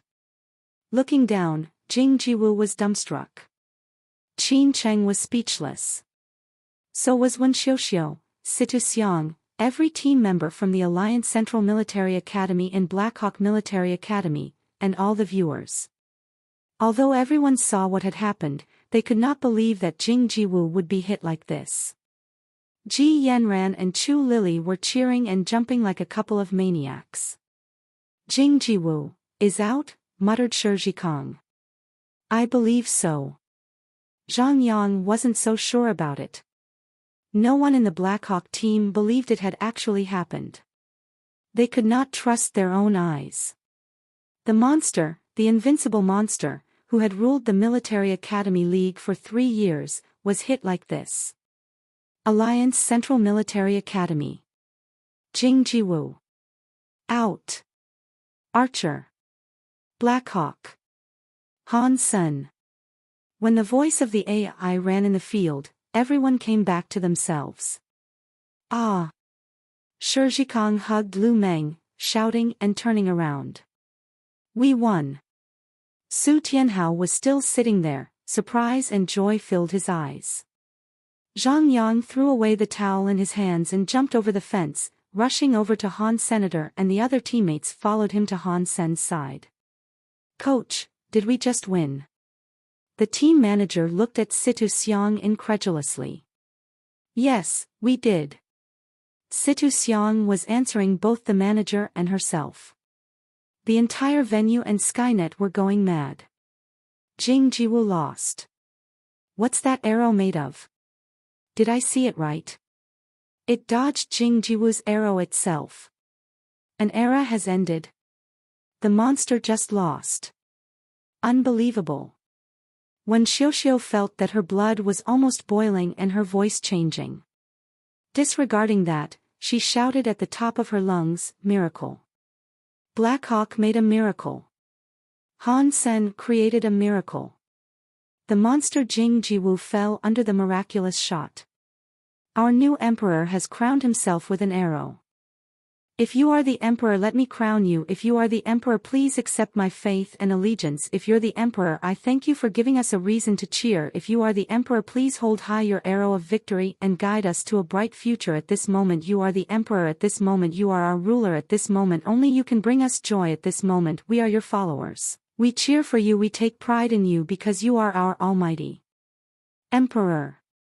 When Xiuxiu read aloud the prose she wrote to celebrate Han Sen's victory, all the fans of the Alliance Central Military Academy had gone, whereas the rest of the audience was dancing. The Skynet was all over this, as people were discussing how Han Sen beat Jing Jiwu like crazy.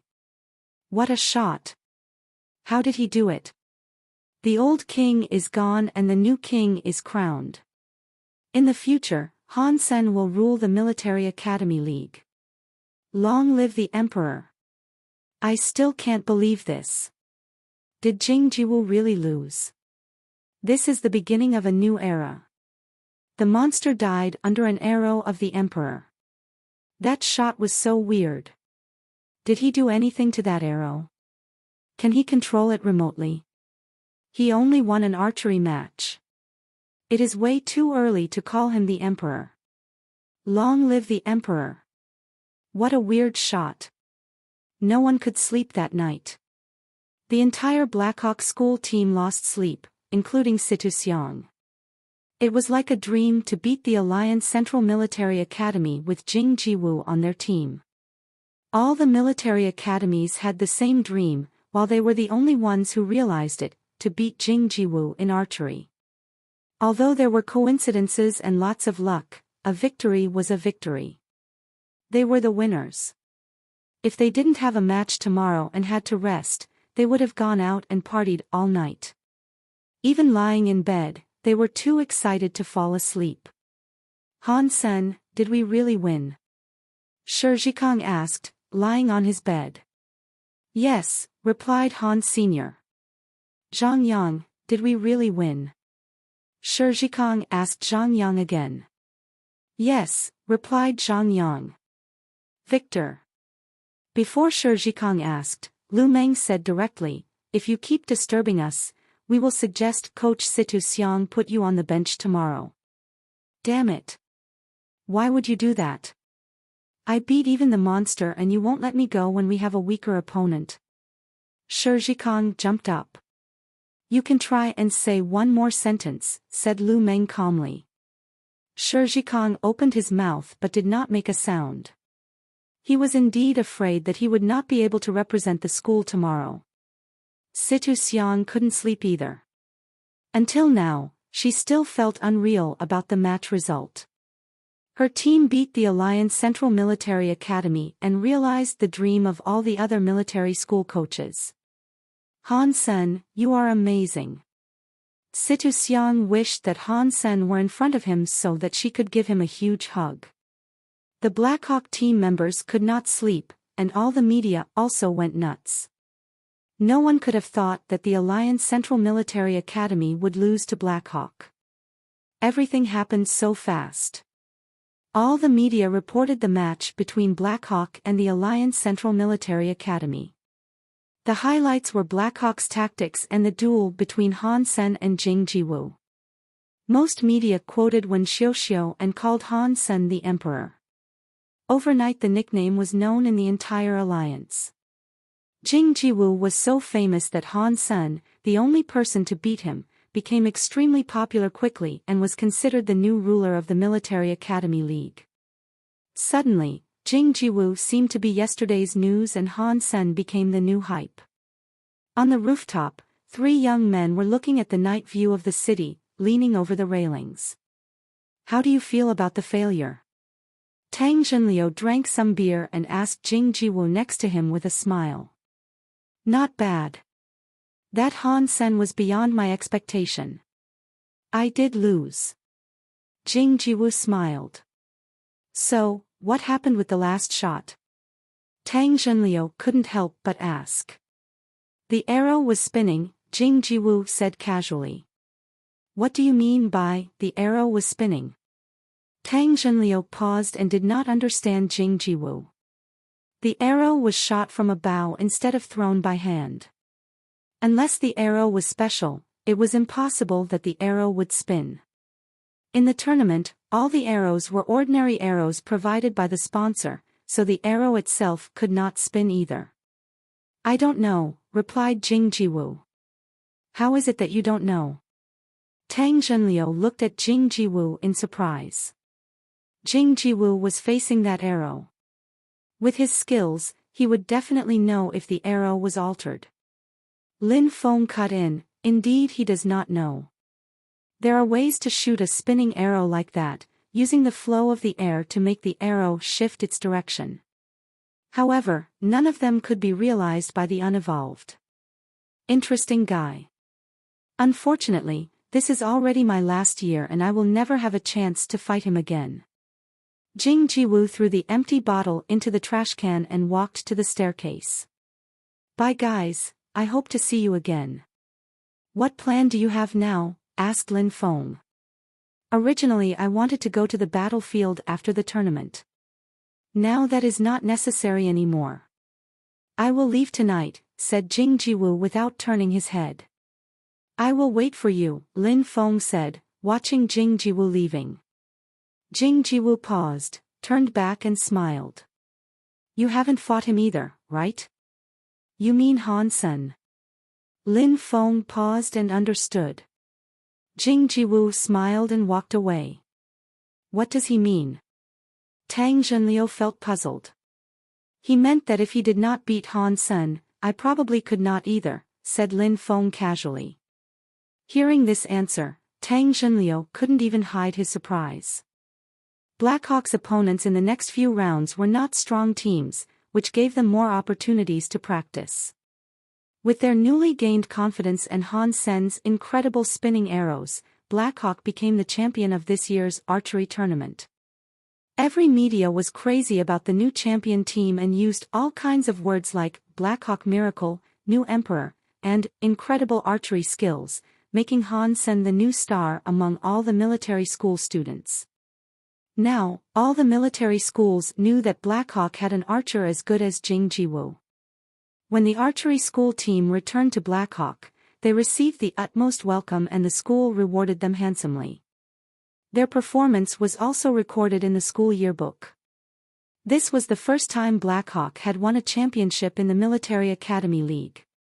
If the current rules allowed one player to participate in multiple items, the president of Blackhawk would want Han Sen to sign up for each and every item. The individual game in the archery tournament was not a real competition, but an exhibition match among the 10 most popular archers. With Han Sen's fame and spinning arrows, he won the first place without any doubt. Although this glory was much less than winning as the team, it gave Han Sen extra academic credits. The spinning arrow was a creation by Han Sen using the reference of the Beetle Knight's spinning spear, and the theory of yin-yang blast. During the 3 months when Han Sen fought the Beetle Knight, he learned nothing other than this skill, which led to his victory in the duel against Jing Jiwoo. Even so, he was very lucky to win. If he were to do it again, Han Sen was not sure if he could still beat Jing Jiwoo. The championship of Blackhawk was the one and only miracle. The sky was blue and the beach was warm. A beauty with skin as fair as milk, long legs and beautiful curves were dipping in the water wearing nothing but bikini. Lying under the beach umbrella, Han Sen could not move his eyes away from Ji Yanran in bikini. Life is good. Watching Ji Yanran's alluring figure, Han Sen felt that God loved him. Ji Yanran really kept her promise and took him on a vacation, which was beyond Han Sen's expectation. Ji Yanran even took care of asking for leave from school. I'm such a charming guy. Han Sen took off his sunglasses and looked at his own reflection in the lens, appreciating his handsome look. Why don't you go swimming? Ji Yanran returned to the beach side and asked Han Sr. Harry pulled her into his own arms, held her tiny waist, and whispered into her ear, "We have 4 days and 3 nights, for which I need to save some energy." Ji Yanran suddenly blushed and pinched Han Sen's waist.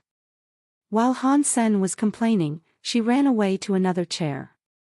"Why is no one here? You didn't rent the entire beach, did you?"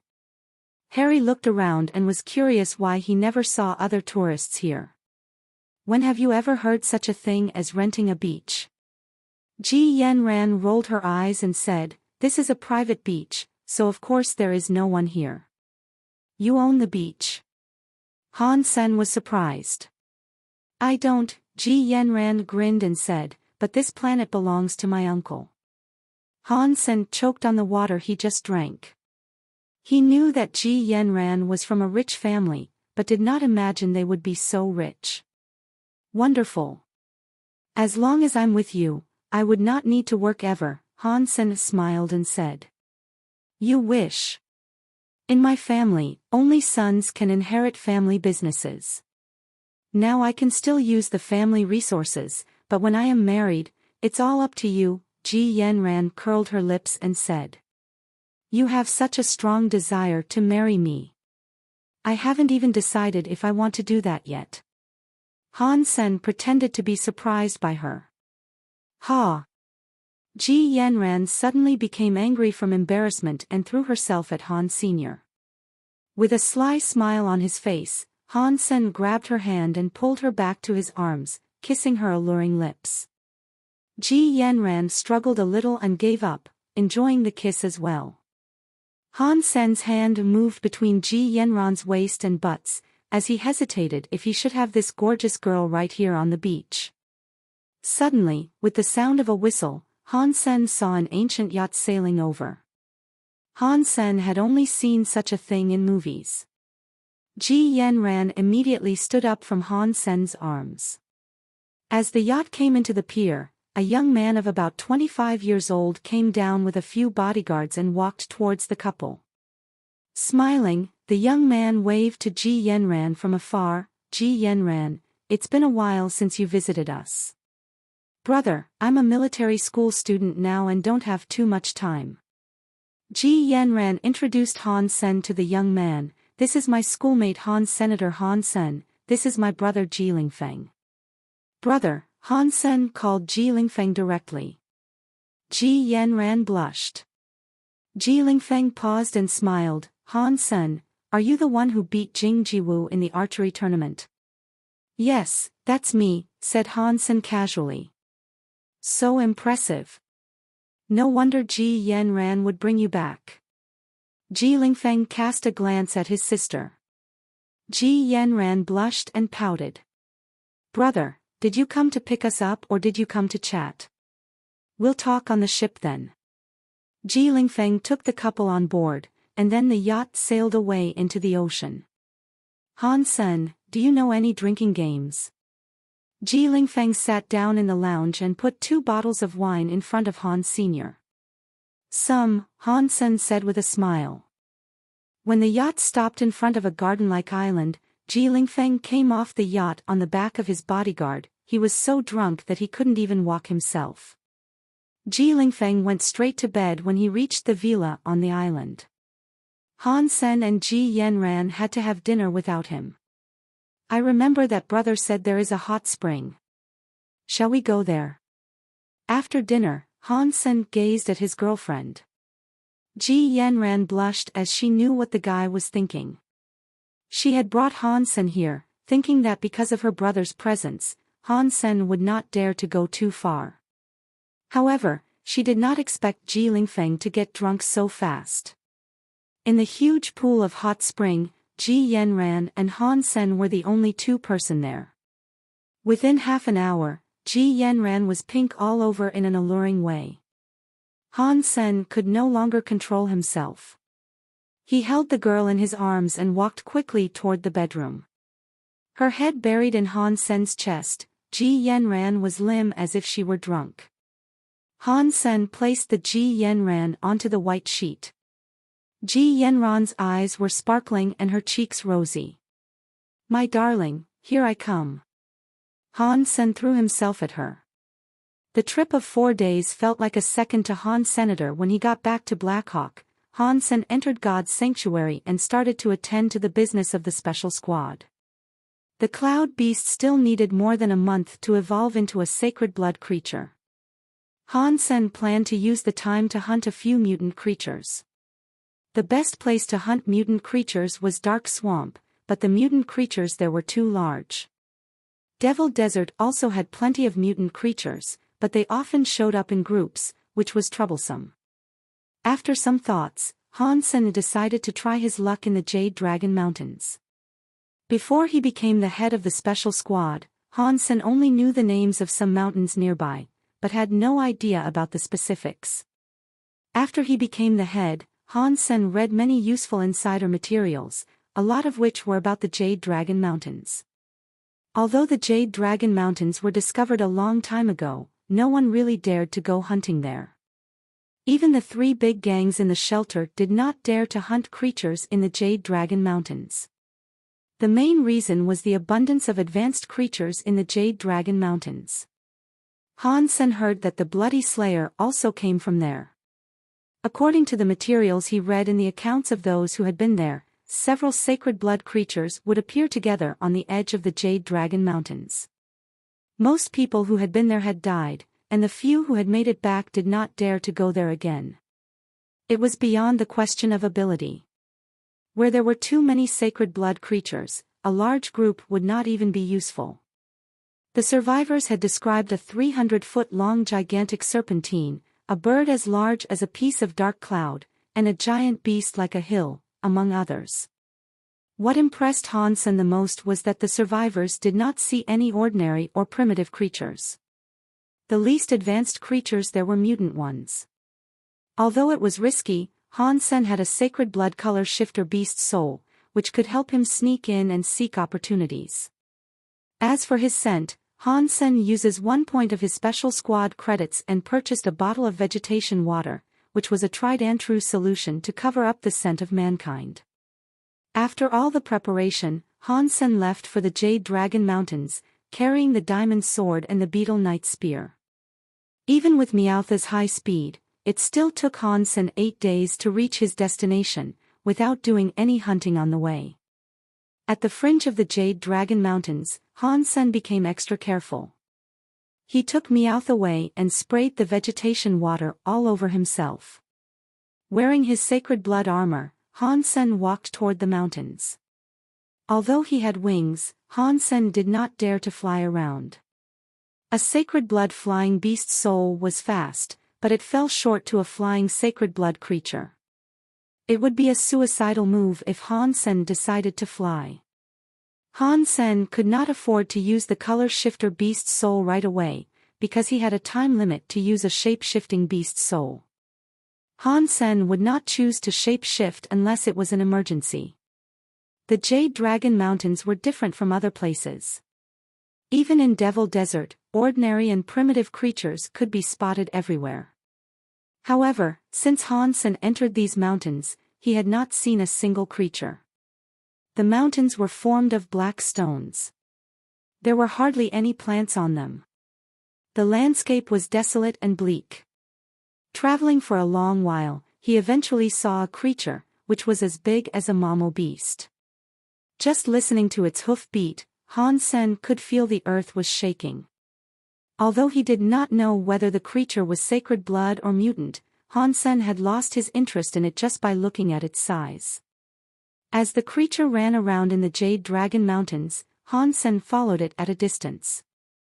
With such a large creature in the front, all sorts of other creatures would be alarmed. This way, Han Sen could reduce his risks significantly. After following the creature for a couple of hours, Han Sen did not run into any trouble. Indeed, the creatures in the Jade Dragon Mountains were advanced, but there were fewer creatures here than in other places. Han Sen started to think whether or not he should continue to follow this creature. It was a safe way, but he did not run into any mutant creatures. He wondered whether it was because there were none, or because they were scared away by this giant. As Han Sen was hesitating, he suddenly heard a scream. The huge creature running in front of him was suddenly bit in the neck and dragged away by a creature that looked like a golden lion. The giant body of the huge creature was barely any larger than the head of the lion-like creature. The lion chewed a little and swallowed it down. Han Sen was covered in cold sweats. The golden lion was as big as a mountain. In front of the golden lion, Han Sen was not much better than an ant. Even the golden rock worm king in its largest shape was merely a pet to the lion. Shocked, Han Sen was ready to retreat.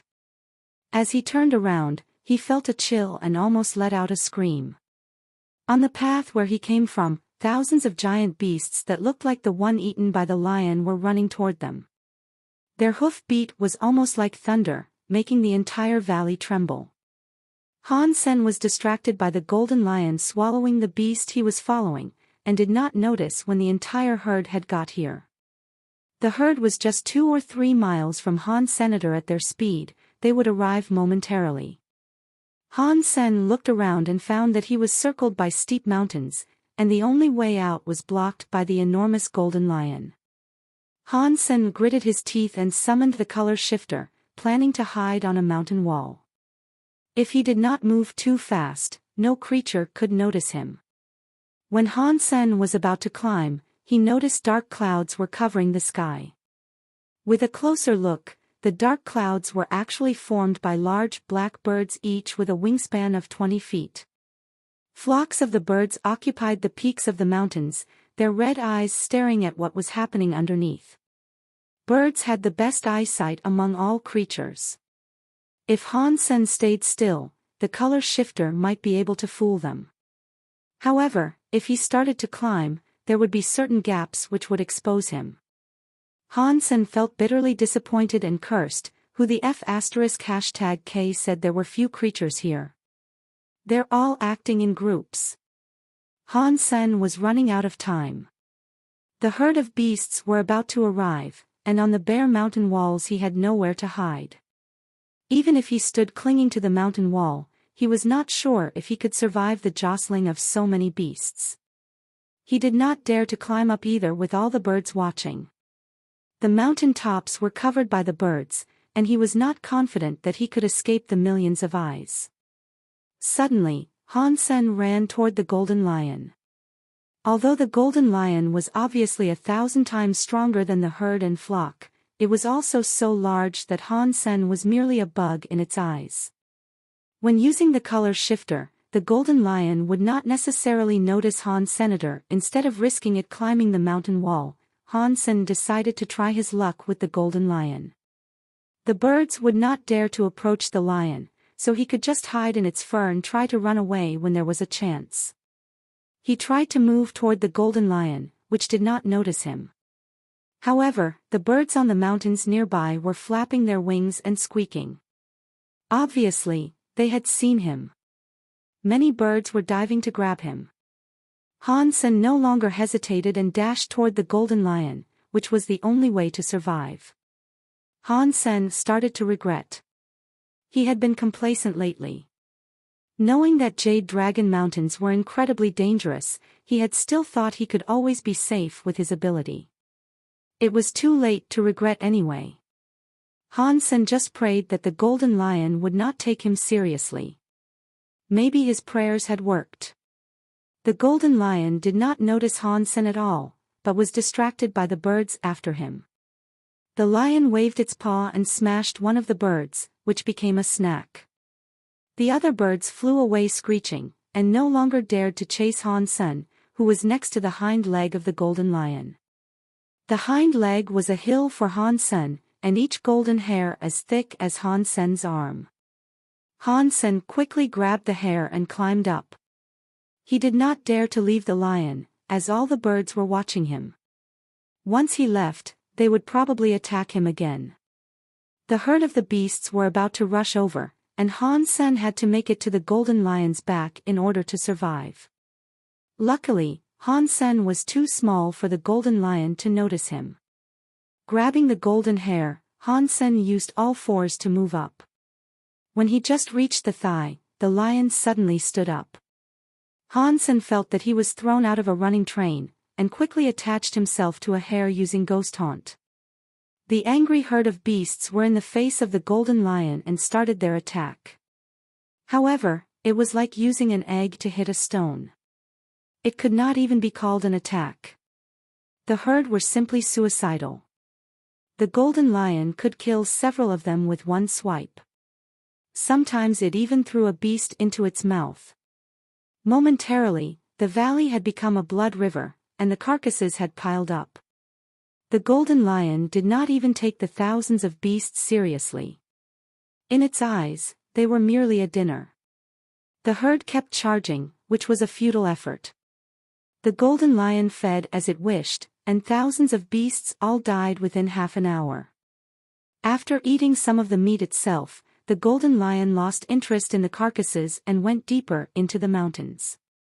The flocks of blackbirds then made a dive, throwing themselves at the remains of the beasts. Sitting on the back of the golden lion, Han Sen was quite upset. He thought he would eventually have an opportunity to leave the lion, but it turned out he was being naive. The golden lion was enormous and had an incredible speed. The flocks of birds were following the golden lion everywhere, treating it like a stable food source.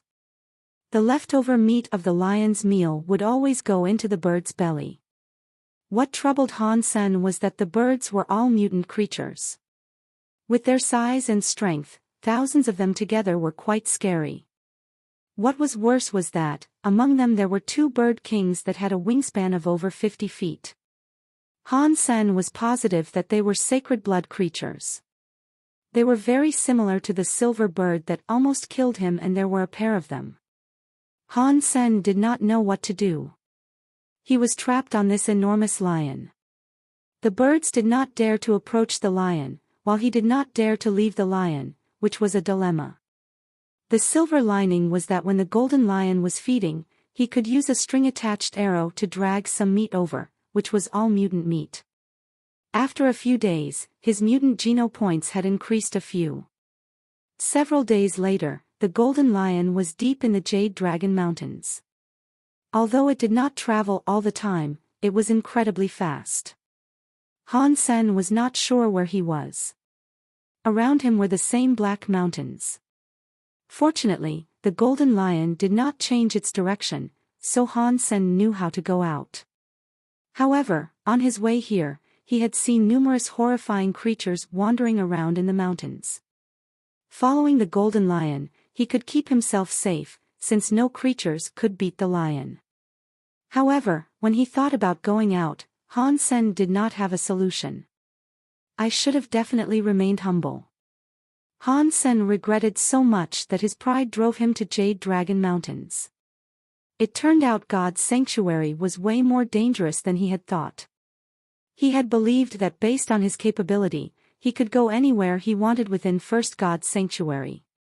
However, after entering Jade Dragon Mountains, he found out how wrong he was. Han Sen was trapped on the lion for more than a month and did not have any chance to run away.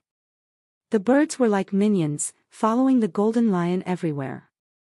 The golden lion had left the Jade Dragon Mountains and entered a plain following a wide river. Han Sen wondered where it was going. In more than a month, Han Sen had seen countless frightening creatures torn into pieces by the golden lion.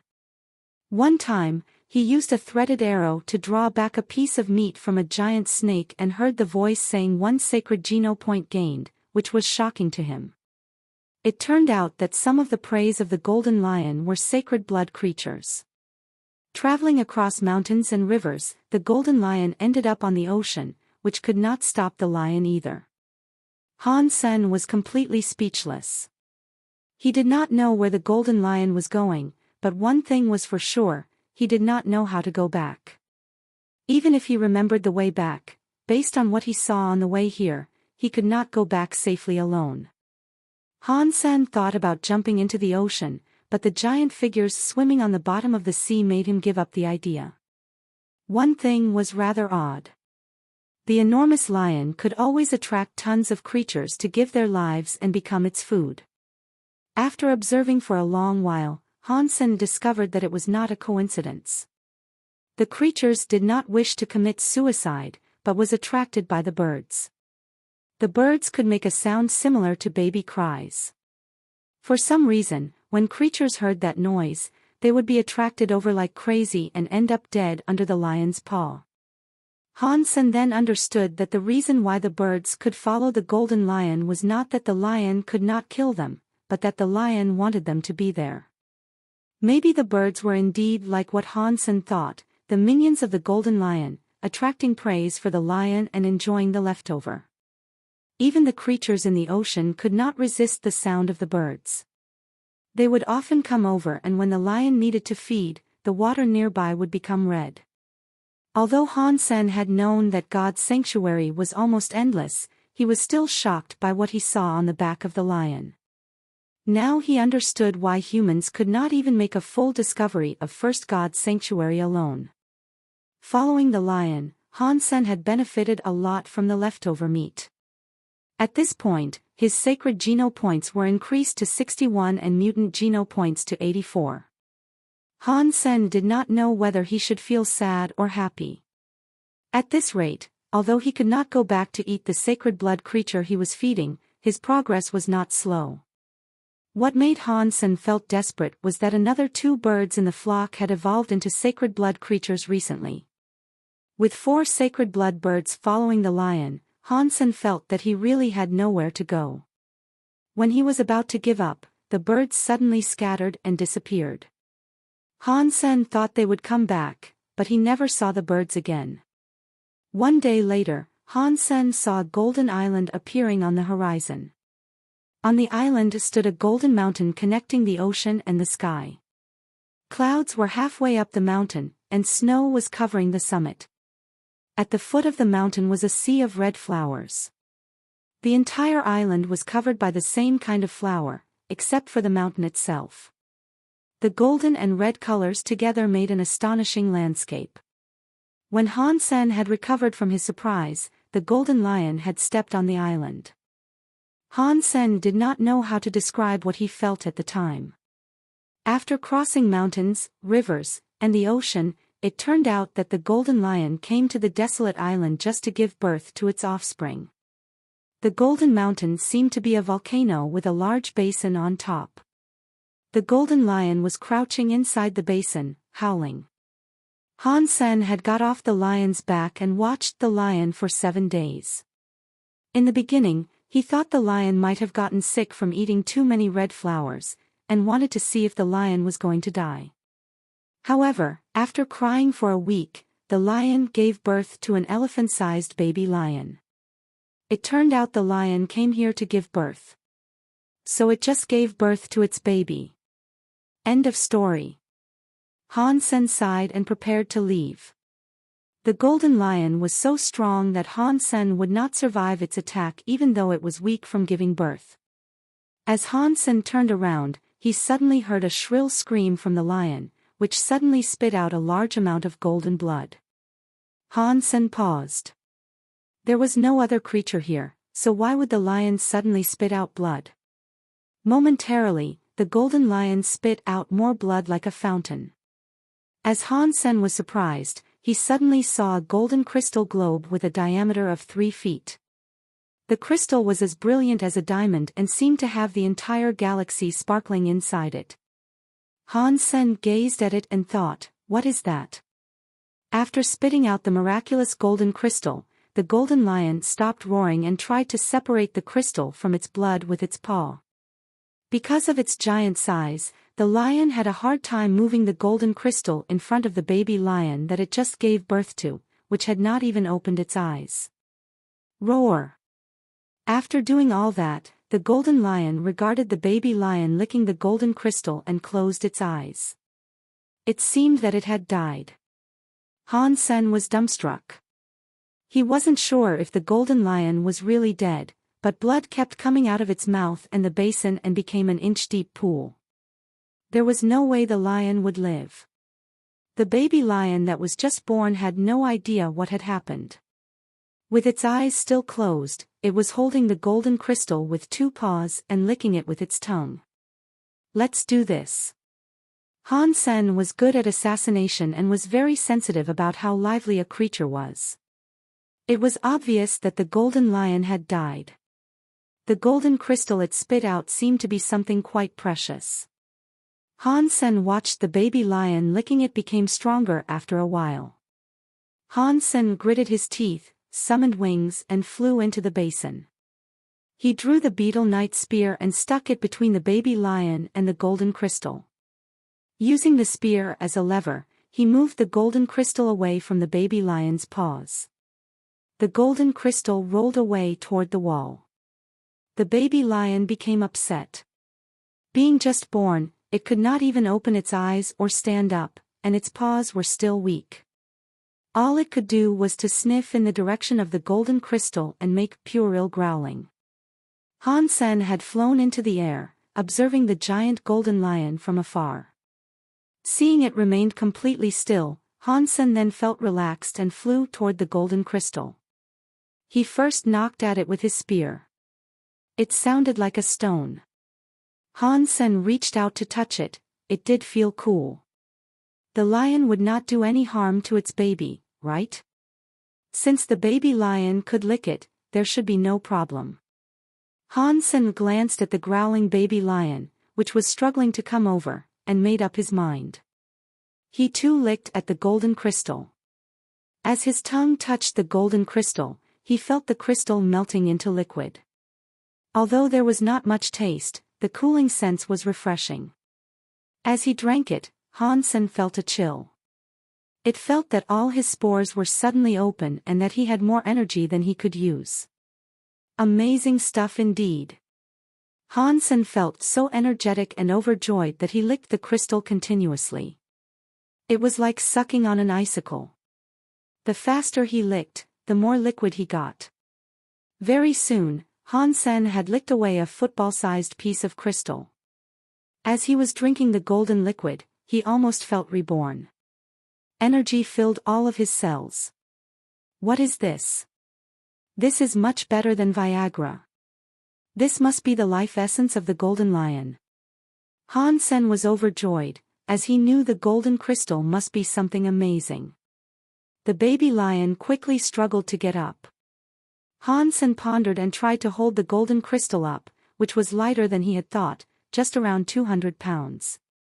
Han Sen held it up and flew to the other end of the basin. The baby lion wouldn't give up. Sniffing around, it kept crawling, persistent to get the crystal back. I did not want to kill you because you are just a baby. But since you will not give up, I will have no mercy. Han Sen made up his mind and stabbed the spear at the baby lion. Ding! The spear did not even break the baby lion's skin. The spear head was even bounced back by its fur. Han Sen widened his eyes and looked at the baby lion incredulously. The spear was from the beetle knight and could be compared to any sacred blood beast's soul weapon, yet it did not even break the fur of a baby lion. How could that be? Even if the golden lion was a strong creature, the baby was just born and already had such a strong physique. Han Sen did not manage to hurt the baby lion, but irritated it. Stimulated by the pain, the baby lion opened its eyes. Although its eyes were not completely open, a fierce look had appeared in its golden pupils. Managing to stand up, the baby lion let out a tender roar, throwing itself at Han Senator. Although it was not steady, the baby lion was rather fierce. Han Sen clenched his fists and poked at the baby lion's eye with the spear. Han Sen was using the spinning force this time, and the spear head was jabbed into the lion's eye like an electric drill. Roar! The baby lion let out a painful cry and rolled over. Han Sen became even more shocked. The spear carried all his strength and was targeted at an eye, which was the most vulnerable part of the whole body.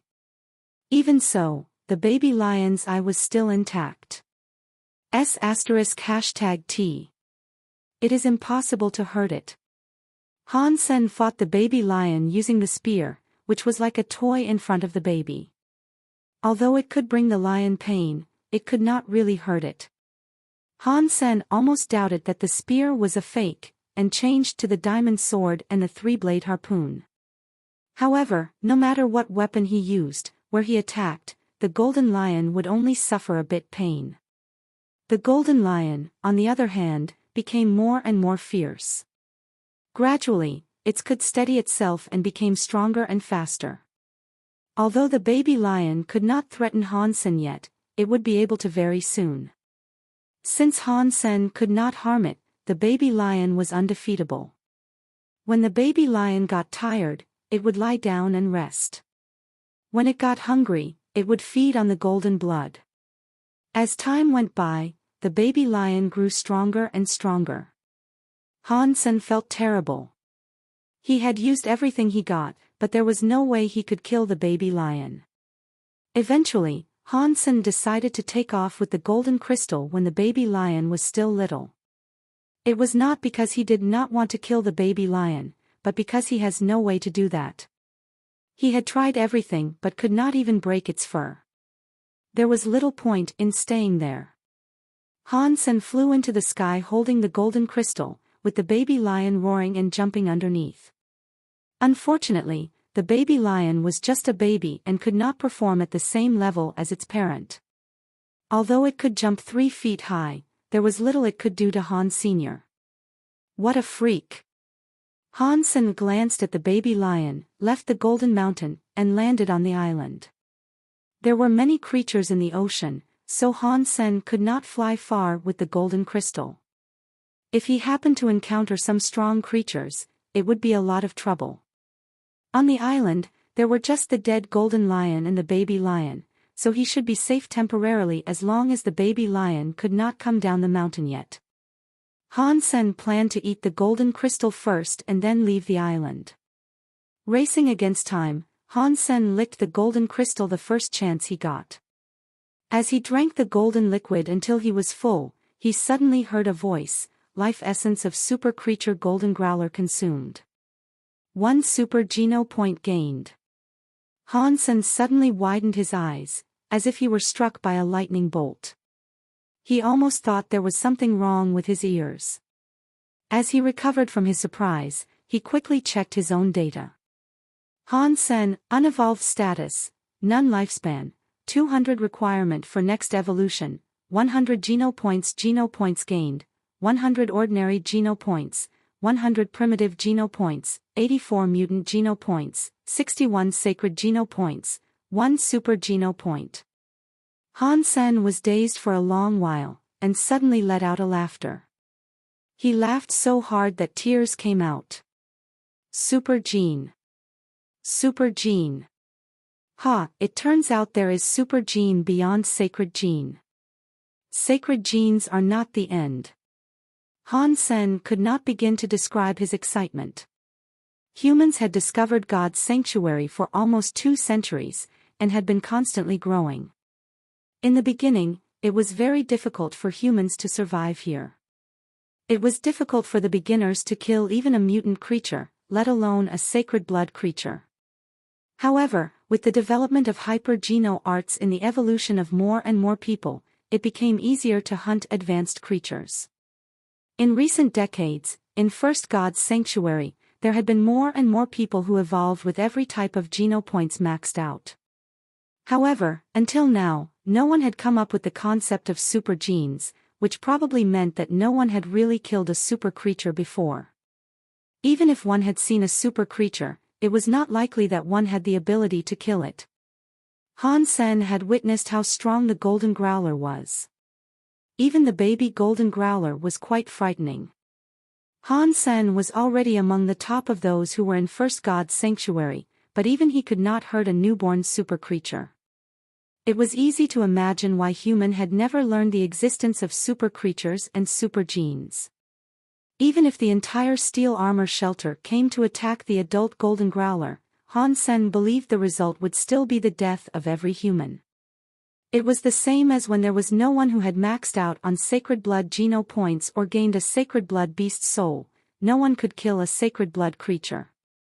When Son of Heaven killed the bloody slayer, he still had to use a sacred blood beast soul arrow.